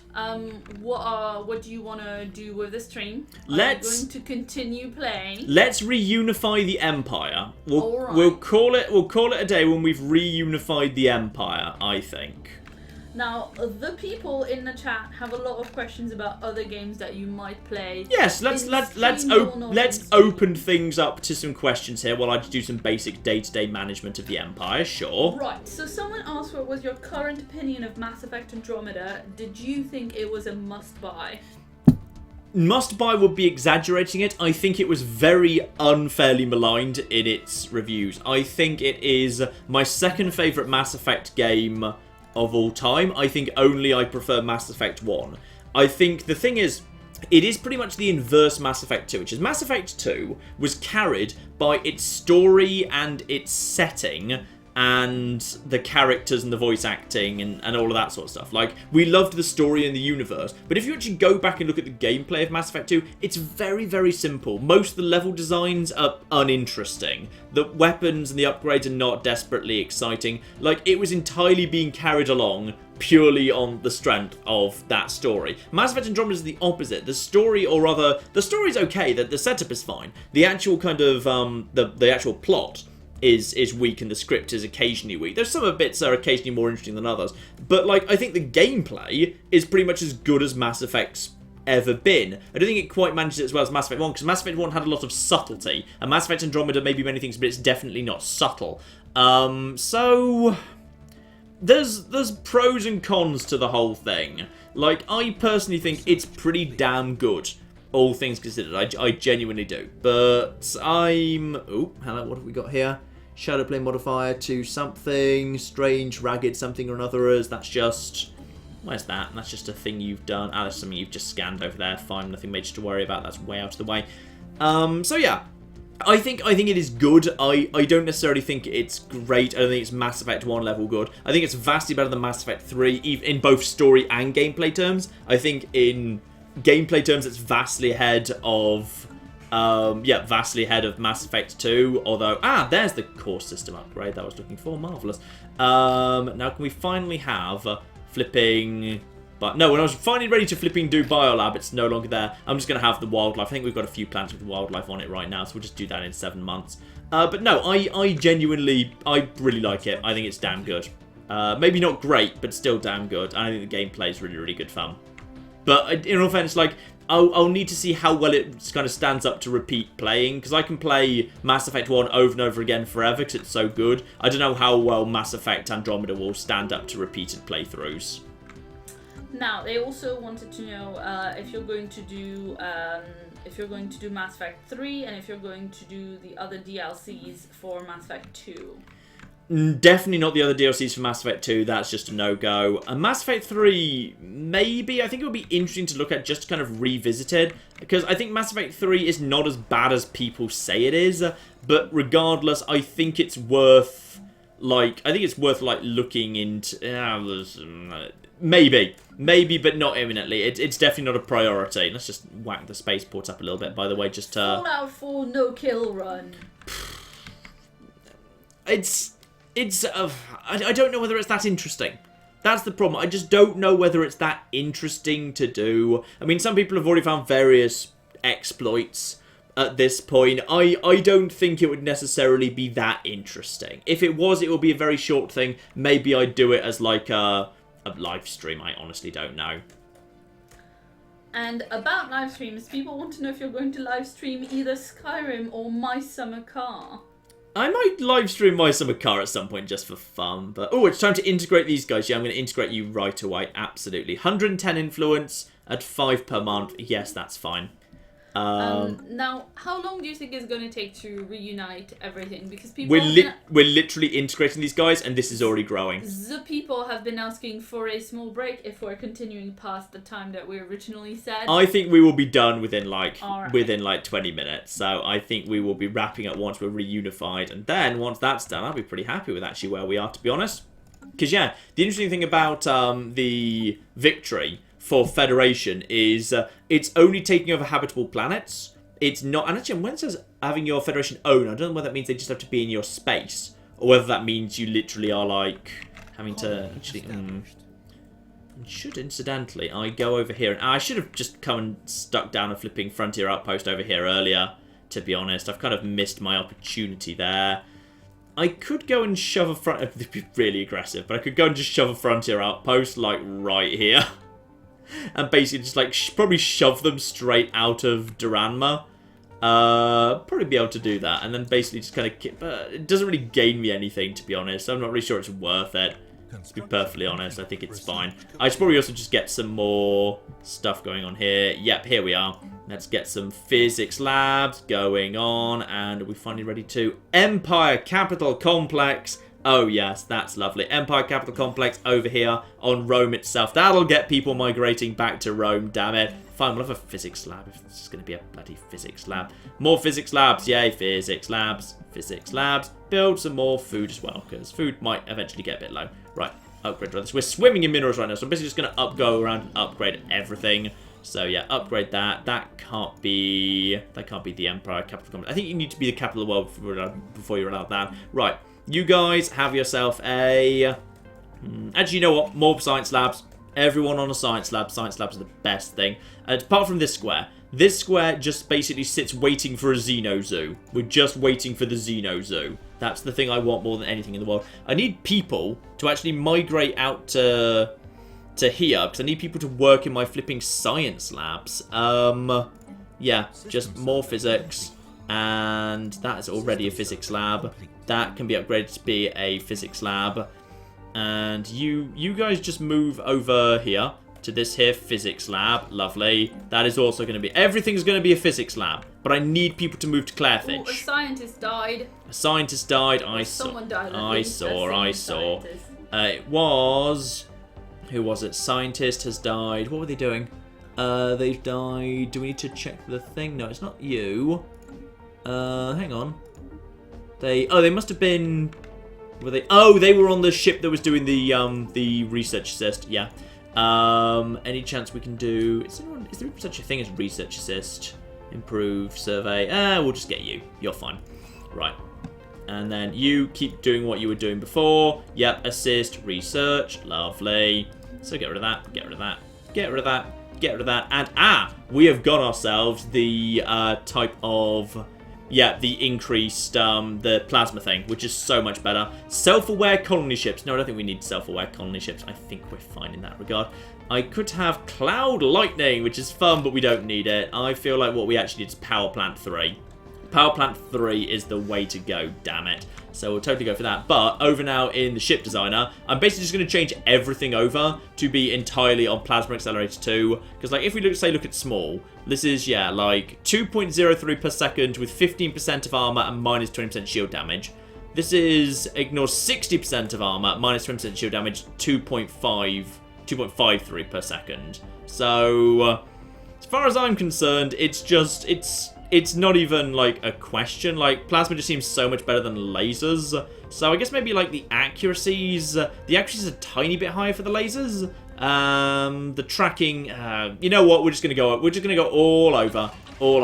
I mean, I can tell it's better, because you see what's going on there, is it costs more power. You see. And I've literally, I don't know why I've not got the torpedo boat. Maybe because, like, is torpedo boat, like, tied to missiles or something, so therefore I'm not allowed it. I think that might be the case. Right.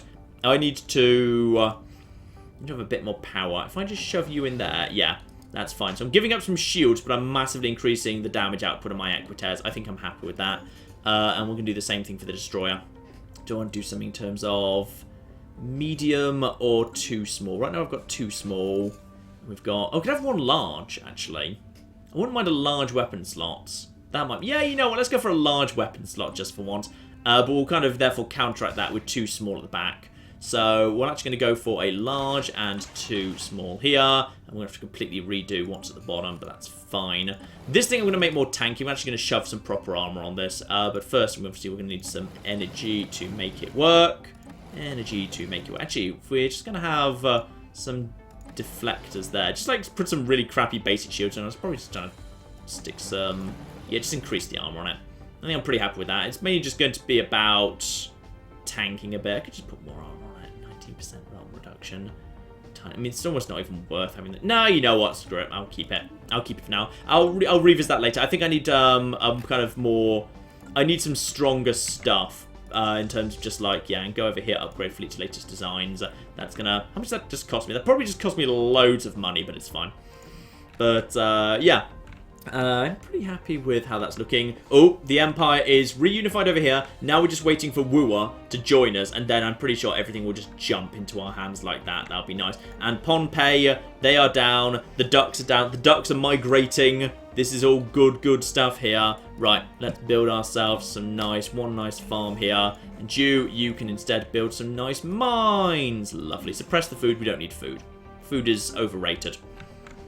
Interestingly, even if you kind of send someone who's, like, not part of your empire out and around, like, regardless, they, like, they stick with your style of architecture. They just kind of adopt your style of architecture, which is kind of fun. I like that.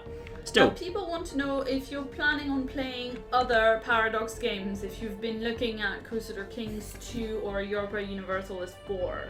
I would actually like to look at Crusader Kings 2 or Europa Universalis 4 at some point. The problem is, like, there's only so many slots on the channel I can give over to strategy games, and, like, I'm really loving Total War, and the community's really loving Total War. So, absolutely yes, and maybe we'll have, like, a pause after Medieval 2 where we can do a different Paradox game, but for the time being, I think, well, you know, it's kind of going to be given over to Medieval 2.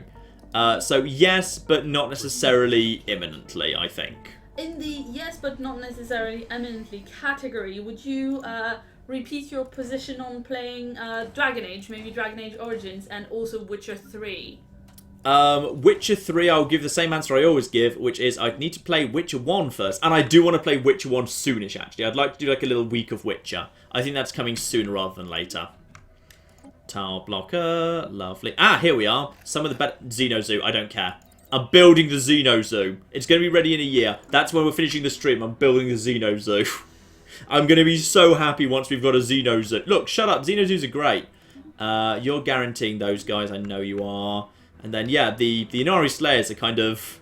Poor guys. They're just kind of squeezed down here, to be perfectly honest. I feel a bit sorry for them. Well, nothing to do with your foul kind beast. Why have you contacted the Inari Slayers? Aw, they're pathetically weak.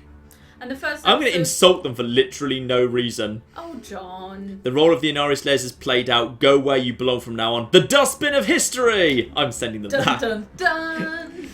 You're starting Medieval 2 tomorrow, right? Medieval 2 is beginning tomorrow. I've recorded the first couple of parts. I think it's a really damn solid series, yes. I think it's a really good series. I'm really happy with how it's shaping out, yes. I think it's great.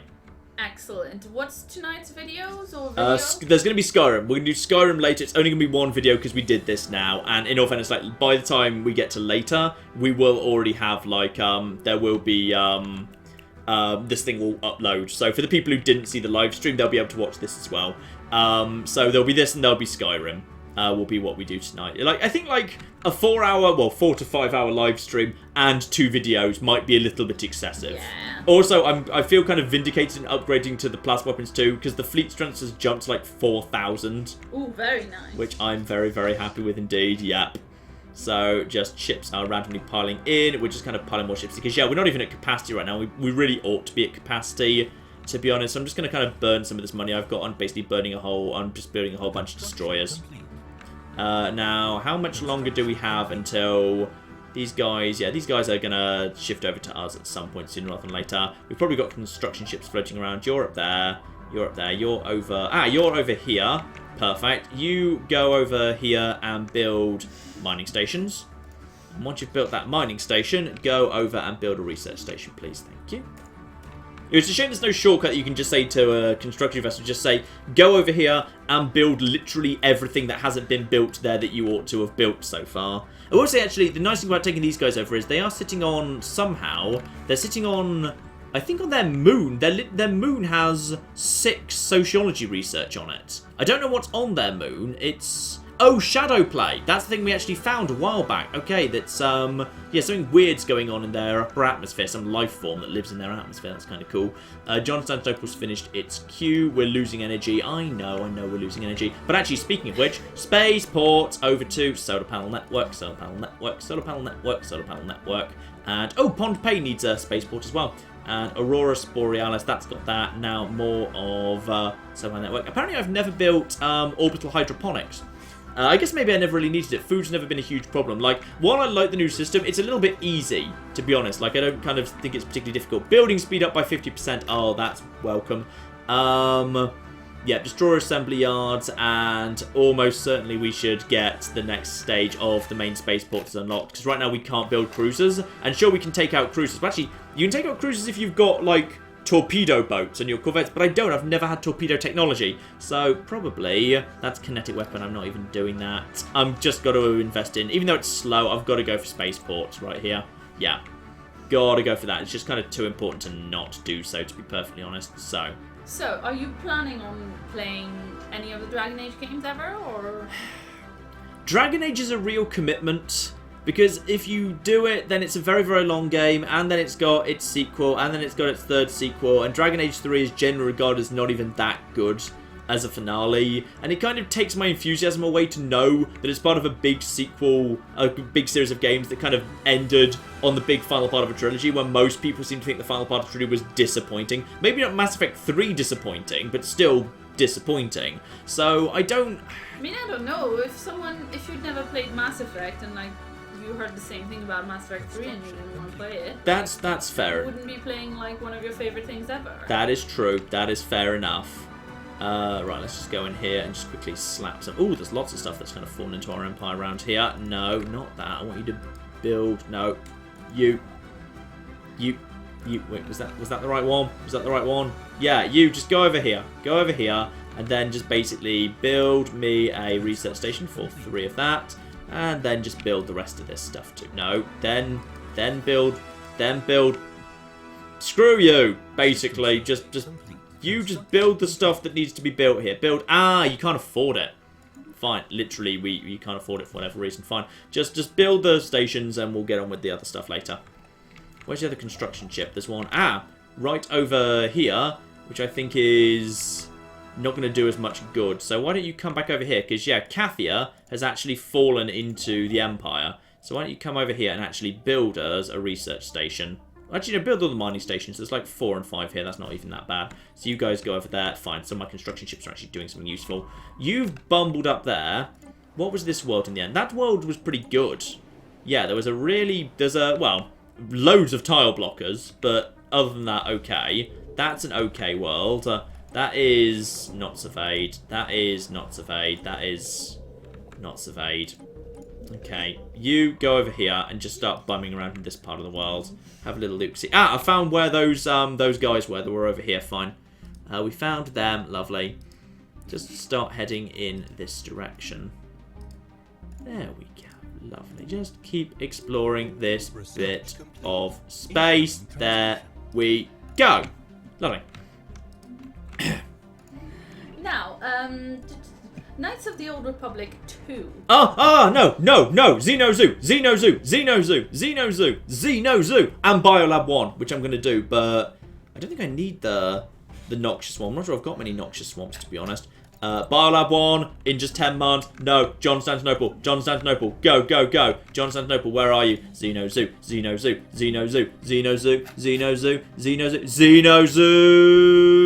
I don't care if that's going to cause us to like go bankrupt and lose all our energy. I honestly don't care. Ooh, it produces Unity now. That's nice. We're building a Xenozoo. Xenozoo is the best thing. Xenozoo is amazing. Happiness plus 10%. Migration attraction plus 25%, which doesn't really matter because the planet's literally full. Physics lab, do science, bugs, do science. How dare you be unhappy? How dare you be unhappy on this world? This is the best world. Which worlds, by the way, are producing tons of minerals? Claire Fitch is producing ridiculous science. I'm gonna actually shove on if I can, I'm gonna shove on no, I can't actually shove on a bonus science thing.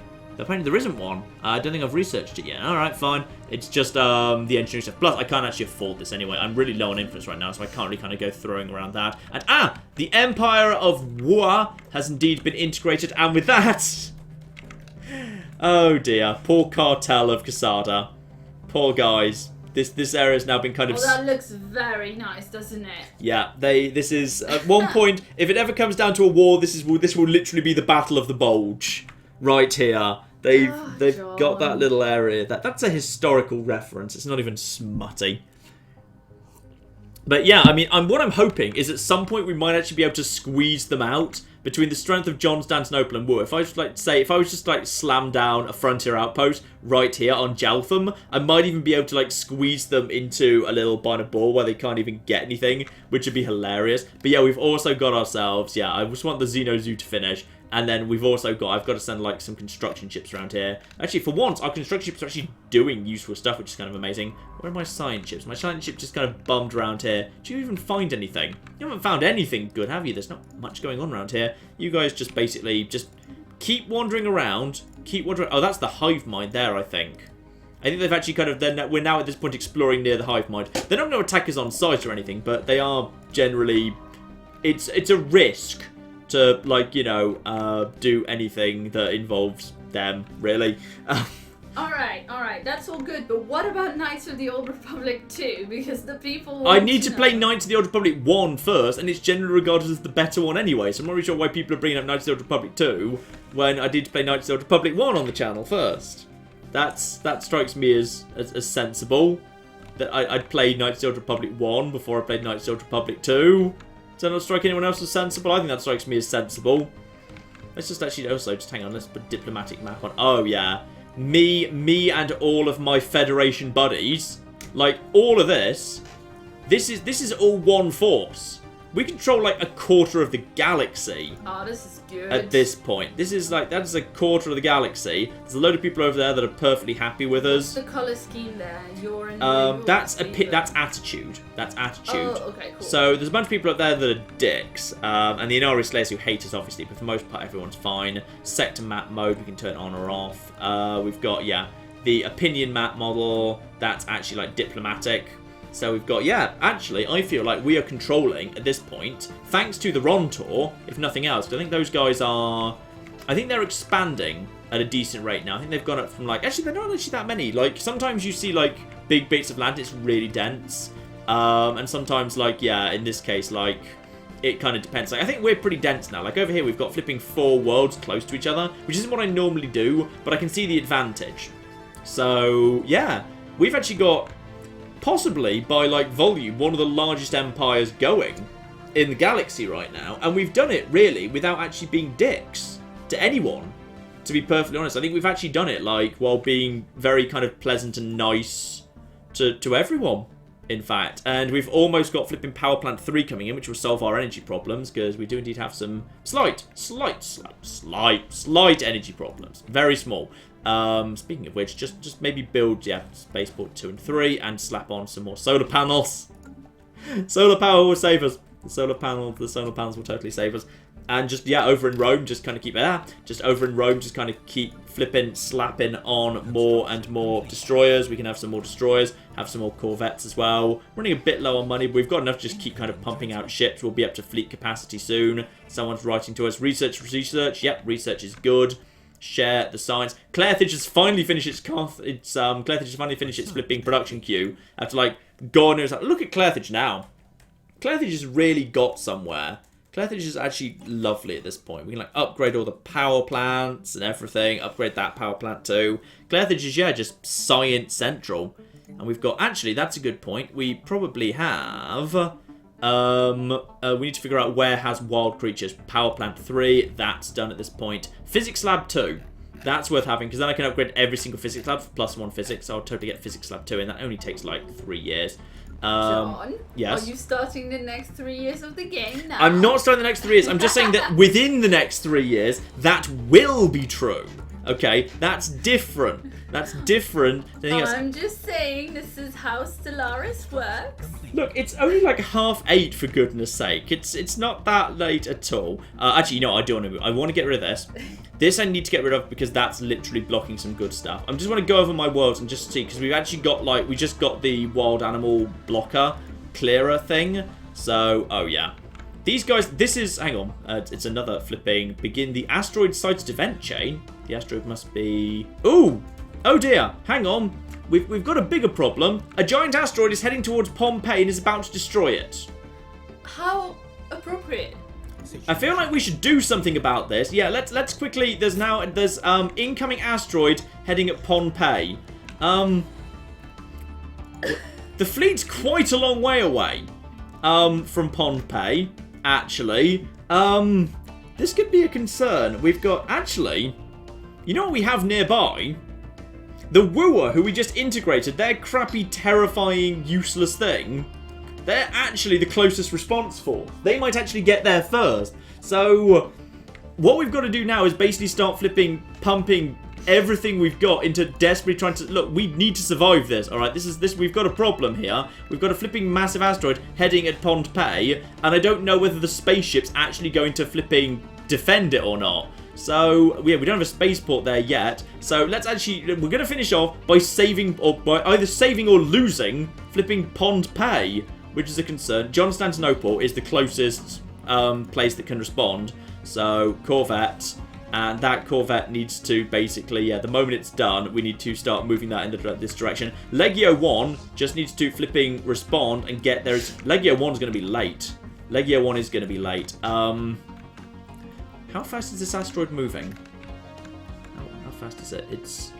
I think it's going pretty slowly, because it doesn't have engines, because it's an asteroid, which is good. But at this point, I've just basically got every fleet converging desperately on Pompeii. This is evacuate? Huh? I can't evacuate it. I don't know why that's not an option. It's just flipping not. It's not available as an option. So I feel sorry for the ducks. They're only just getting started. The poor ducks of Pompeii. Someone in the chat said you had to name it Pompeii, didn't you? Mm-hmm. Dear, oh dear. Actually, that's bloody true. It's a fixed point in time. No, we can stop it. We're going to stop it. It's going to be like Waters of Mars. Like, everything's on the move. Every single fleet is, like, literally converging as fast as possible on this area. No, that needs to move over there as well. Change target. The flipping fleet that we kind of intercepted from the Wooer when we integrated them, they're flipping on their way, damn it. They're coming. Right, you guys, come over here, build a research station, because there's flipping 6 sociology in that bit of the world, so that's great. Right, we've got the first fleet arriving, and Legio 1 is not even that far out. Right, we've got, hang on, we've got ourselves a fleet here. Go, go, go, go, go. Everyone, converge on this. Everyone converge on this. Destroy it. Legio 1, you better make it in time. I mean, we've actually got a spaceport right here. I don't know whether the spaceport is even going to, like, try and attack or something. We're firing nukes at it, but it's got like a lot of intriguing lost in space. I don't care about the derelict ship project, okay? We'll do that later. How tough is this flipping thing over here? Begin the target. It's got a lot of health. It's got a lot of health. It's taking a lot of nuking. Fortunately, it's not fighting back, but it's getting a bit worryingly flipping close to Pompeii. Oh god, is the spaceport actually going to help? Because the spaceport does actually have combat capabilities, but it appears to be not helping, which is a concern. And the Federation wants something right now. Ooh. Hello. A military dictatorship wants to become an associate.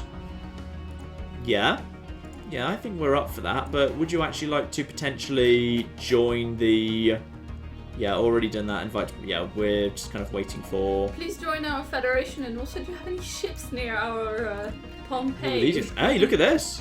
These guys aren't even that bad. They're decent size. They've got 4 systems. We'll need to check on their diplomatic status. We don't want them dragging us into wars on the other side of the galaxy we don't like wanting to do with, but it's still decent. Ah, I think First Legion just arrived.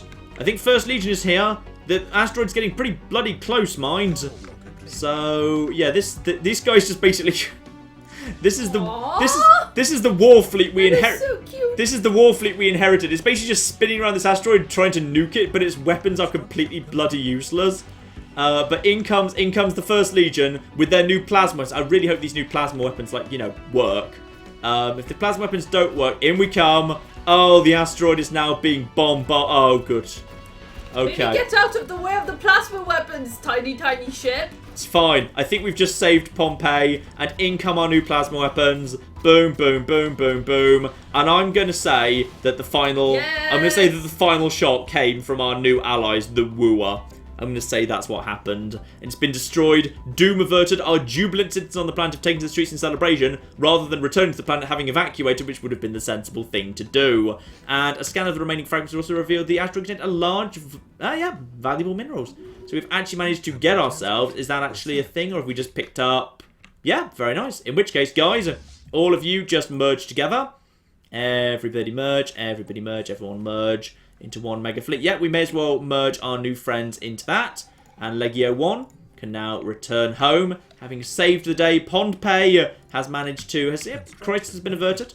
Everything is fine. Upgrade fleet to the latest designs. Respond... Yeah, Vesta's not actually that far from these guys, so that was not actually that difficult to do.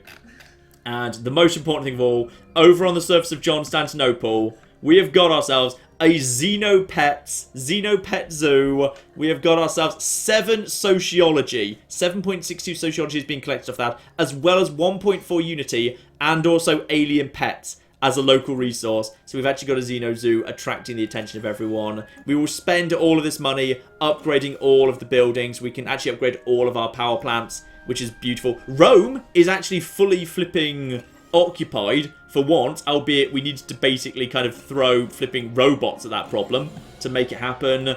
Carthage is a centre of science, albeit we can't actually persuade enough people to actually live in Carthage. That's the one problem. We need to actually... Yeah, that mighty duck is actually migrating away to Pohnpei, which shouldn't surprise us. We've had a duck... You've actually had a duck living on your planet for decades.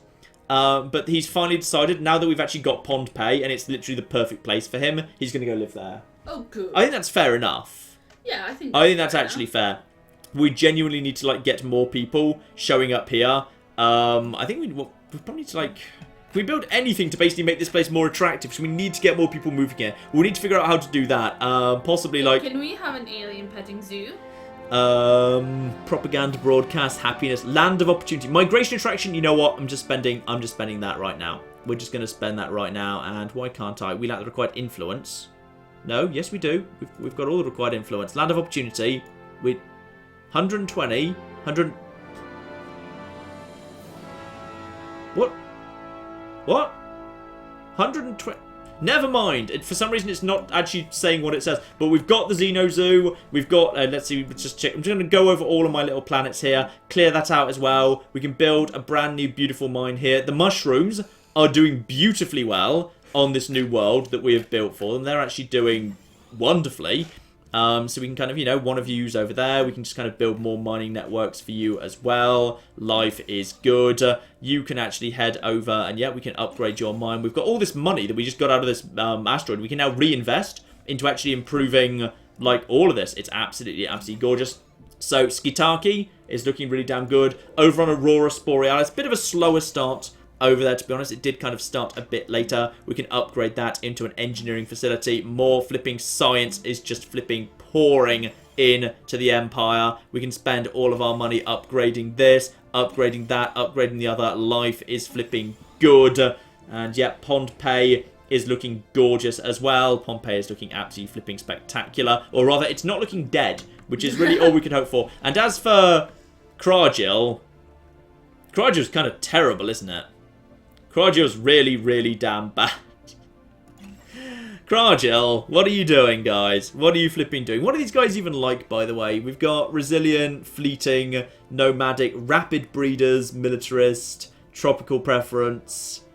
They're not really that good at all. They're basically, their traits basically mean they're going to flipping... Yeah, they're good at defending their own planets, but basically they don't live very long and they're nomadic. They're just willing to migrate away really, really quickly and easily. So, probably, we just want to slap down a bunch of basic stuff for these lads.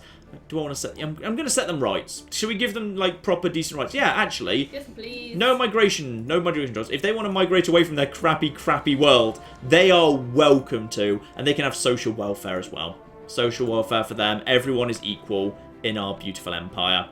That is absolutely 100% fine. But yeah, I think we should probably just throw down some basic crappy stuff for these lads, to be honest. Just like a basic, basic mines and basic flipping science labs. We're going to literally gift them the gift of science. Isn't that lovely of us? But their world is pretty crappy. And to be honest, we should probably just throw it over to a sector as quickly as possible. I think the nearest sector is, hang on, Where's the nearest sector? Oh, the sector square. We might create a sector just for them and then potentially put Nicander into it at some point. And finally, that gives us Biolab 2, growth time minus 10%. Mountains! I think we have mountains somewhere. We've got mountains on like some of our...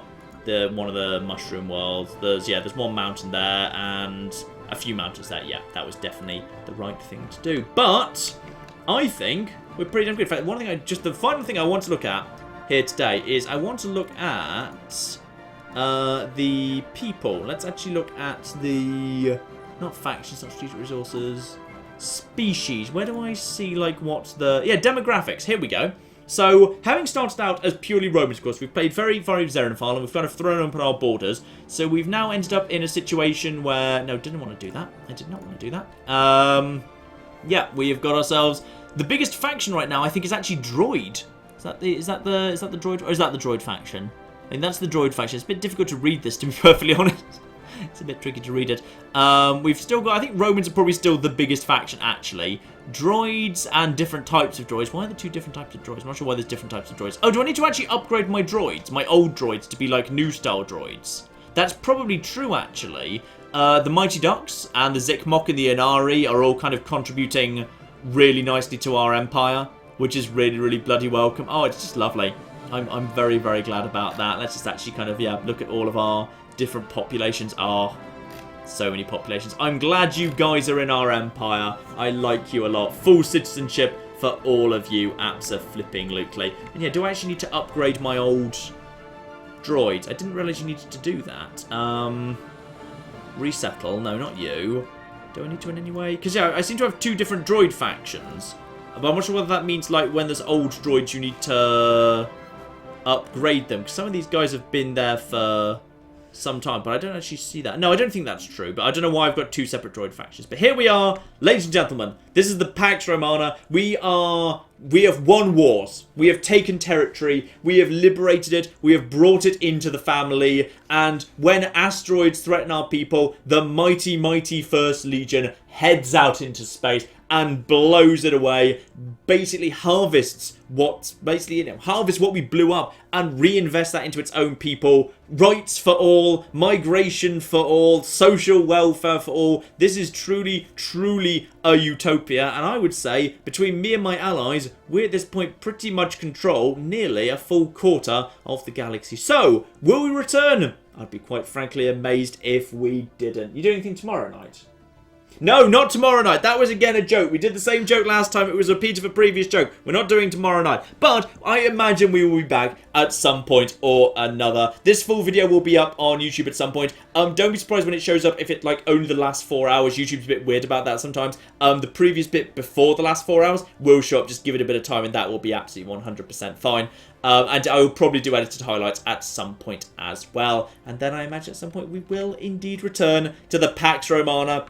Because I would say, actually, it's going pretty bloody well. And if we just expand up to the north a little bit, potentially, do a deal with one of these guys, and potentially start maybe squeezing out some of these guys, because this here is the bad neighbourhood of space. I feel like this here is like where things are going to go a bit wrong. Because these guys, dicks, slaving despots. These guys, fanatical purifiers, and we know what we have to do with fanatical purifiers eventually. These guys, evangelizing zealots. So this bird literally comes to your door and asks if you want to talk about Jesus. So these guys are actually, interestingly, these kind of massive fanatical purifiers, their fleet power is superior to our Federation, but not by much. The naval capacity is interestingly inferior. So if we were just actually basically to build up our Federation fleet up to its maximum allowed level, if I was actually at max capacity, which I'm not at the minute, I think we'd be in a good position to go and throw our weight around and take out some flipping fanatical purifiers, potentially even take out some flipping hive minds, because those hive minds, generally, they're not to be trusted. It's probably all going to go wrong. And these guys over here liked us for whatever reason. Xenophile and militarist, these guys like us, so potentially, at some point, could we actually, why can't we bring these guys into the Friend of the Righteous League is, these guys have their own federation, these guys have the Righteous League, that's just part of their own little federation, so I don't think we can actually bring these guys to our federation, but I'd say things looking pretty darn good, all things considered, and I'm sure we will be back. But in the meantime, ladies and gentlemen, The chat. No. Why are we saying no to each other? Why are we yelling? What are we yelling? Is it because I didn't do the thing? Is it because I was supposed to put this up? Oh, the fan art! The fan art! You have to do the fan art. Well, I've shared the fan art before with the people. Oh, okay, fine. I was about to say. Did you put the image link into the chat so people Yes, can I see did. it? Yes, okay, Yes, I fine. did. People have seen that. I was That's about fine. to say. Yes. Some people have brought up several times, separately from each other, that they wanted to know about if there was a donation button or something like that. Why there was no like tipping jar on the channel or anything like that for the stream. So I thought maybe we can. Maybe you can tell them a little bit about that. Yes, we can, and I can also mention, as many people are probably aware, thanks to the various kind of YouTubers who have gone public about it, because it's sufficiently severe, that YouTubers have all kind of been talking about it, that, bad time for YouTube in general. At the moment, bad time for YouTube in general. We're not sure exactly what the main problem is, because YouTube doesn't talk to the people who are YouTubers, which is sometimes very inconvenient and annoying. But basically, we believe that what you saw in the news last month, the idea that various big advertisers basically started boycotting YouTube, we really started feeling it in April. So basically, the number of ads, or rather the number of videos that have ads displayed in front of them, i.e. the number of videos where someone wanted that ad, like, dropped by like 25-30% overnight, and that directly kind of goes into how much as a YouTuber we earn. So the ad revenue's pretty much collapsed. Every YouTuber I've spoken to has felt this to some degree. The only ones who don't notice it, the YouTube is kind of so small that for them it doesn't really make any difference. But like anyone who I've spoken to for whom YouTube is their job, like it is for me, it's pretty severe. So, yes, if on this occasion you felt like you had a little bit of spare change rattling around in your pocket that felt lonely and would love to find a loving home, then absolutely. If you go to our homepage, manyatruenerd.com, there is a PayPal link if you want to just make like a one-off donation, but the best way that you can help us is we do actually keep a Patreon as well. I very rarely mention it on the channel, but like the situation in April has become so severe that, as you may be aware, like they're about to retire annotation, so we're going to have to go over to the new end card system. When we do, like, I'm going to start including like Patreon links at the end of all the videos, because the ad revenue situation is sufficiently severe that that's what we need to start thinking about. I've never had to bother doing that before. That's where we've got to at this point. So if you wanted to go to patreon.com/manyatruenerd and help us out there, that'd be absolutely fantastic. You know, we forgot to push the ad button again during this stream, didn't we? Yeah, we did. So we've just done 4 to 5 hours of live streaming, and we're probably not going to make any money out of that whatsoever. So if you feel like leaving us a tip in the form of Patreon or on PayPal, that'd be just absolutely magnificent, ladies and gentlemen. And I am sure as well we will return with the Pax Romana. Fortunately, at least, the Pax Romana are doing well. They are swimming in minerals, even if Many a True Nerd is not necessarily doing as much. But in the meantime, ladies and gentlemen, I've been John. I've been Claire. She almost did it on time there. You noticed that slight pause. It's because you don't know how to do it. You're terrible at outros. It's because last time you cut me off and you didn't leave me any time at the end of the stream. Did you see the edited highlights I put out? I literally ended the first part on me telling you your outro was terrible. Oh, great. Yeah. I've been John. I've been Claire. She always leaves a small pause. We're going to do this again. We're going to do this again repeatedly until you get it right. I've been John. I've been Claire. That was too fast. Now it feels unnaturally close. God, I hate you. This has been Many a True Nerd. Claire hates me. Thank you very much. And goodbye.